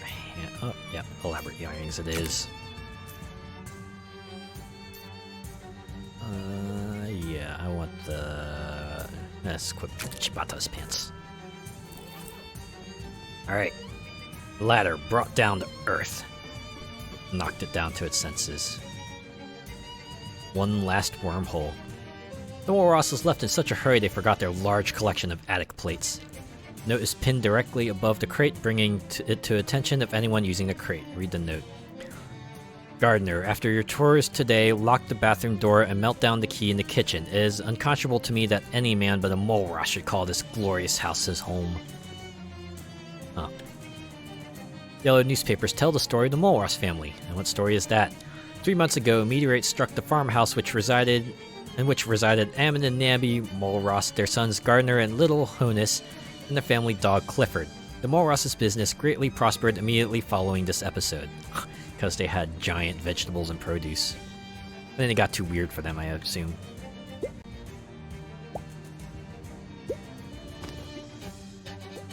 Ow.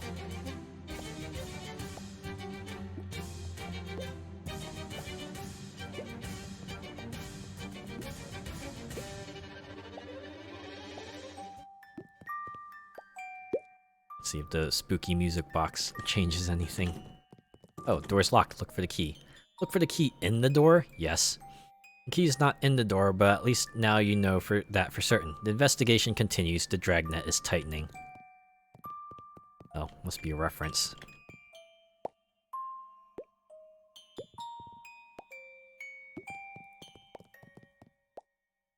Relatively speaking, it's a beautiful day. Ah! Shuddered shudders. Can't do anything about that one. Wonder what that will affect.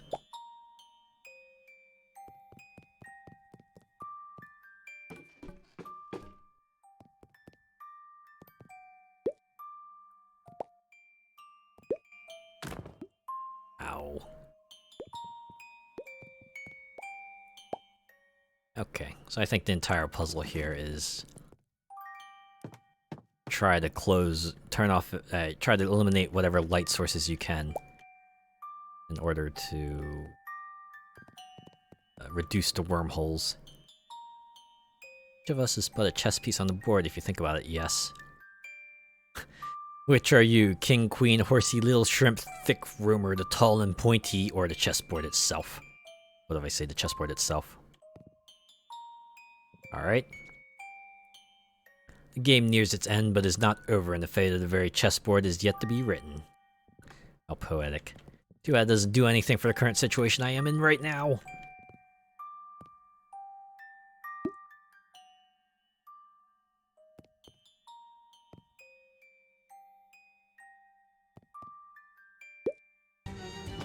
Oh. Alright, let's try that again.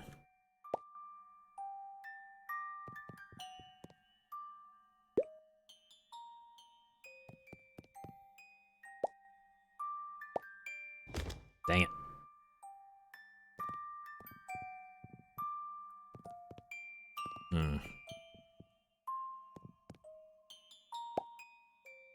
How will I go about shutting down the other light sources? Ah. Boop, boop. At least this one is just weird. It's not, like, super freakish or anything like that. On that. Nope. Where did this go? Is that out to the farmhouse? Yeah.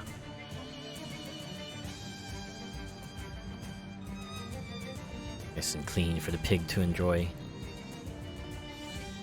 Pot that. Oh, you got a key in that pot? Casting your flashlight around the contours of the stuck pig, you find something shiny in the obscure depths of the cast iron pot. Maybe that's a key? Now, how to remove a pig from a pot? Bribe the pig? The pig rejects your bribe and nothing. Well, I know how else to do it. We'll just use a brute force. Where is it? This is the turquoise. Nope, that's Moxie. Where's the amethyst? Amethyst choker. 6 muscle. We're gonna pass this stat check. The pig absolutely hoots and hollers as you hoist his pot above your head and tip it up. All fours as pigs will do after a fall from any height. Wait, I think you got things mixed up here. You also shake a key from the pot, which you pocket, but the pig has scurried away into the cornfield well beyond pocketing range. Got an item, burned Molros key. Burned key, spared from total annihilation by the race of a pig in a pot. That'll do. Is that a Charlotte's Web reference? That'll do, pig. That'll do. Oh, no, it's Babe. That's Babe. Right, got it. Well, we got ourselves that key now. I have to assume that's what you stick on that door.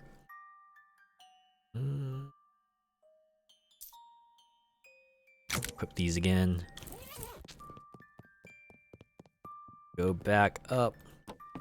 Shove that key into this door. Unlock it. Ah, here's the bathroom I kept falling through. This is so far away from where a couch should be. Sink is helpfully free of outer space nonsense. Probably could have washed my hands in there. Brand new bathtub. No Molros ever got the chance to use it. Not so fast. New bathtubs are like store-bought clothes. They should be washed before they're used. Well, wash it then. With what? An even larger bathtub that you have to get delivered that's new in itself unwashed? It's impossible. You need an ever larger series of bathtubs. Oh, really? It's called Bat's Paradox. Who? Roland Batts, the philosopher, he's only 13, but he already has some interesting ideas about bats and tubs. Use the bathtub. What the paradox? Use the bathtub. Well, Bat's paradox. Well, so much for that, I guess. Oh, hey, bedroom. There's a letter taped to the desk. Read it. From the desk of Little Honus. If you are the outer spaceman who blessed this family with your meteor present, please know that we did not abandon it lightly. We will forever be grateful for the gift of your abundance, good spaceman, but as our crops have grown, so too has our dog Clifford. He is too large even for the house, and so we decided as a family to find a new, bigger home. I hope you understand. I hope you could also send a letter for me that I did not have time to take to the post office. I have left it in my pillow. Thank you, spaceman. Best wishes, Little Honus. Alright then. Eldest child gets to bed with the pillow. Search the pillow. Got an item. Mole Ross letter. Luckily, there's only one pillow to search, or you'd be here all day. This book contains 1 copies of Marcus Aurelius. You're surprised the bookcase hasn't been pulled into the wormhole next to it. Where would it end up? Let's read it. Dear Mary, as I warned might happen at our last cornfield rendezvous, Clifford has finally become too big for the house. Rather than surrender him to the pound, we are going to live in the ocean. Therefore, we must pause our relationship. I know it is not the first time that you have heard this excuse from a suitor, and I hope this does not damage your capacity for trust. I have asked an outer spaceman to deliver you this letter. If he gives you any trouble, I have left my weapons in my Marcus Aurelius. Yours, Little Honus. Put it away. Check the books. As Little Honus implied in his letter, one of his copies of Marcus Aurelius is hollowed out and conceals the weapon. It's a huge brick. It appears that all the books are hollowed out and contain huge bricks. Clear out the bricks. Remove the bricks from the books. Nice. A pile of just smaller than book-sized bricks. Where would it end up? Let's push it. Right in. Oh, and we fall in with the bookcase. Boof, boof. Oh, hey, covers the other hole. Fantastic. How convenient that it fell right side up. Thank goodness, I guess. At rest, finally. Take the meteorite. You gingerly pick up the piece of space debris and keep it carefully in the darkest part of your inventory. Got an item, Walrus meteorite. This little chunk of space rock brims with paranormal potential. It opens a wormhole above an enemy and under an anvil somewhere, dealing twice your muscle and physical damage once per fight. Oh. Hey, tiny hallway. Oh. So now we get to see how the house is really connected. Huh. Books on soil science. Here, I'm just gonna take that. Enough spooky music for now.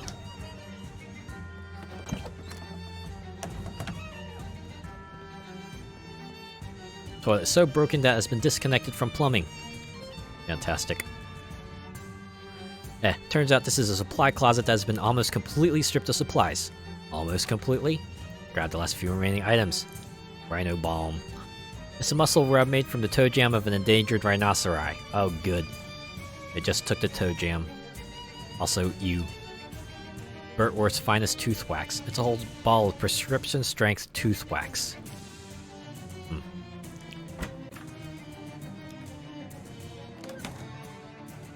Oh, the kitchen was up here.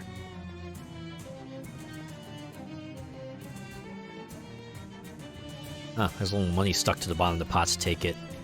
7 meat. Let's go.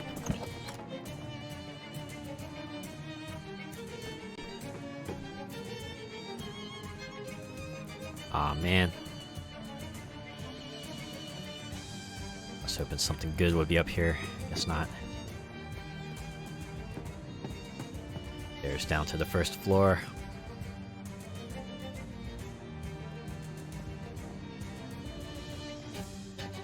Let's see, open it. Dang. Let's see what's in here. Oh, tiny hallway. Whoa. Oh, what a strange choice to put this bathroom on the ground floor. Should it be next to the primary bedroom? Strange indeed, I don't know, I like it. This must be the remaining interior damage from the meteor strike. Yikes.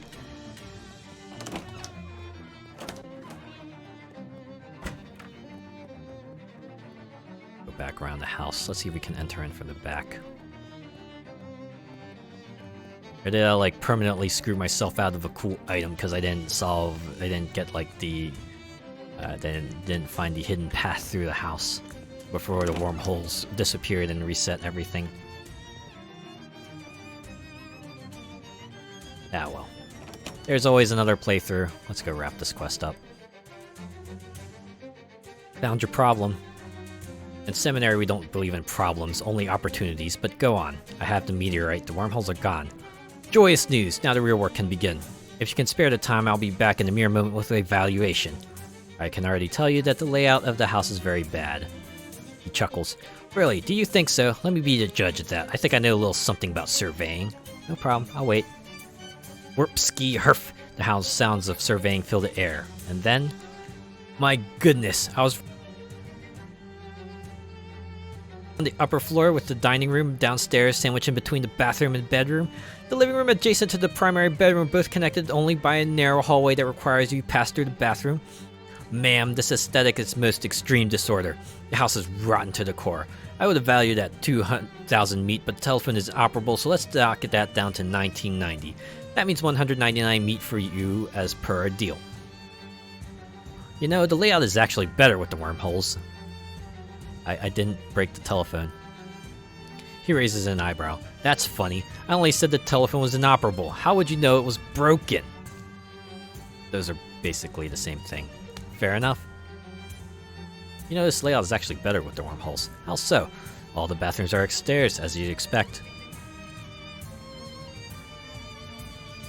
You're right, I remember that from my initial inspection. Look, with a sensible layout, the house could easily go for 5,000 meat. I think buyers will put up with nauseating holes in the fabric of reality, but not having to walk through a bathroom to their dining room.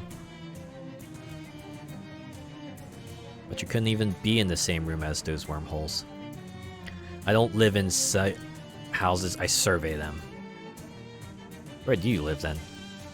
In the seminary, it's less of a house and more of a nest, all the better to afford us the bird's eye view. House could sell for 5,500 meat. Let's say 5,700.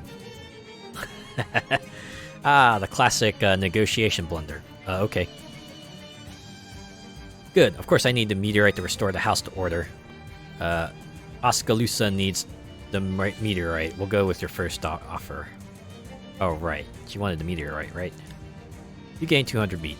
That might be the most money any of us see out of this house. I think the blank will flip it into a quarry, but it's been a pleasure to do business with you. I hope I'll survey you in the future. I'll survey you later.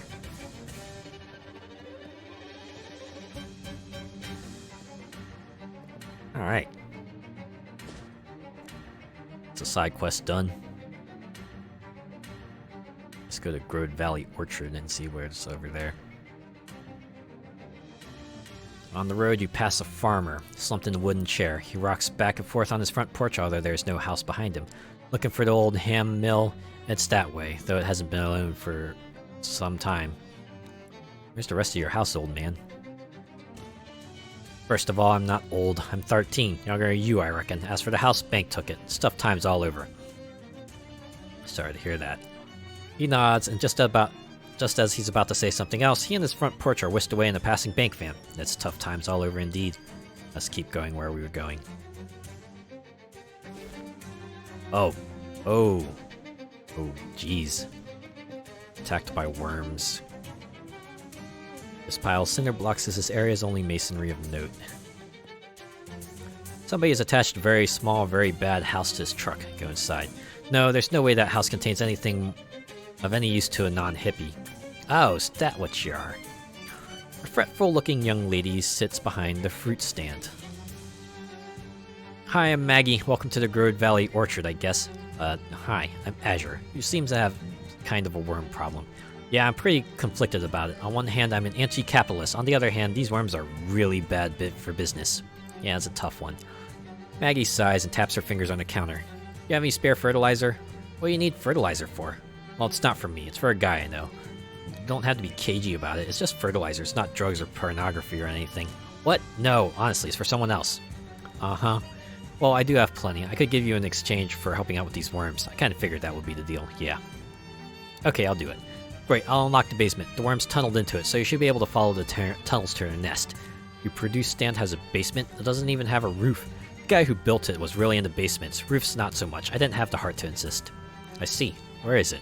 Find this pile of cinder blocks. Help me move them out of the way so you can see it. The two of you shift the pile of cinder blocks and Maggie unlocks the trap door. There you go. By the way, watch out for Maraschino down there. Who's Maraschino? Our cat. She's our last line of defense against the worms. Kind of also our first line. Not very effective. It's hard to explain communal labor practices to a cat. Get the wormin'. Let's see if we can talk about anything else. Can I buy some cherries? It's not cherry season. When's cherry season? Who's to say? What season it is now, even? I think it's canonically October. Definitely not cherry season then. Bye, Maggie. Alright, it's time to fight some worms. Yeah, wow, this looks awesome. Bunch of bags with fertilizer, more than anyone could ever use in a lifetime, assuming they only needed a bag every 4 or 5 years. Grab a bag for Grover. You heave a massive bag onto your shoulder and effortlessly stuff it into your pocket. Technically, you aren't entitled to this until after you finish dealing with the worms, but I guess I can't stop you any more than Maggie can. 240 pounds of fertilizer. Now, you might be asking yourself, why would anybody need 240 pounds of fertilizer? But don't worry your pretty little head, baby. Is that a reference? That's got to be a reference to something. Whatever this machine does, it isn't doing it right now. Take a look. Appears to be missing a part. Worm gear by the look of things, and I don't have a worm gear. Someone left an old toolbox down here, unless they left it a long time ago when it was new. Root through it. Spray on asbestos and all. This worm tunnel looks big enough for you to crawl through, or Natalie's nasty smelling growed worm offal. Yeah! Convince some growed worms to go somewhere else. Infect growed worms stink. Smell like the horrible things that you've been touching. You should try touching some less horrible things.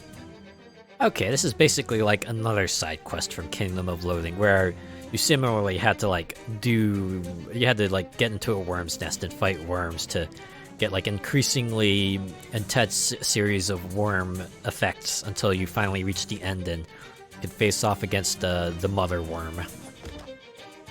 Plop. Oh, I think those are ice worms. A lithe enough spelunker could squeeze through this opening. That's me, 7 Moxie. We're going through. Ah, we're crawling. Da da da da da da da da da da. Or maybe da da da da da da da da, etc. etc. Sloppy pile of worm egg casings. Mess with them. You fiddle with the egg bits until your hands are coated in smelly worm fluids. Ah, we'll convince some growed worms to go somewhere else. Bunch of growed worms are in your way. Deploy secretions. Whee! And they're out.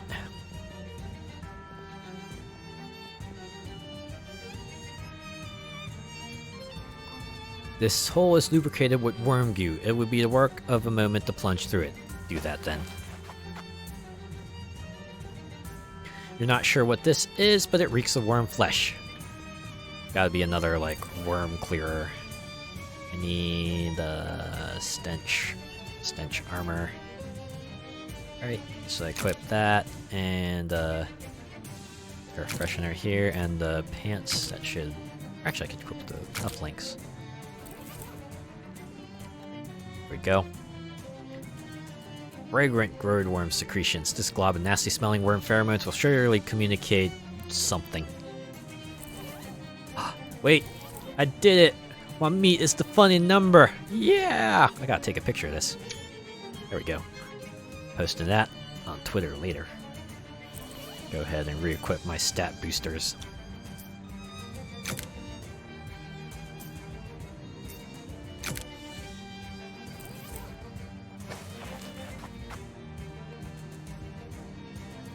Do the goo. Hooray! Goo for everyone!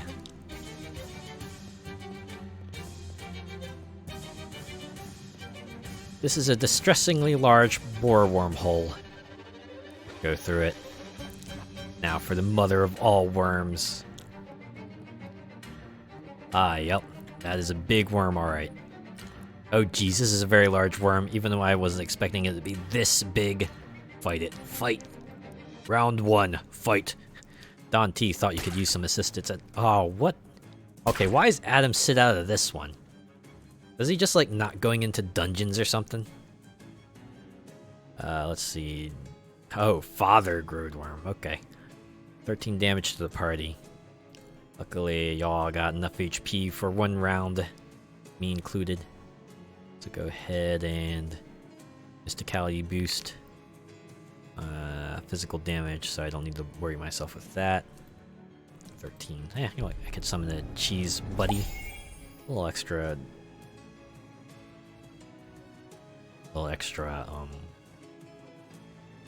DPS would help. Go ahead and stare. Mind melt. 12 hot damage. And do it again. Alright. I think we'll be able to take you out. Yeah, we'll definitely take you out. Boom, shotgun. And finally, 1 punch to end it all. Yeah, you did it, little buddy. Way to go. You won. The giant worm shrieks and retreats into its burrow. You hear rumbling sounds throughout the cavern as the rest of the worms follow its lead. It leaves behind loose skin for you to quickly make a pair of boots out of. You got an item, worm skin boots. Did you know that each of the pair of these, one is female and the other is male? Makes you move like a worm. Excellent. Unequip that. Alright, I guess the... oh, hey, hobo code. Ah, I need 18. I think I only have...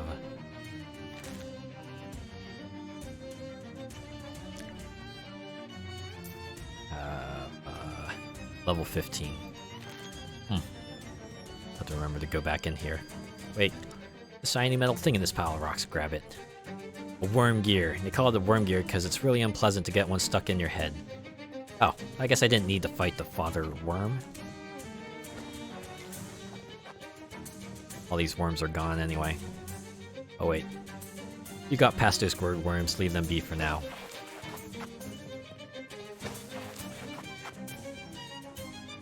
Yeah, I guess that must be the worm farming spot. Go ahead and work my way back.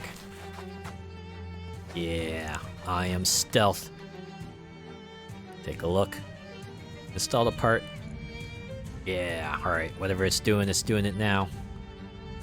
Busily producing low-frequency thumps. Oh, it probably keeps them away.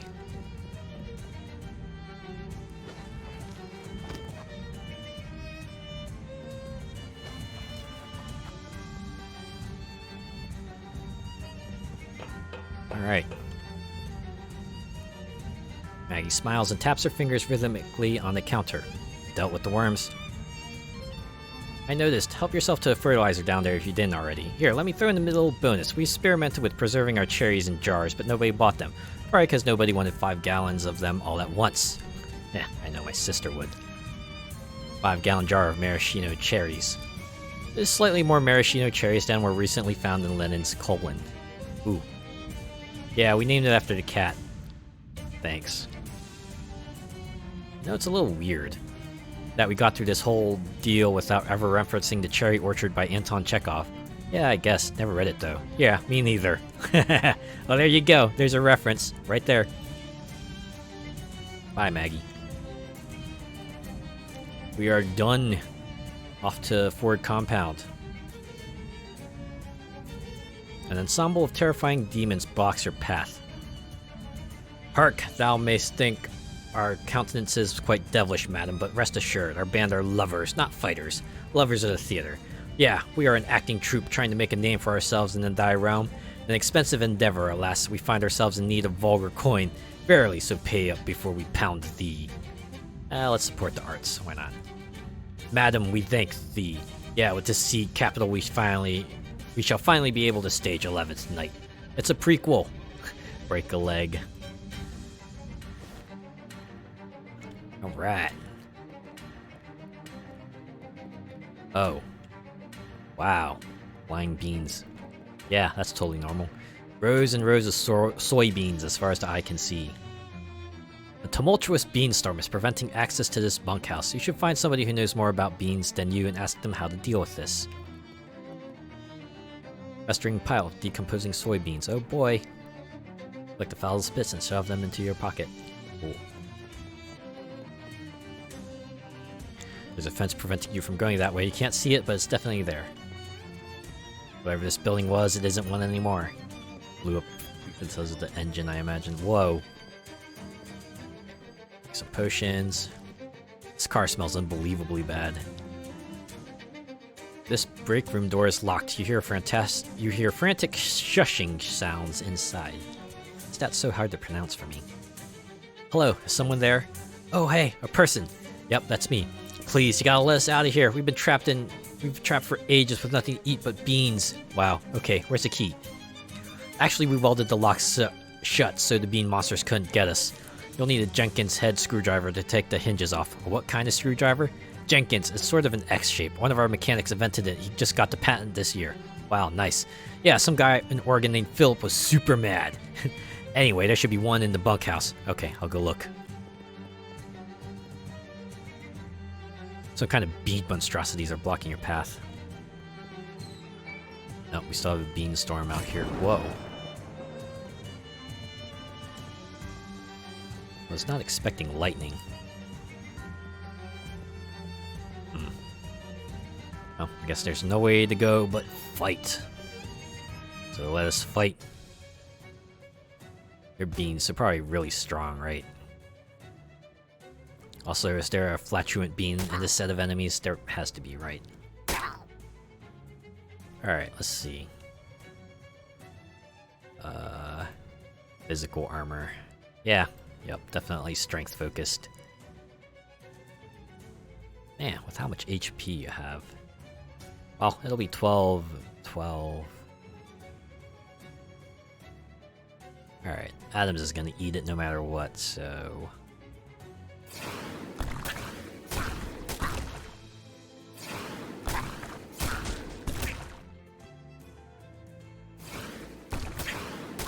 Although I guess I could throw a poison flask, that should take care of whichever one I don't hit. Let's take out the AoE bean, not that it matters. Zap. And Adams can throw the poison, and the poison will take effect, and then the bean will die due to poison. But boom. You won. Now that bean's a has-been. Was-been? Was-bean? Ooh, force bean, loose fist bean, and rotting soybean. Excellent. This plaque is for the factory's 1909 employee of the year. That's me. No, it wasn't. Isn't. You were 6 years old.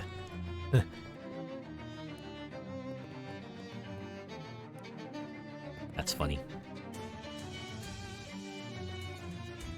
More bean monsters. Whatever the Ford company was trying to do, it doesn't seem to have gone normally. Fight them. Ouch. See, we have spectral beans in this mix too. Do you smell that? Can you smell what Azure Gale's cooking? Weak against hot. Weak against sleaze. Yeah, let's do it. Spectral soybeans. Weak against sleaze, and I still only do 3 to you. Fantastic. I love it.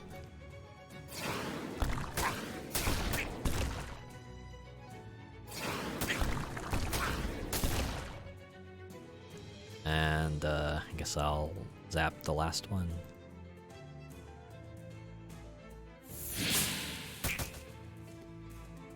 Alright. Oh. Yeah, okay, drain my stats, I don't care. Probably should poison you so I can make you miss your turn. Boom! And now you finish him off. Or get close to it, anyway. We'll definitely have their number. Okay, the stench damage over time took him out first. You won. That fight was the beans neens. Am I getting a cold? Or bean items. This must have been a floor manager's desk. Among the old paperwork and paper clips and paper third things, you find a small brass key. Filing cabinet, which is locked. You unlock the filing cabinet with the little key you found in the desk. This must be the easiest puzzle in any adventure game ever. You flip through the folders. It looks like they're employee records, but each one has been sealed in its own envelope. They must take employee privacy real seriously around here. Nothing weird or interesting catches your eye. Oh well, never mind. That's funny. Oh boy, look out, a whole stew of bean monsters, or slew, not stew. This seems to be the final group. Fight them! Oh, and there's 5 of them.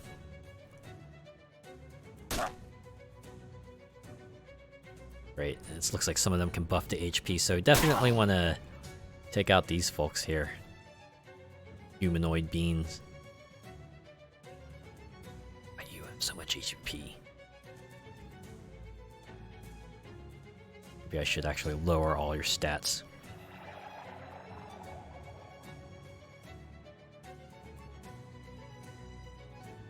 I actually want to prioritize kicking your butt like super hard.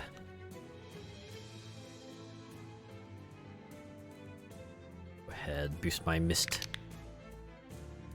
And start bombarding you with, let's see what does deal the most damage. This.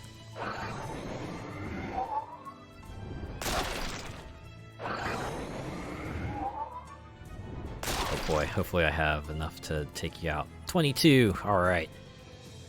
Can definitely finish you off before you reduce my stats. Not today, bub.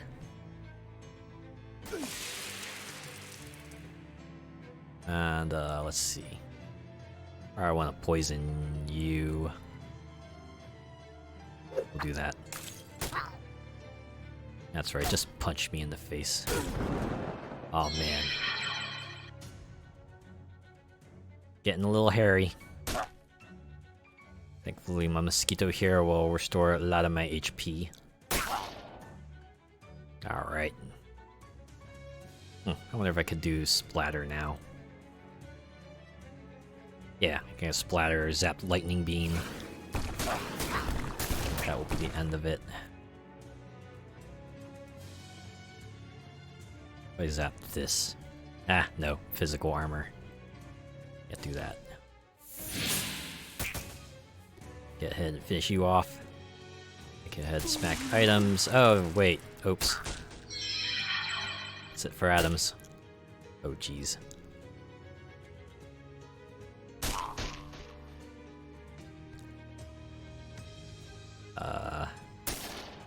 Alright.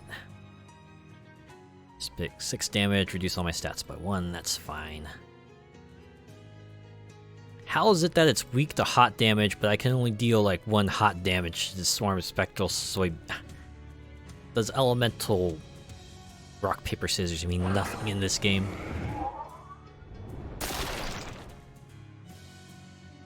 And,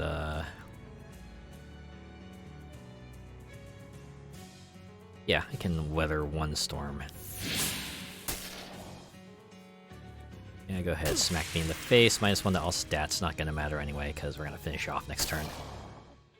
Or more Fustelent, Fulisade, or Queso Fustelento. And it is done. You won. Beans, beans, the magical brute. The more you beat, the more you loot. Hey, that's a good spin on the old rhyme.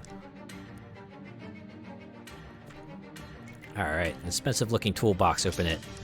Yeah, crescent wand, cell adhesive rivets, and 11 in 1 oil. Some kind of complicated gizmo that might be an engine? Take it. Since this is the only engine-like thing you've seen around here, it's a reasonable gamble. This is what Farino's looking for. Got an item, souped up engine. This is either a pile of petrified beans or a statue of a pile of beans.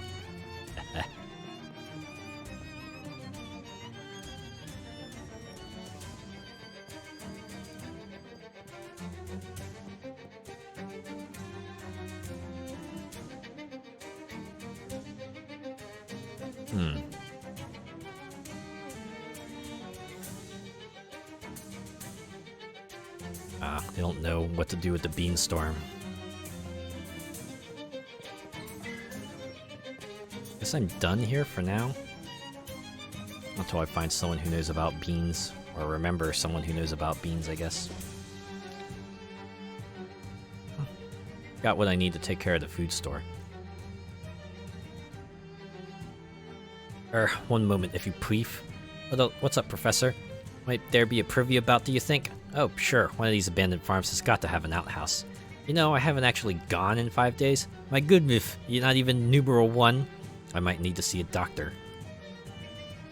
Doesn't take long to find an outhouse. You wait outside while Professor Adams does his business, wondering what's up with your guts. Eventually, Adams comes out, chuckling to himself. I must remember that one. Your modern poetry is very, very clever. Professor Adams' moxie increases by 1.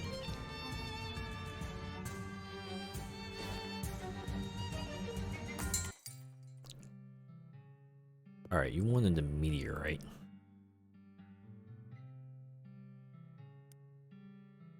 Oskaloosa whistles. Humbling, ain't it, to hold on to the soil of heaven in your hand? Now you heard me say I wasn't a space hog, and I stick by that. A little piece is all I need. Oskaloosa tears off a chunk of the meteorite with her teeth and hands it back to you. Can you teach me how to do that? Oskaloosa spits out a tooth. Never mind. Got an item. Oskaloosa's puzzle box. Huh.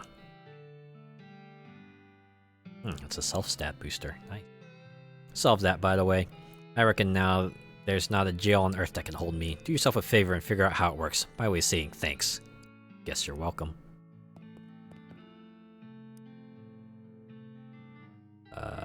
Is the back door locked? It's not. Yes, it is. Quantum mechanics. The door is only locked when it is observed.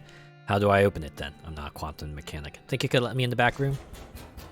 For you, I reckon I could. Oskaloosa raps a jaunty little tune on the door and you hear a bar slide back. See you around, Oskaloosa. Let's go to him. Yep, got it right here. Fantastic, thanks a million, kid. I can't wait to get this baby installed. Nice. Let's see. Yep. Oh, perfect, this will be plenty. Thanks for your help. Sure, no problem. I probably ought to get back to my garden, but maybe just one more game first. I still got plenty of time. Good luck. Just one more game, Mom! I swear, just one more quest. Just let me finish this chapter and then I'll be done. I swear. You enter the darkened back room. A man is standing behind a desk, poring over a messy array of books and maps. He looks and glares at you as you enter. Who the devil are you? Hi, I'm Azure Gale. Okay, but the implied second half of this question was, what the hell are you doing in my office? I don't actually know. But the people outside let me in. Well, if they vetted you, you must be okay. Name's Jasper. You signing on to help with our mission? What mission is that? We're blowing up Hellstrom's oil refinery, that's what. Oh, wow. Hey. Bench covered with dangerous-looking hardware. Seems that Jasper isn't screwing around. Yep, combat items. AARP. This poster looks out of place. Ask about it. Hey, Jasper, what does AARP stand for? Association of Anarchists, Rebels, and Pirates. Neat. It's a map of Gray County with a bunch of different locations marked in various ways. Huh. Yeah. Ominous. Jasper has quite a collection of subversive literature here. Peruse it. You look through the titles until you find the appropriate sort of anarchy for your abilities. You figured he wants you to steal it. You got an item, Anarchy Through Spirituality. This book was written by an eco-terrorist as she drifted into a middle-aged flower child phase. It grants a combat skill, Gather Cheese Chi. Her next mysticality attack does 2 times the damage. I wonder if that's a one-time use skill. You read the book, ignoring the dated cultural references, and learn some newfangled hippie meditation techniques. Got a skill, Gather Cheese Chi. Sometimes you just have to burn the camembert at both ends. There's an appendix in the back that contains additional mantras if you got the patience to memorize them. If you do, Gather Cheese Chi will also increase your mysticality by 3. Ah, I was hoping for a ×3 multiplier. I guess that's not the case. You add hundreds of mantras to what you ironically refer to as your arsenal's piece. Unfortunately, the last mantra you memorized apparently took up the mind space you were using to keep track of the book, and you misplace it. Om Mani Padme Hum. On a stat lower or a stat booster? Let's stick with stat lower for now.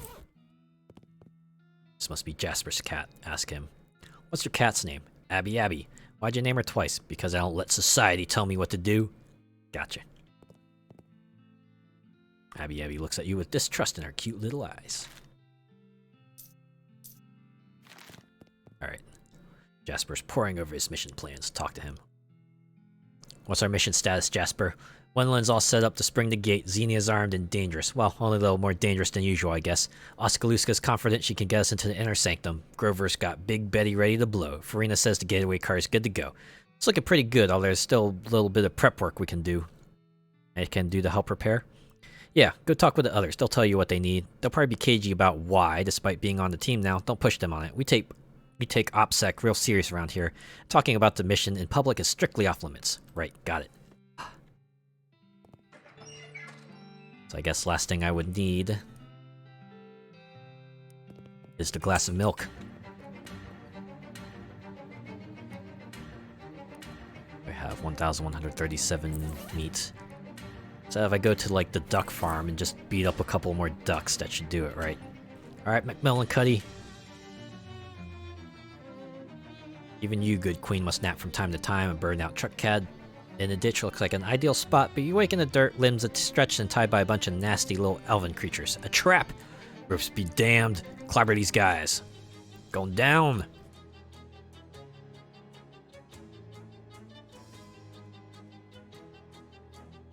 Oh man.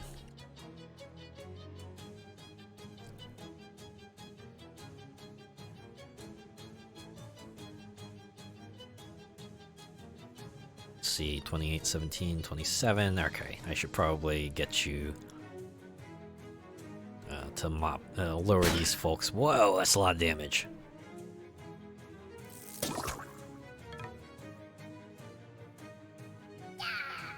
Alright, one down. My turn. It's gonna go ahead and lower all of your stats here. Summon Cheese Elemental. Let's see.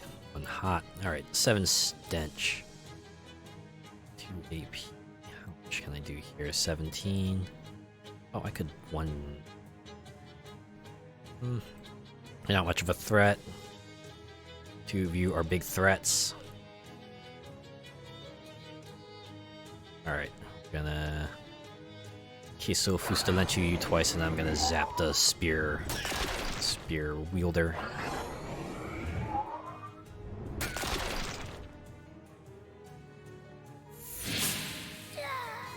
Get wrecked. We'll just throw a flask up at you. Punch a foe for 10. Alright, you can punch you. Talk to the fist. Oh no, 1 poison. Oh boy. Oh, this is really gonna hurt. Alright, the poison should do our archer in here. Ba-boom. Elves are done.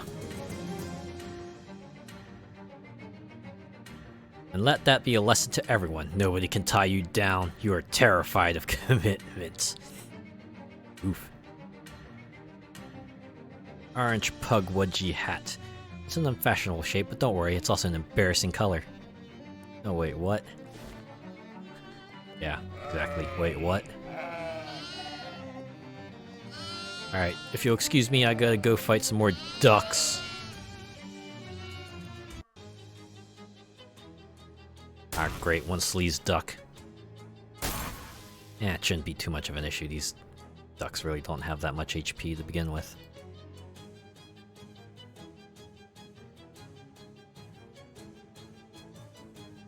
Let's see. Yeah, we'll go ahead and Queso Fustulento you twice.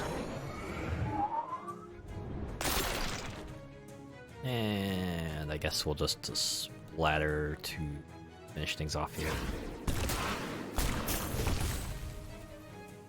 And finally...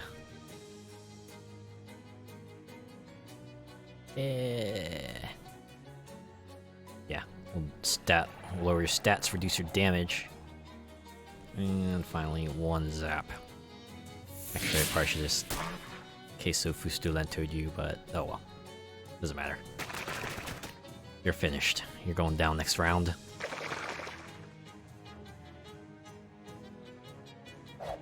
Poison toss. Mosquito will finish you off. Alright. Extra fatty pate.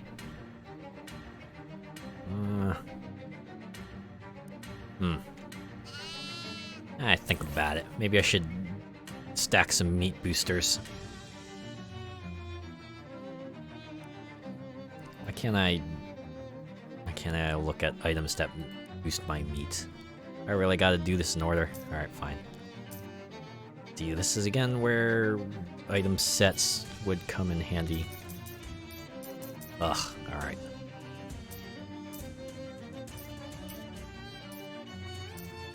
Just want to use boost meat.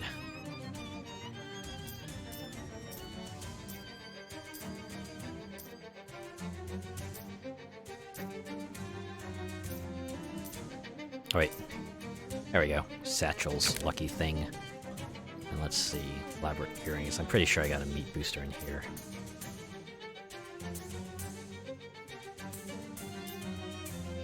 Ah, there we go. Porcoise earrings. Finally. Put Chibata's pants. I don't think I have any meat boosters in the pants category, do I? Oh, wait. I do.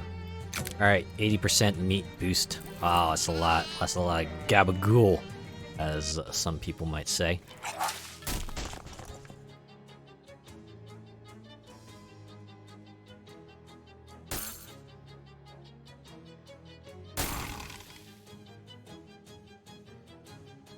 Let's see. Yeah. A little less damage from the weapon, that's fine. Oh, you gonna attack? Attack Mosquito, attack the entire party, hit Adams. Okay. None of you are hitting me, that's what matters. First to summon a cheese buddy. Give him another target to fret over. And Celise Splatter. Alright, maybe I should just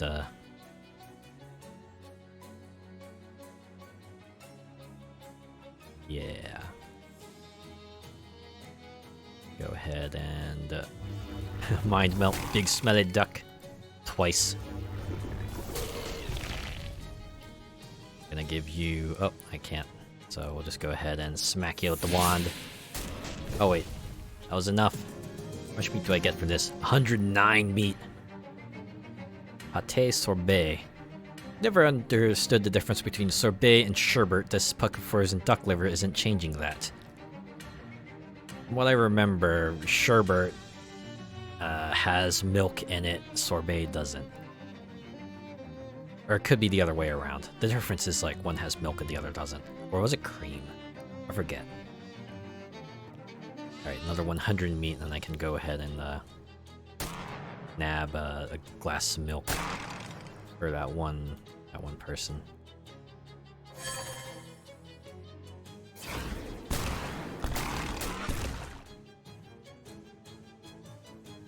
Should probably stare at him. Stare. Ah, you kidding me? Alright, one more splatter.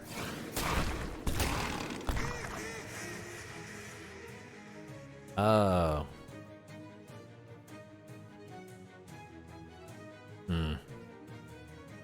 Mosquito's gonna be one step from death. Actually, Mosquito's gonna get one shot this round. Probably take out the big smelly duck. Combination of smackitude and nope, I'm not.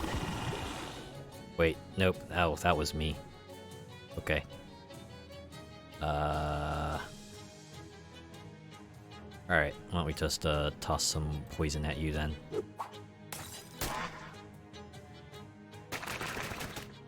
Oh yeah, this battle is done, it looks like.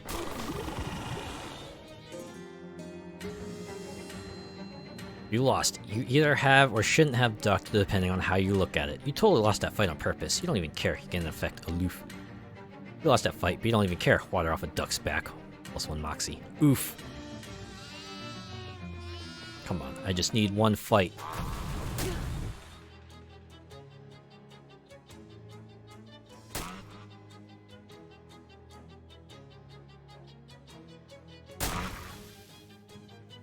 Can you smell what I'm cooking? Oh, wait.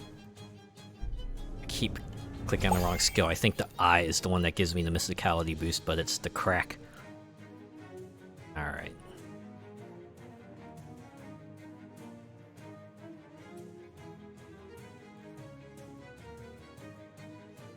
Should probably whittle you down, because you are a healer. As per rules of healer, I need to hit this mofo right here.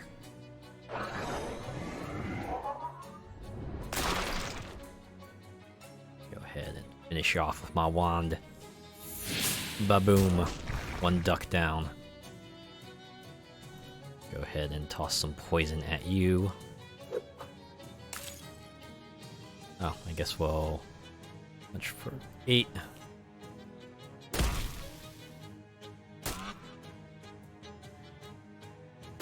Yeah, that's right. Take a bite out of the mosquito. That'll be the last thing you ever do.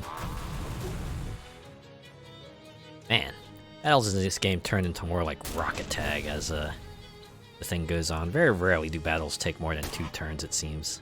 Like even the big deal battles don't last that long.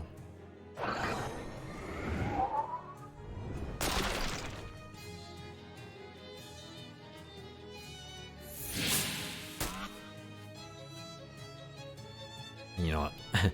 Toss some more poison in there, even though that's like totally overkill. Punch for 1. Cherry tap you to finish. 96 meat. Alright, 1504. That's everything I needed. Go ahead and where did I need to go again? I think it was the Rexelstead. Gang of elven creatures rush you on the dirt road and show you a very provocative flip book that has, you guessed, Dave, pictures. Some nasty pictures in there. Make it even more provocative. With a waggle of the eyebrow, you pull out a pen and add a couple nauseating details to the narrative presented in the flip book. The elves pour over the pages together and all at once burst into tears. You gain 15 experience. Good job? Ah, yes, this is the place.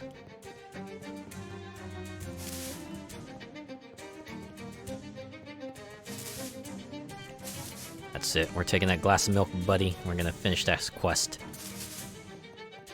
Come heck or high water.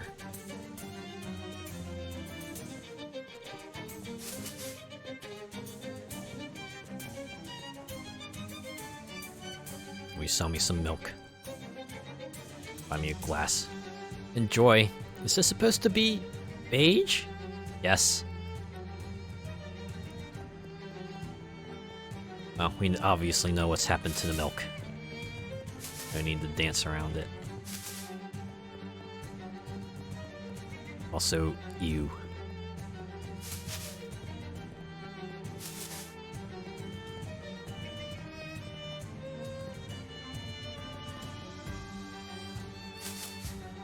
Alright, how's about I just equip my regular stuff? Although I might change to cap. Okay, this one provides me with AP, so I actually want that.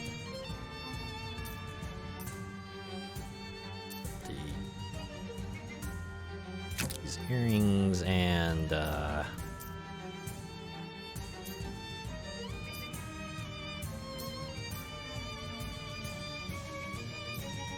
these pants here. All right. Go ahead and go back to the feed store. Pass by a small farm where a little girl sits crying next to a wooden dollhouse. Ah, what's wrong, little girl? The Puckwudgie stole my dollhouse furniture. The what now? They're mean little elves, like from the fairy tales. Oh god, not more fairies. Look, they even painted a rude middle finger in the living room wall. You lean down and take a look. Oof. I don't think that's a middle finger, kiddo. Where do these things come from? There's a vacant lot with a lot of brushes and stuff that Granny said to stay away from. I think they hide there. Are you gonna go stomp on them? Stomp on some for me too, please. Now we're going back to the feed store.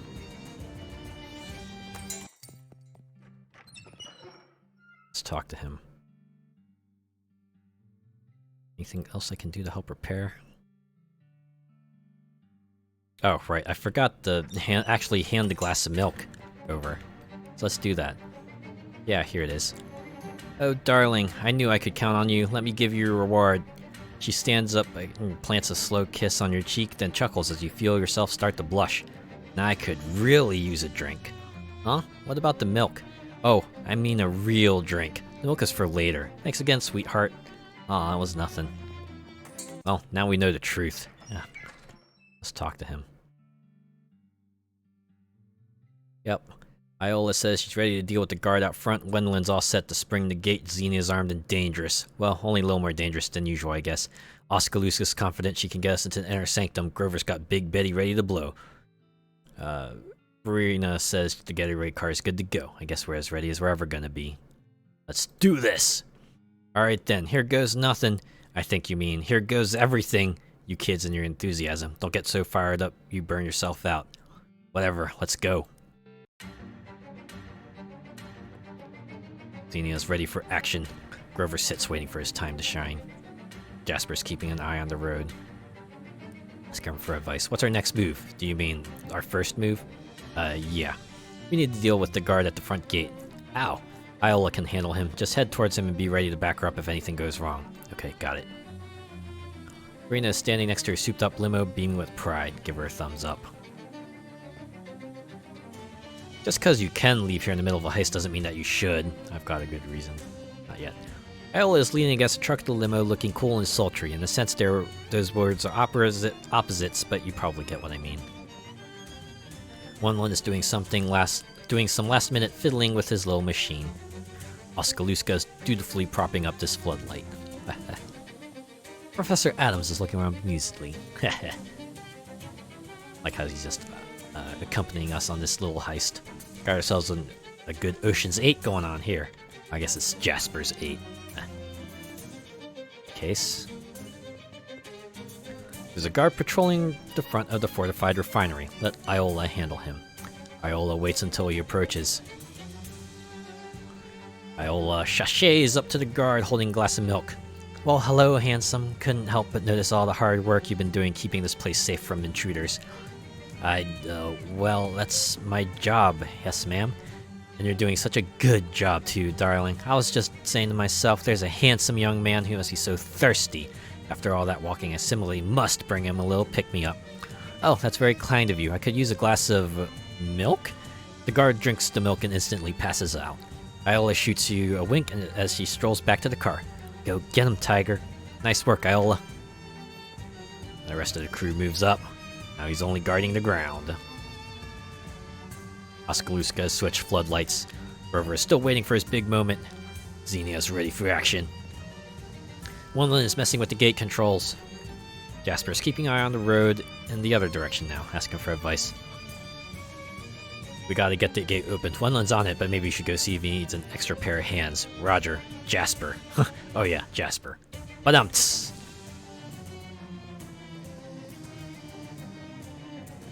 See what Iola's. Oh. Sitting in a car, presumably. Alright, help him out. Wendland has removed a panel from the front of the control box, revealing a mass of gears and cogs packed with grease.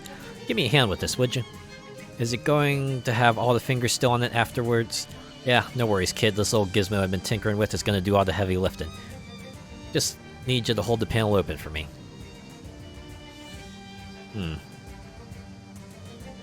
Should I just reach in and activate it? That is a stat check, which requires Sleaze armor and the Moxie. I definitely have the Moxie. I could probably build up the Sleaze armor. I have Sleaze armor, right? Yeah. Oh wait, no. I forgot, that was not a hat. That looked like a hat, but it's not a hat. Okay, but the gloves and the greasy paper hat should give me enough sleaze armor, right? No, that's 5. Oh, the skull cameo should put me up there. Okay. No? What do I have? 6. Oh, well, I do have. Do I have a skill book for sleaze? I think I do. It's the Surely Shocking Jokes. Yeah, there we go. And she said, "Thank you, but wherever did you find a can opener this time of night?" Oh, that's terrible. You're embarrassed to admit you laughed. Skill upgraded. Alright, now we have enough sleaze armor. Now we'll reach in and activate it. You roll up your sleeve and stick your arm into the nest of sharp steel gears nearly up to the elbow. When your fingers find the lug Gwendolyn pointed out, you take 2 deep breaths, snap the thing to the left, and yank your arm out of there before the gears start spinning like blenders at a half-price margarita night. It's all on the wrist. Yep, so now he returns to the vehicle. Yep. His job is done. Oil Baron's refinery. I'll just put my stuff back on here. Whip. Yeah, whip. Yep.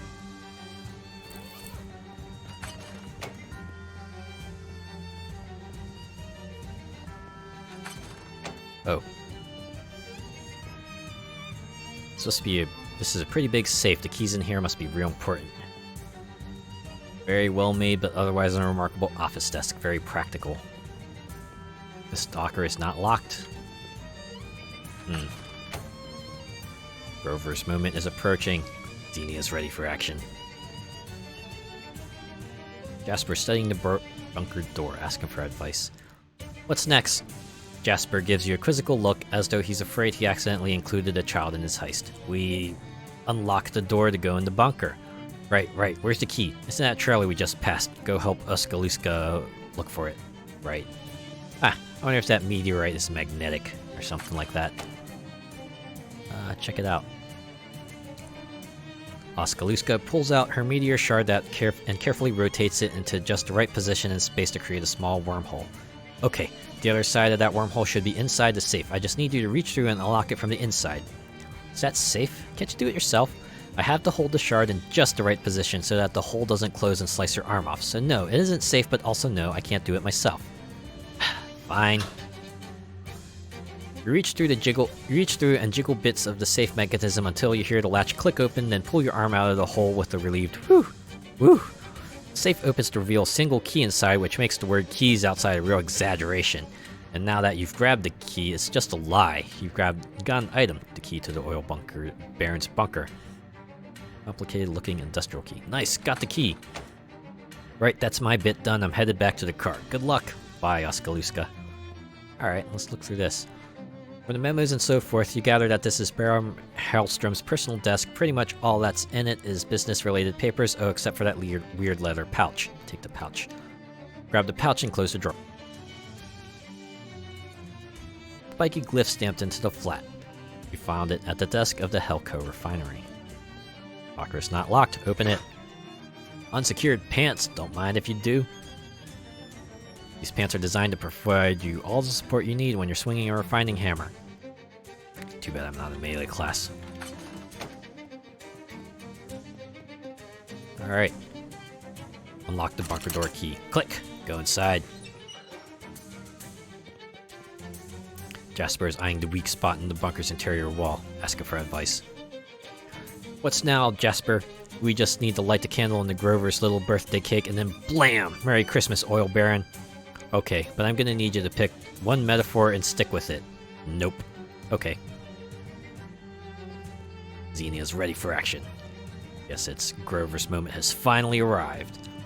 Holy jeez, is that a bomb? Yep, ain't she a beaut? She's big as heck. Oh, don't worry, it's a shaped charge. Pretty much all the blast force is gonna go straight into that wall. Pretty much? Were you planning on standing right next to it? Can't recommend that in any case. Go ahead, light the fuse whenever you're ready. Do it! Ba-boom! Guess Grover.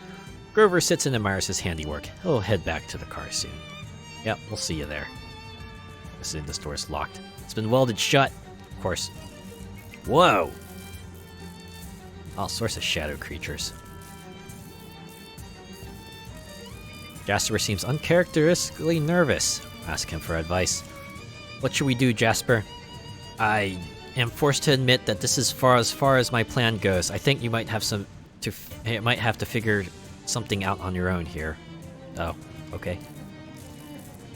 Xenia's ready for action. Whoa. Is that guy from your dream? He doesn't look like he wants to be interrupted. Interrupted, nevertheless.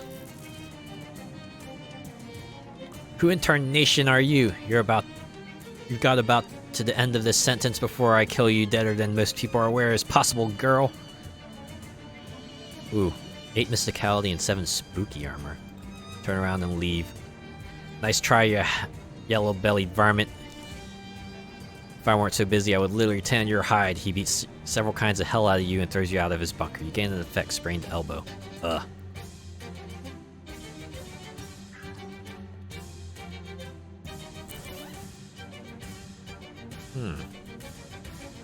So was it 8 mysticality and 7 spooky armor?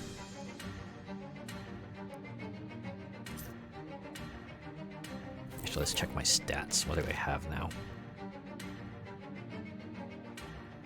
Ah, no spooky armor. Alright, that means I'm gonna have the...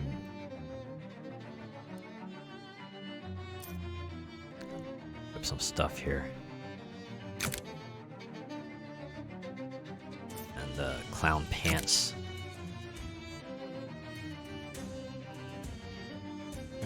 No. I need to bring my pants back so I can get up the... Oh, that also reduces my mysticality. Boy, this curse is really doing wonders for me.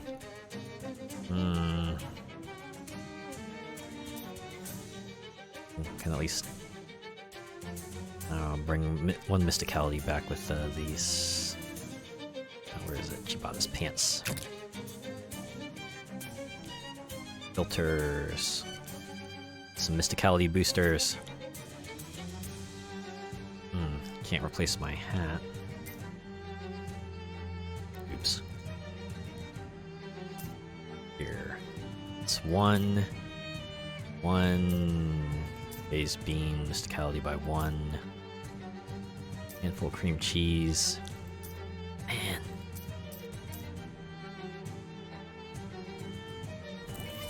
Hey, can I check the map?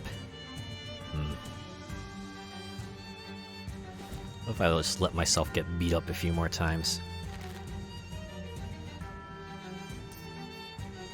Really hurts a lot. It would be nice to know what ow my elbow does. Maybe I should just like consume a spooky armor booster.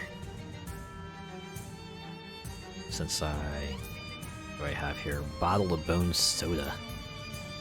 Give me 5 spooky armor so I can... Yeah, replace my mouth freeze effect. Sure, let's do that. Drink the soda. As far as you know, it tastes like bones. You get an effect bone chilled. If drinking actual bones didn't scare you, what chance does anything else have? Good point. Let's go ahead and swap out the locket for amethyst earrings. Or no, elaborate earrings.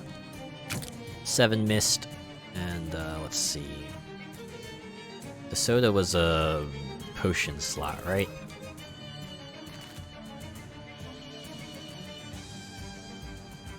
Yeah. So I need a food mysticality booster because I already got a boost from booze. Ah, a fairy cake. Yeah, we'll go ahead and eat that.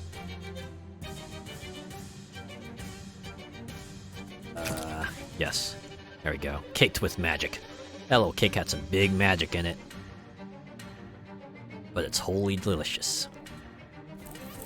Alright. I think we can do this. I think we can do this. There we go. ERC Inspector, sir.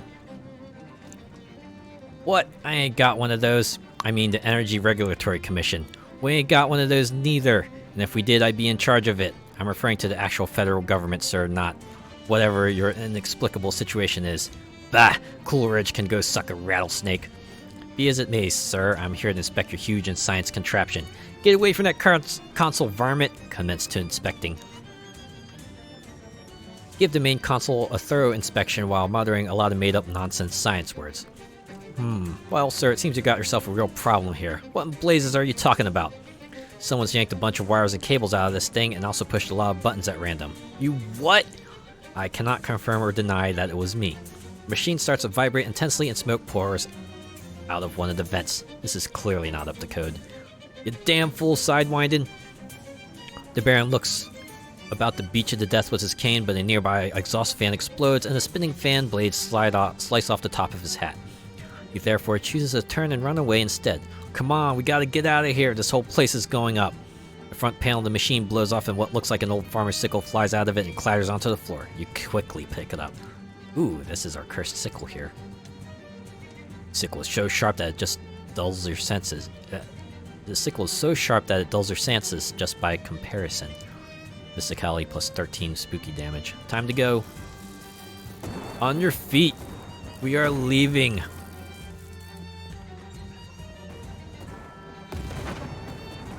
Adams, you gotta leave too. Head back outside. Yeah.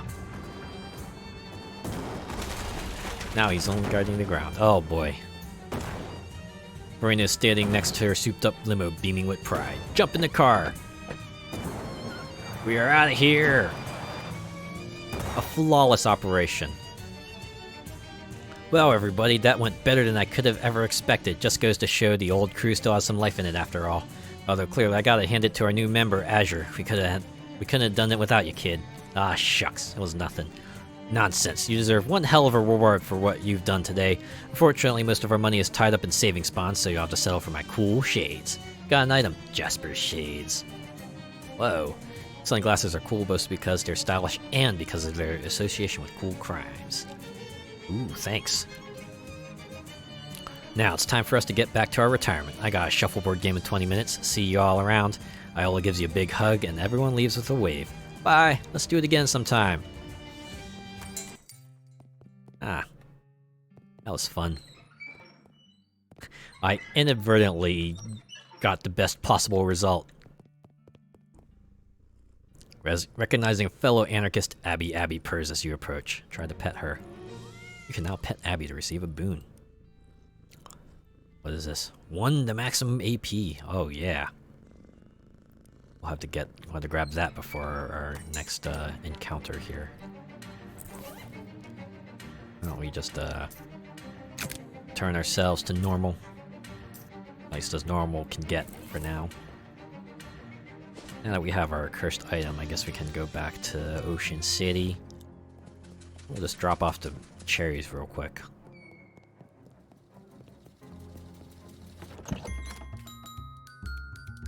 Found some cherries. Nice. This will be the cherry on top. For a drink.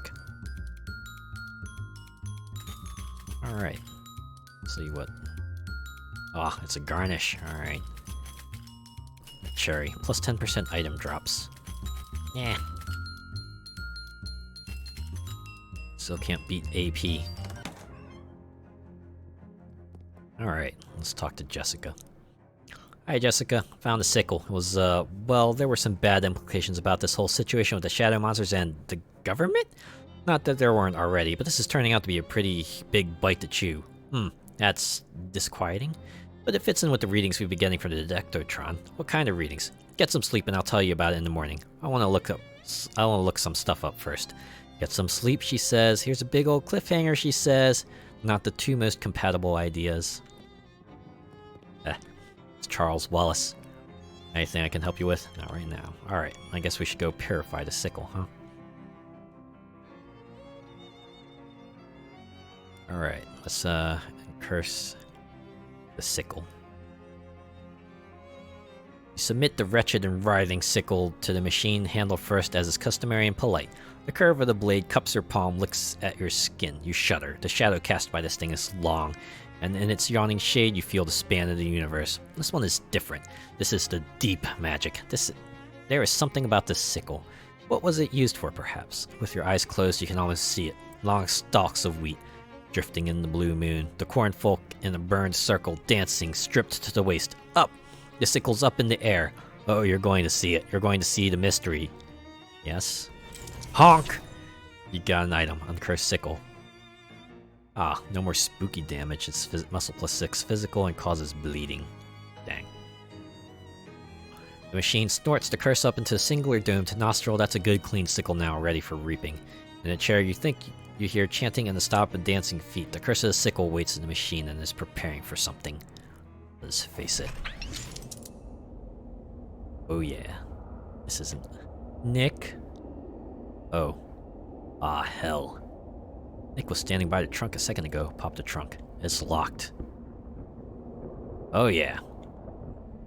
Last and only house on the road. Knock. Nick was supposed to stay with the car. Open the door. The road map's where you left it, but Nick sure isn't. Take the keys, you nab them. Not like Nick to leave these lying in the ignition. Take the map. You got for whatever good it's gonna do you. The field's so far away from anything. Start the car. This thing ain't going anywhere on 4 flats. Engine's fried too. Damn it. Close the door. Nothing that way. Not for miles. Fantastic. Oh, unlock the trunk.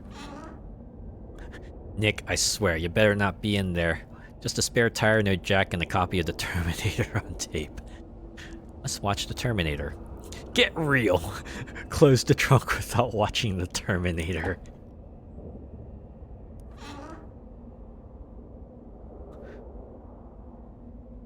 Alright, let's knock. Hey, anyone home? I need help. Ah, yeah. Let's go. Oh, this is gonna be good.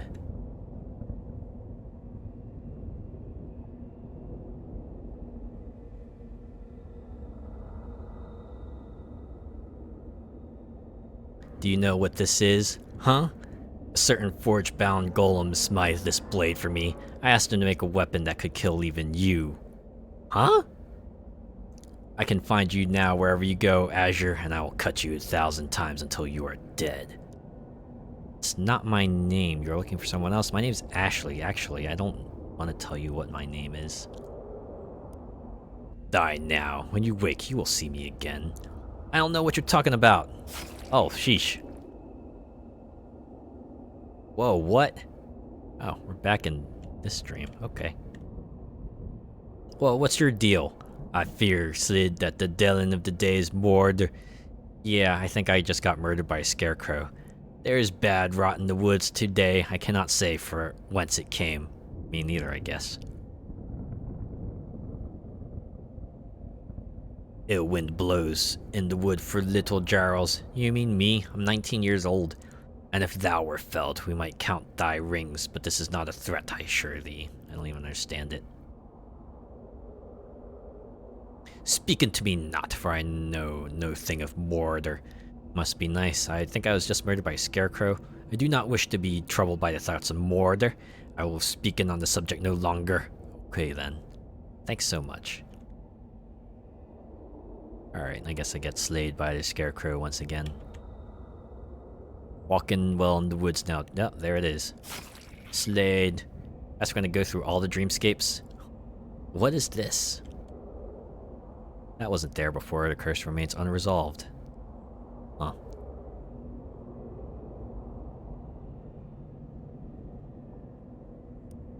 It's locked.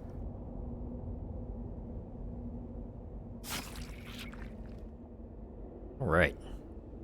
This is bizarre. Space taunt scarecrow. Let's go, time is meat, dork.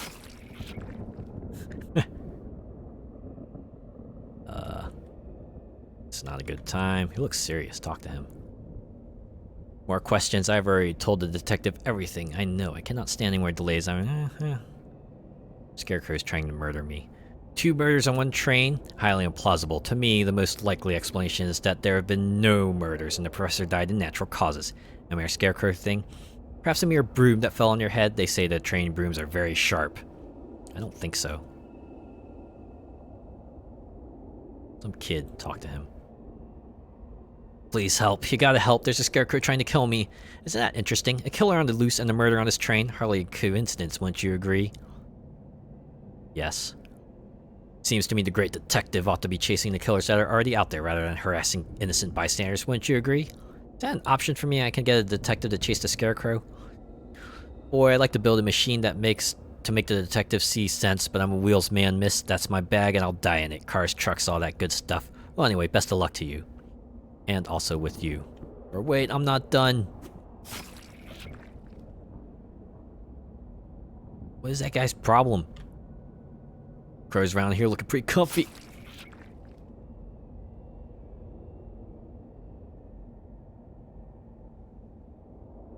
Please, miss, return to your seat. There's no reason to be concerned here. All will be well as soon as our detective realizes the power he has. His great powers of deduction and observation. And uses them. What will that be? Soon. Soon? Can you help me with a Scarecrow problem? The detective can only attend 1 crime a day. Some kid. Worrying to himself about the wheel thing. At the 11th hour, a new suspect enters the picture. Where were you, madam, at the time of the professor's murder? I got no idea. Probably being chased by a Scarecrow with a sickle. As an alibi, most preposterous. I must insist you must remain in this train car until the case is solved. I go where I want. Because a Scarecrow is going to force me there anyway.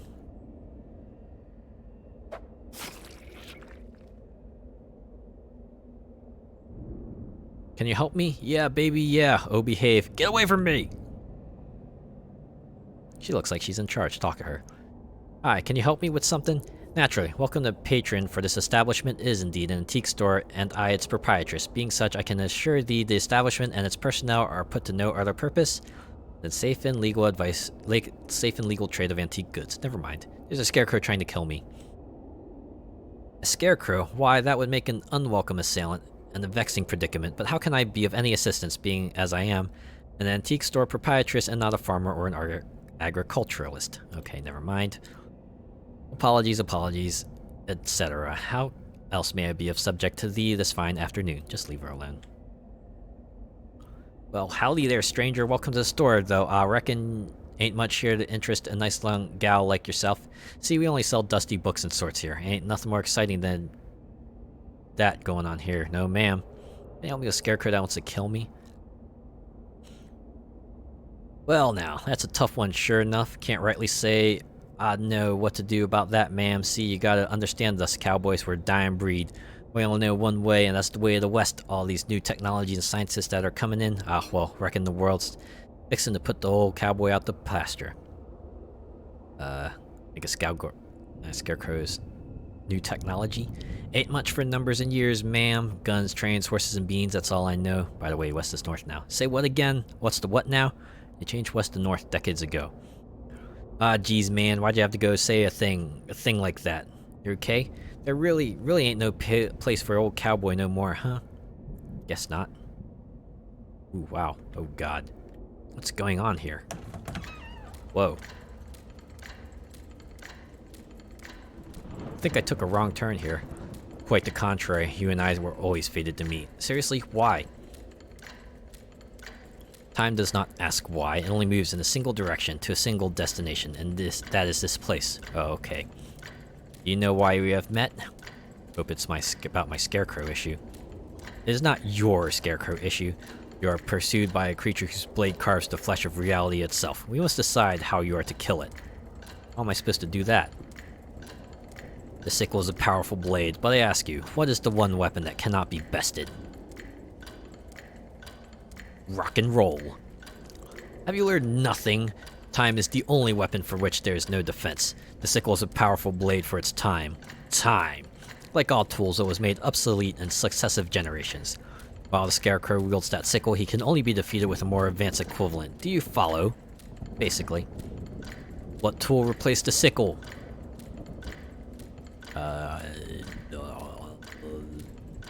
flamethrower. No! Lawnmower! The lawnmower! You must build a lawnmower! How do I do that? How do I... Wow. Alright, so I gotta build a lawnmower. Got it. Guess I just need to scour each dream for supplies? You don't know what a lawnmower is, do you? Fair lady, forgive me, but I cannot answer the question. The first rule of warfare is that must never admit to anything. Okay, whatever. Yep, alright. Any idea where I can get a lawnmower? A lawnmower. No, I regret I am unfamiliar with this man. How about a thing that cuts grass? Anything that cuts grass. No, I regret I am unfamiliar with this man. You're useless. Bye. Oh god, I don't know. You know how to kill a scarecrow? Okay, well, bye.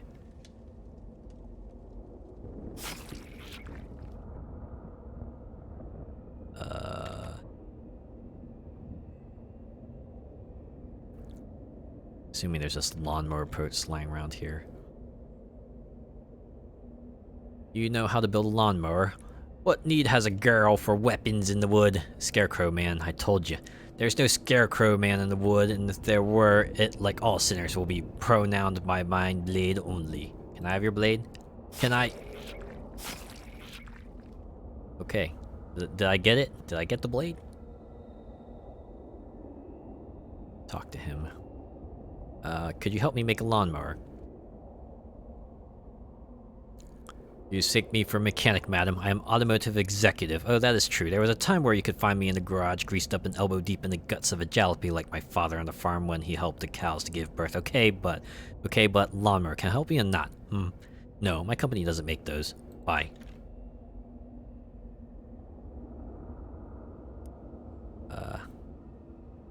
Can you make a lawnmower? No. No? Okay, I can't make anything with wheels. So, yes? Oh, sure. Will you make a lawnmower? I love to, miss. Wheel and axle machines are my bag, but I've got a problem. See that defective fingering his mustache at the end of the car? Yes. Washed up gumshoes got in his head that I believe that I did something I didn't even do. A murder. Can you believe it? Murder's not my bag, miss. My bag is wheel and axle machines, I've already told you. It's pretty unlikely that someone would have both wheel and axle machines and murder in one bag, wouldn't you agree? Get to the point.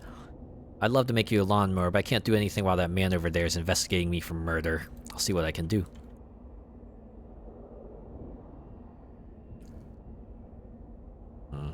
You're right. Aw, man.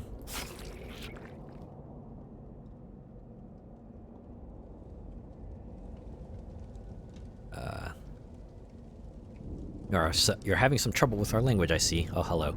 Aggie and Grimhild have but one tongue between them, two if you count their fists. But I like to make sure I am understood by all I meet, with words, not axes. A scarecrow trying to kill me.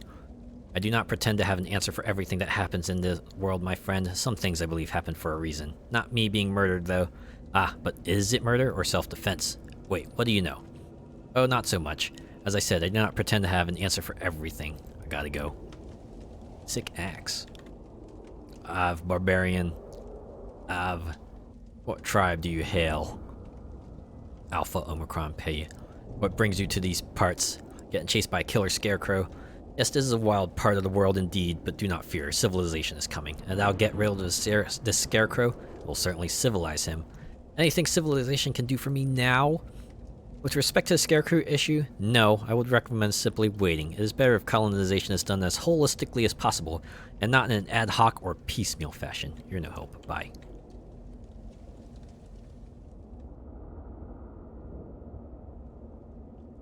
Oh, scarecrow's back.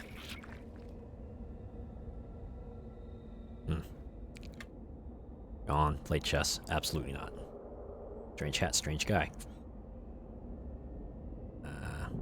Pointless. Goodbye. Hey, cat.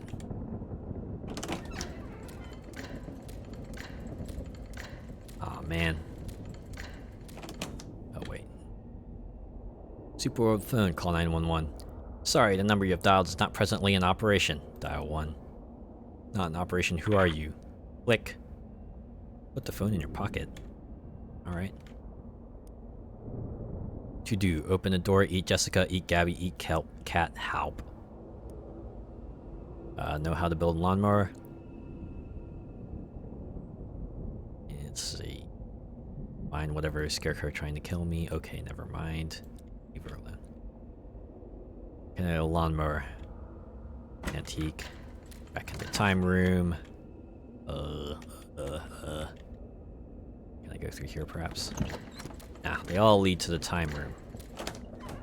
Dang it. Alright, taunt scarecrow. Got it. I think we're done in this zone. Back here. Okay, what do I need to get from here? Sick axe. Travel lightly. What am I supposed to be able to do? Or did I completely botch my... Ah, nope. Out of time. Dang it. Hey, here we go again. Don't look at me, ma'am. I'm a numbers man. Team accountant. I don't know from baseball hardly at all. Can you help me with scarecrows trying to kill me? Don't sound much like numbers. No, more of a scarecrow that's trying to kill me. Way over my head. Sorry, miss. Right. Well, bye. Look, I'm a conservative gentleman. I like my ham plain and class divides entrenched in law. But when it comes to winning baseball games, I'll try anything. Even putting in someone who's wandered to the dugout during play. What do you say, rookie? I'm a coach. And step on up and take a bat. And because it's our first game, that's yours to keep. An item, baseball bat. Ah, wonder if this could do some damage to that scarecrow. Whatever you do with the bat on your own time is your business. Right now, I need you to get out there and win this damn game. Yes, coach.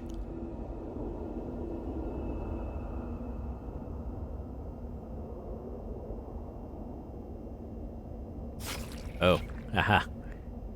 From the sky. Okay, I guess there's something I need in here. Hey, cat. Okay. This machine will get us out of here.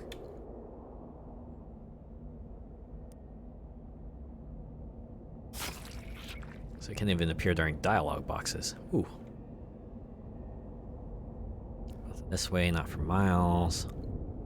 That'll be something in the car, right? Open the door. That better not be blood on the seat. Taste it. Get out of here, that's sick. Ah, I figured as much. Yep. Close the door. Pop the trunk. Spare tire jack. Copy a Terminator. Break the door. Whoa! This is my hiding place. Find your own. You fool! Lawnmower man, talk to him. Alright, I guess I gotta go accost the detective.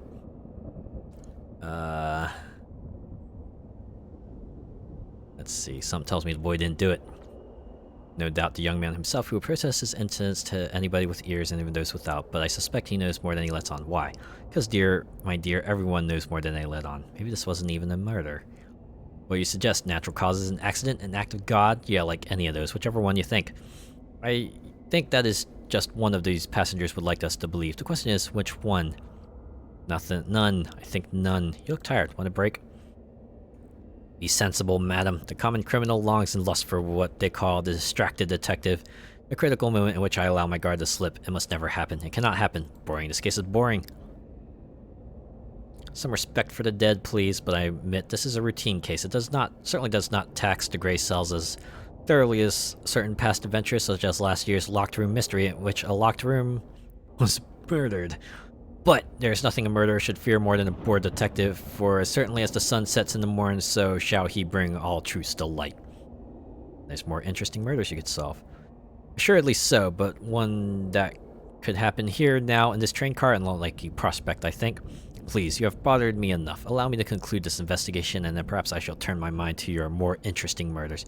You're making a mistake. I shall not be distracted.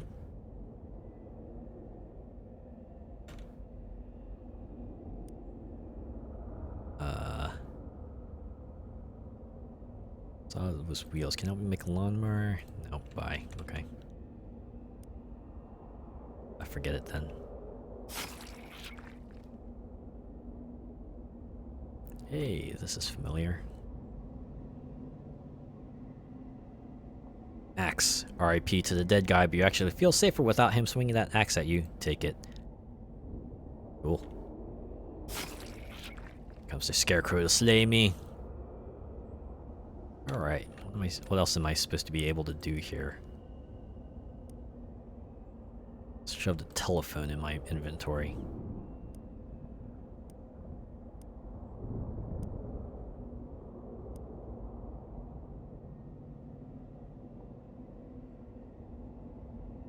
Or they just like throw me into different scenarios even though I've kind of milked everything I can from them. Right, what if I go back into the house over here? Oh, Crow's dead. Oh yeah. Super dead.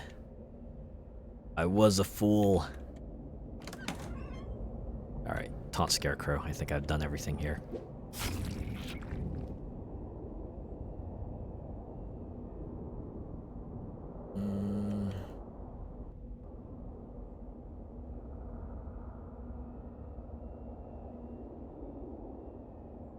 Should have done everything here as well.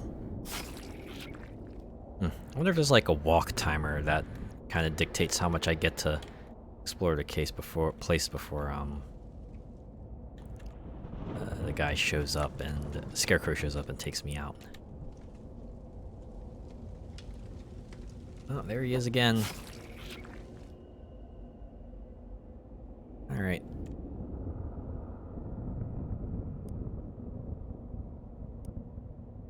Kinda at my wit's end here.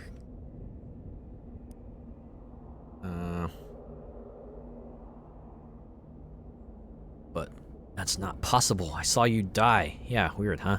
How can this happen? How can a person die and return to life? I am pursued by a creature whose blade carves the flesh of reality itself. I can make no sense of it. No, I must insist that you explain yourself. What is it, some sort of deception, a mystical illusion? I must know. I swear, I will not rest until I have the truth. It's all above my pay grade, man. Later days. No, come on, that is not fair. Oh, I botched that.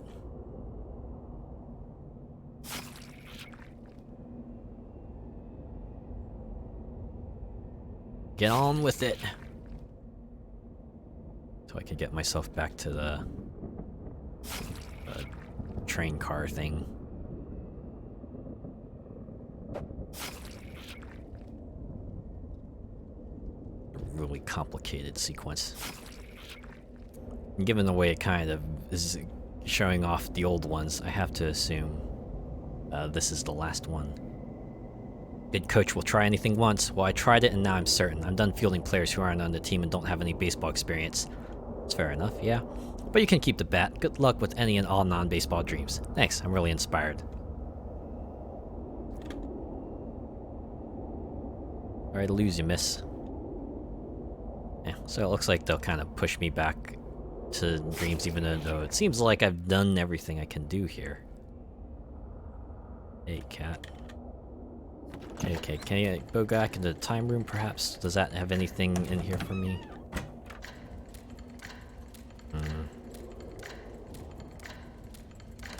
Does not look like it. Yawn. Alright, taunt again. Come on, just put me back in the train cart. Ooh, alright. Can I talk to that character? A murderer, not a murderer. Muttering to himself about the wheel business. Oh, alright. I don't think that detective will be bothering you for a little while anyway. Great stuff, really great stuff. That'll give me plenty of time to make my escape from a wrongful conviction. Now let's talk about your lawnmower. Yes, please. I can make you one, but I'll need the parts. Lucky for you, a lawnmower is pretty simple. Just need 2 blades, 2 wheels, a good sturdy handle, and some sort of metal rod or 2 to serve as a roller. So I go get all the components of a lawnmower, and you do what exactly? What do I do? From a few inert objects, I give the lawnmower its get up and go. That's pretty important, wouldn't you agree? This is a blade, right? No mistake about it. What's a train? What is that? A train's fire axe? Sure. Let's hope there's not a fire, huh? Will this work as a handle?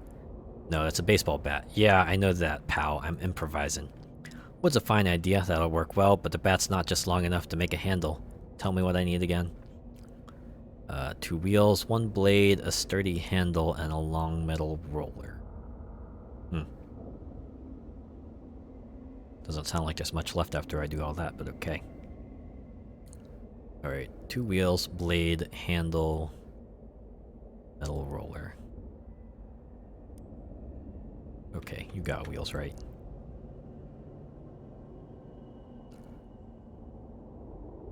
I am, as they say in your country, a wheel guy. Furthermore, it is true that I am carrying on board many suitcases of exotic rubber to make new wheels at my factory, and it is true, with my automotive experience, I could possibly roll some of that rubber into a little wheel for you as my mother needed dough, but why would I? Because my life depends on it.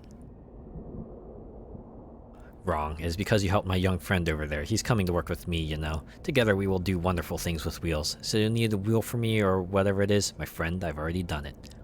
Can you make me like one more? I cannot. This one wheel has used up all my 19 suitcases of rubber. Wow, that's very wasteful. No, when I sell the wheels, it is for a lot of money, so I am not wasting the rubber. Thanks, pal. Bueno. Got you a wheel. Wowie, I should say. Wow, wheel. That's a juicy rubber wheel worthy of Signor Andretti. Well, the guy over there on the table is the one who made it, if that's who you mean. That's a great man. Mind you that I don't want you running him over with this lawnmower or anything. Don't get that idea. Didn't have that idea. Alright, I need 1 wheel, 1 blade, sturdy handle, and a long metal roller. Alright, take me out. Back here again. Best of luck with your career. Yeah, we ain't doing anything else here.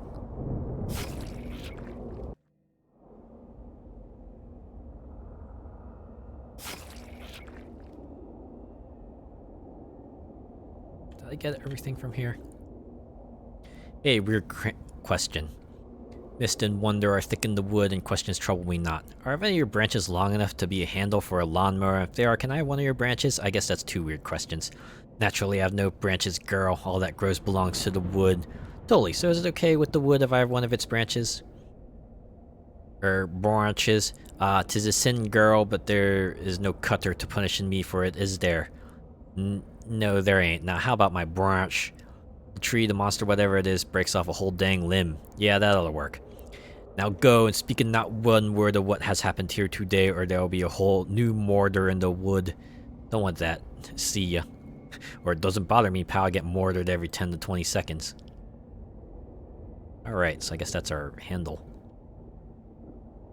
Yeah, come get me, Scarecrow.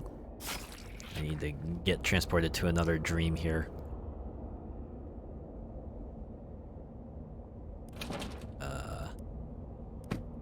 Yeah, nothing here.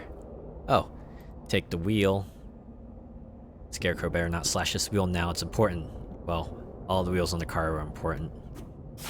Oh. And I am to slain. It's gotta be something good here, right? Hey, cat. Cat, strange guy. Nope, nothing here. Talk to him. No. Talk to her. Scarecrow trying to kill me. Okay, never mind. Leave her alone. This makes no sense. What's going on here? A newspaper from 1928. Yawn.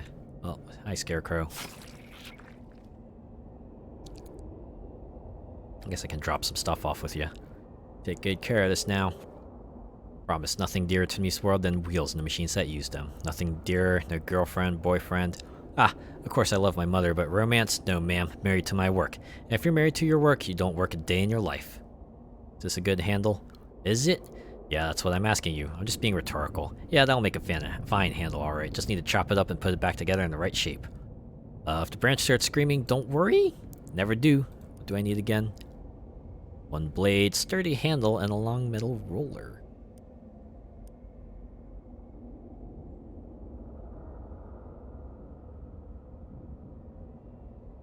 Hey, jerk face.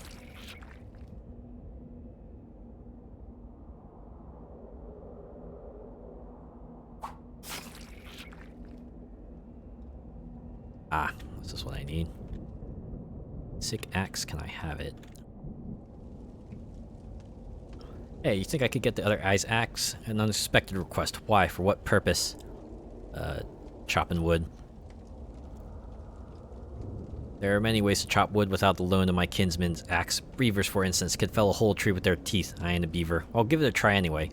He tilts his head to the sky and closes his eyes and rests. Guess he's done with you. Cool, thanks for nothing. Psst, you. You, Aggie knows more than most think. Who's Aggie? I am Aggie. I speak your tongue. Good for you. I hear you talk with old man. I give you axe if you help Aggie. Yes? Yeah, sure. Aggie needs axe to fight Empire. If Aggie have better weapon than Empire, he need axe. Understand? Yeah, it's the same thing I'm doing with my Scarecrow. I'm gonna beat him by getting my hands on a lawnmower to beat his sickle. He just needs some advanced technology, right? Slow down. Aggie does not understand all words, but advanced technology. This you get. Those are the words you understand. Advanced weapon, advanced technology weapon for Aggie. You get, I give axe. Okay, this is pretty advanced. No offense. What this? It's a telephonic communication device. Very advanced. Aggie kill Empire with this? 100%. Ooh. Very advanced. Good. You have axe. Aggie do not need. You got an item. Aggie's axe. Try not to alter the timeline too much. Golden eagle. Take the pole. You grab the pole, tossing the eagle aside. Sorry, eagle. It's all in Latin or something. Okay. I got a blade. I just need rollers now, right? Oh, I could get that from the tape, I think.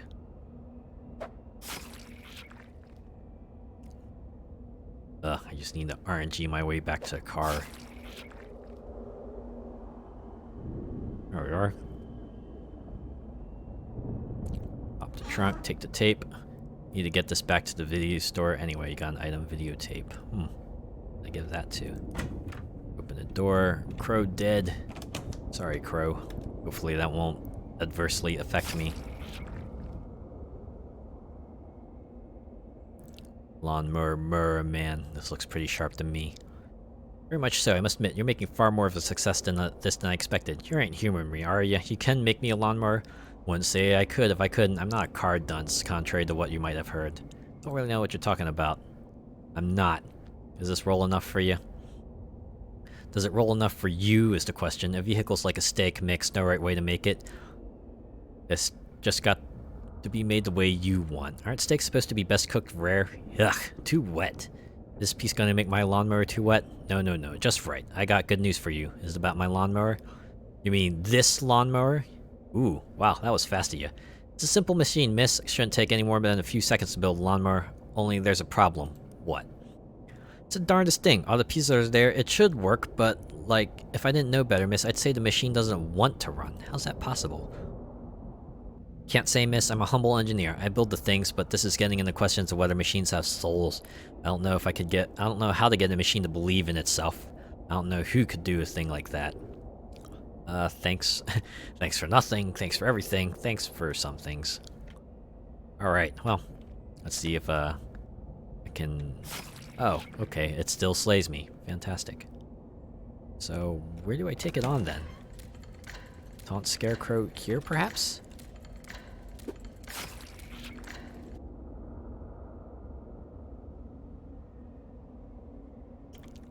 Well, do not... Dot. Hi, Scarecrow. Bye, Scarecrow.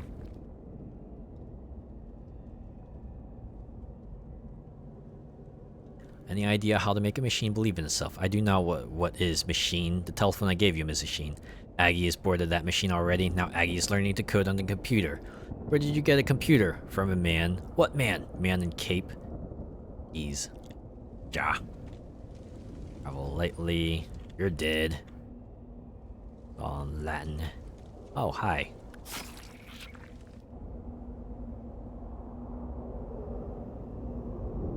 I have a lawnmower that doesn't work. Can you help with that? Doesn't work? No such thing. Won't work. Maybe it's like the rest of these boys. Maybe it's tired. Maybe it's had a hard day. Maybe I'd like to go back to bed. Well, I'm not standing here in pouring rain so I can go to bed. I came out here to win a damn baseball game. Give that thing here. Alright, give him the lawnmower. The coach rips the mower out of your hands and screams into the blades. You're wet, you're tired. I can't help you with that. We can't control that. We can only control one damn thing in our lives. Do you understand? One damn thing. So tell me, yes or no, are you a baseball player? Yes, coach. Oh my gosh. Now you get out there and you play. Yes, coach. Well, This is the last damn time.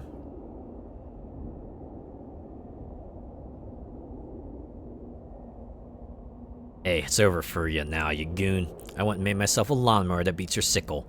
You speak of sticks and stones, tools only. There will always be shadow as your gale, and thus you will never be safe from me. My name is Ashley Dingus. Now I need to know one thing. Where's Nick? Nick, what the hell? It's nothing personal, Ash. Seems plenty personal.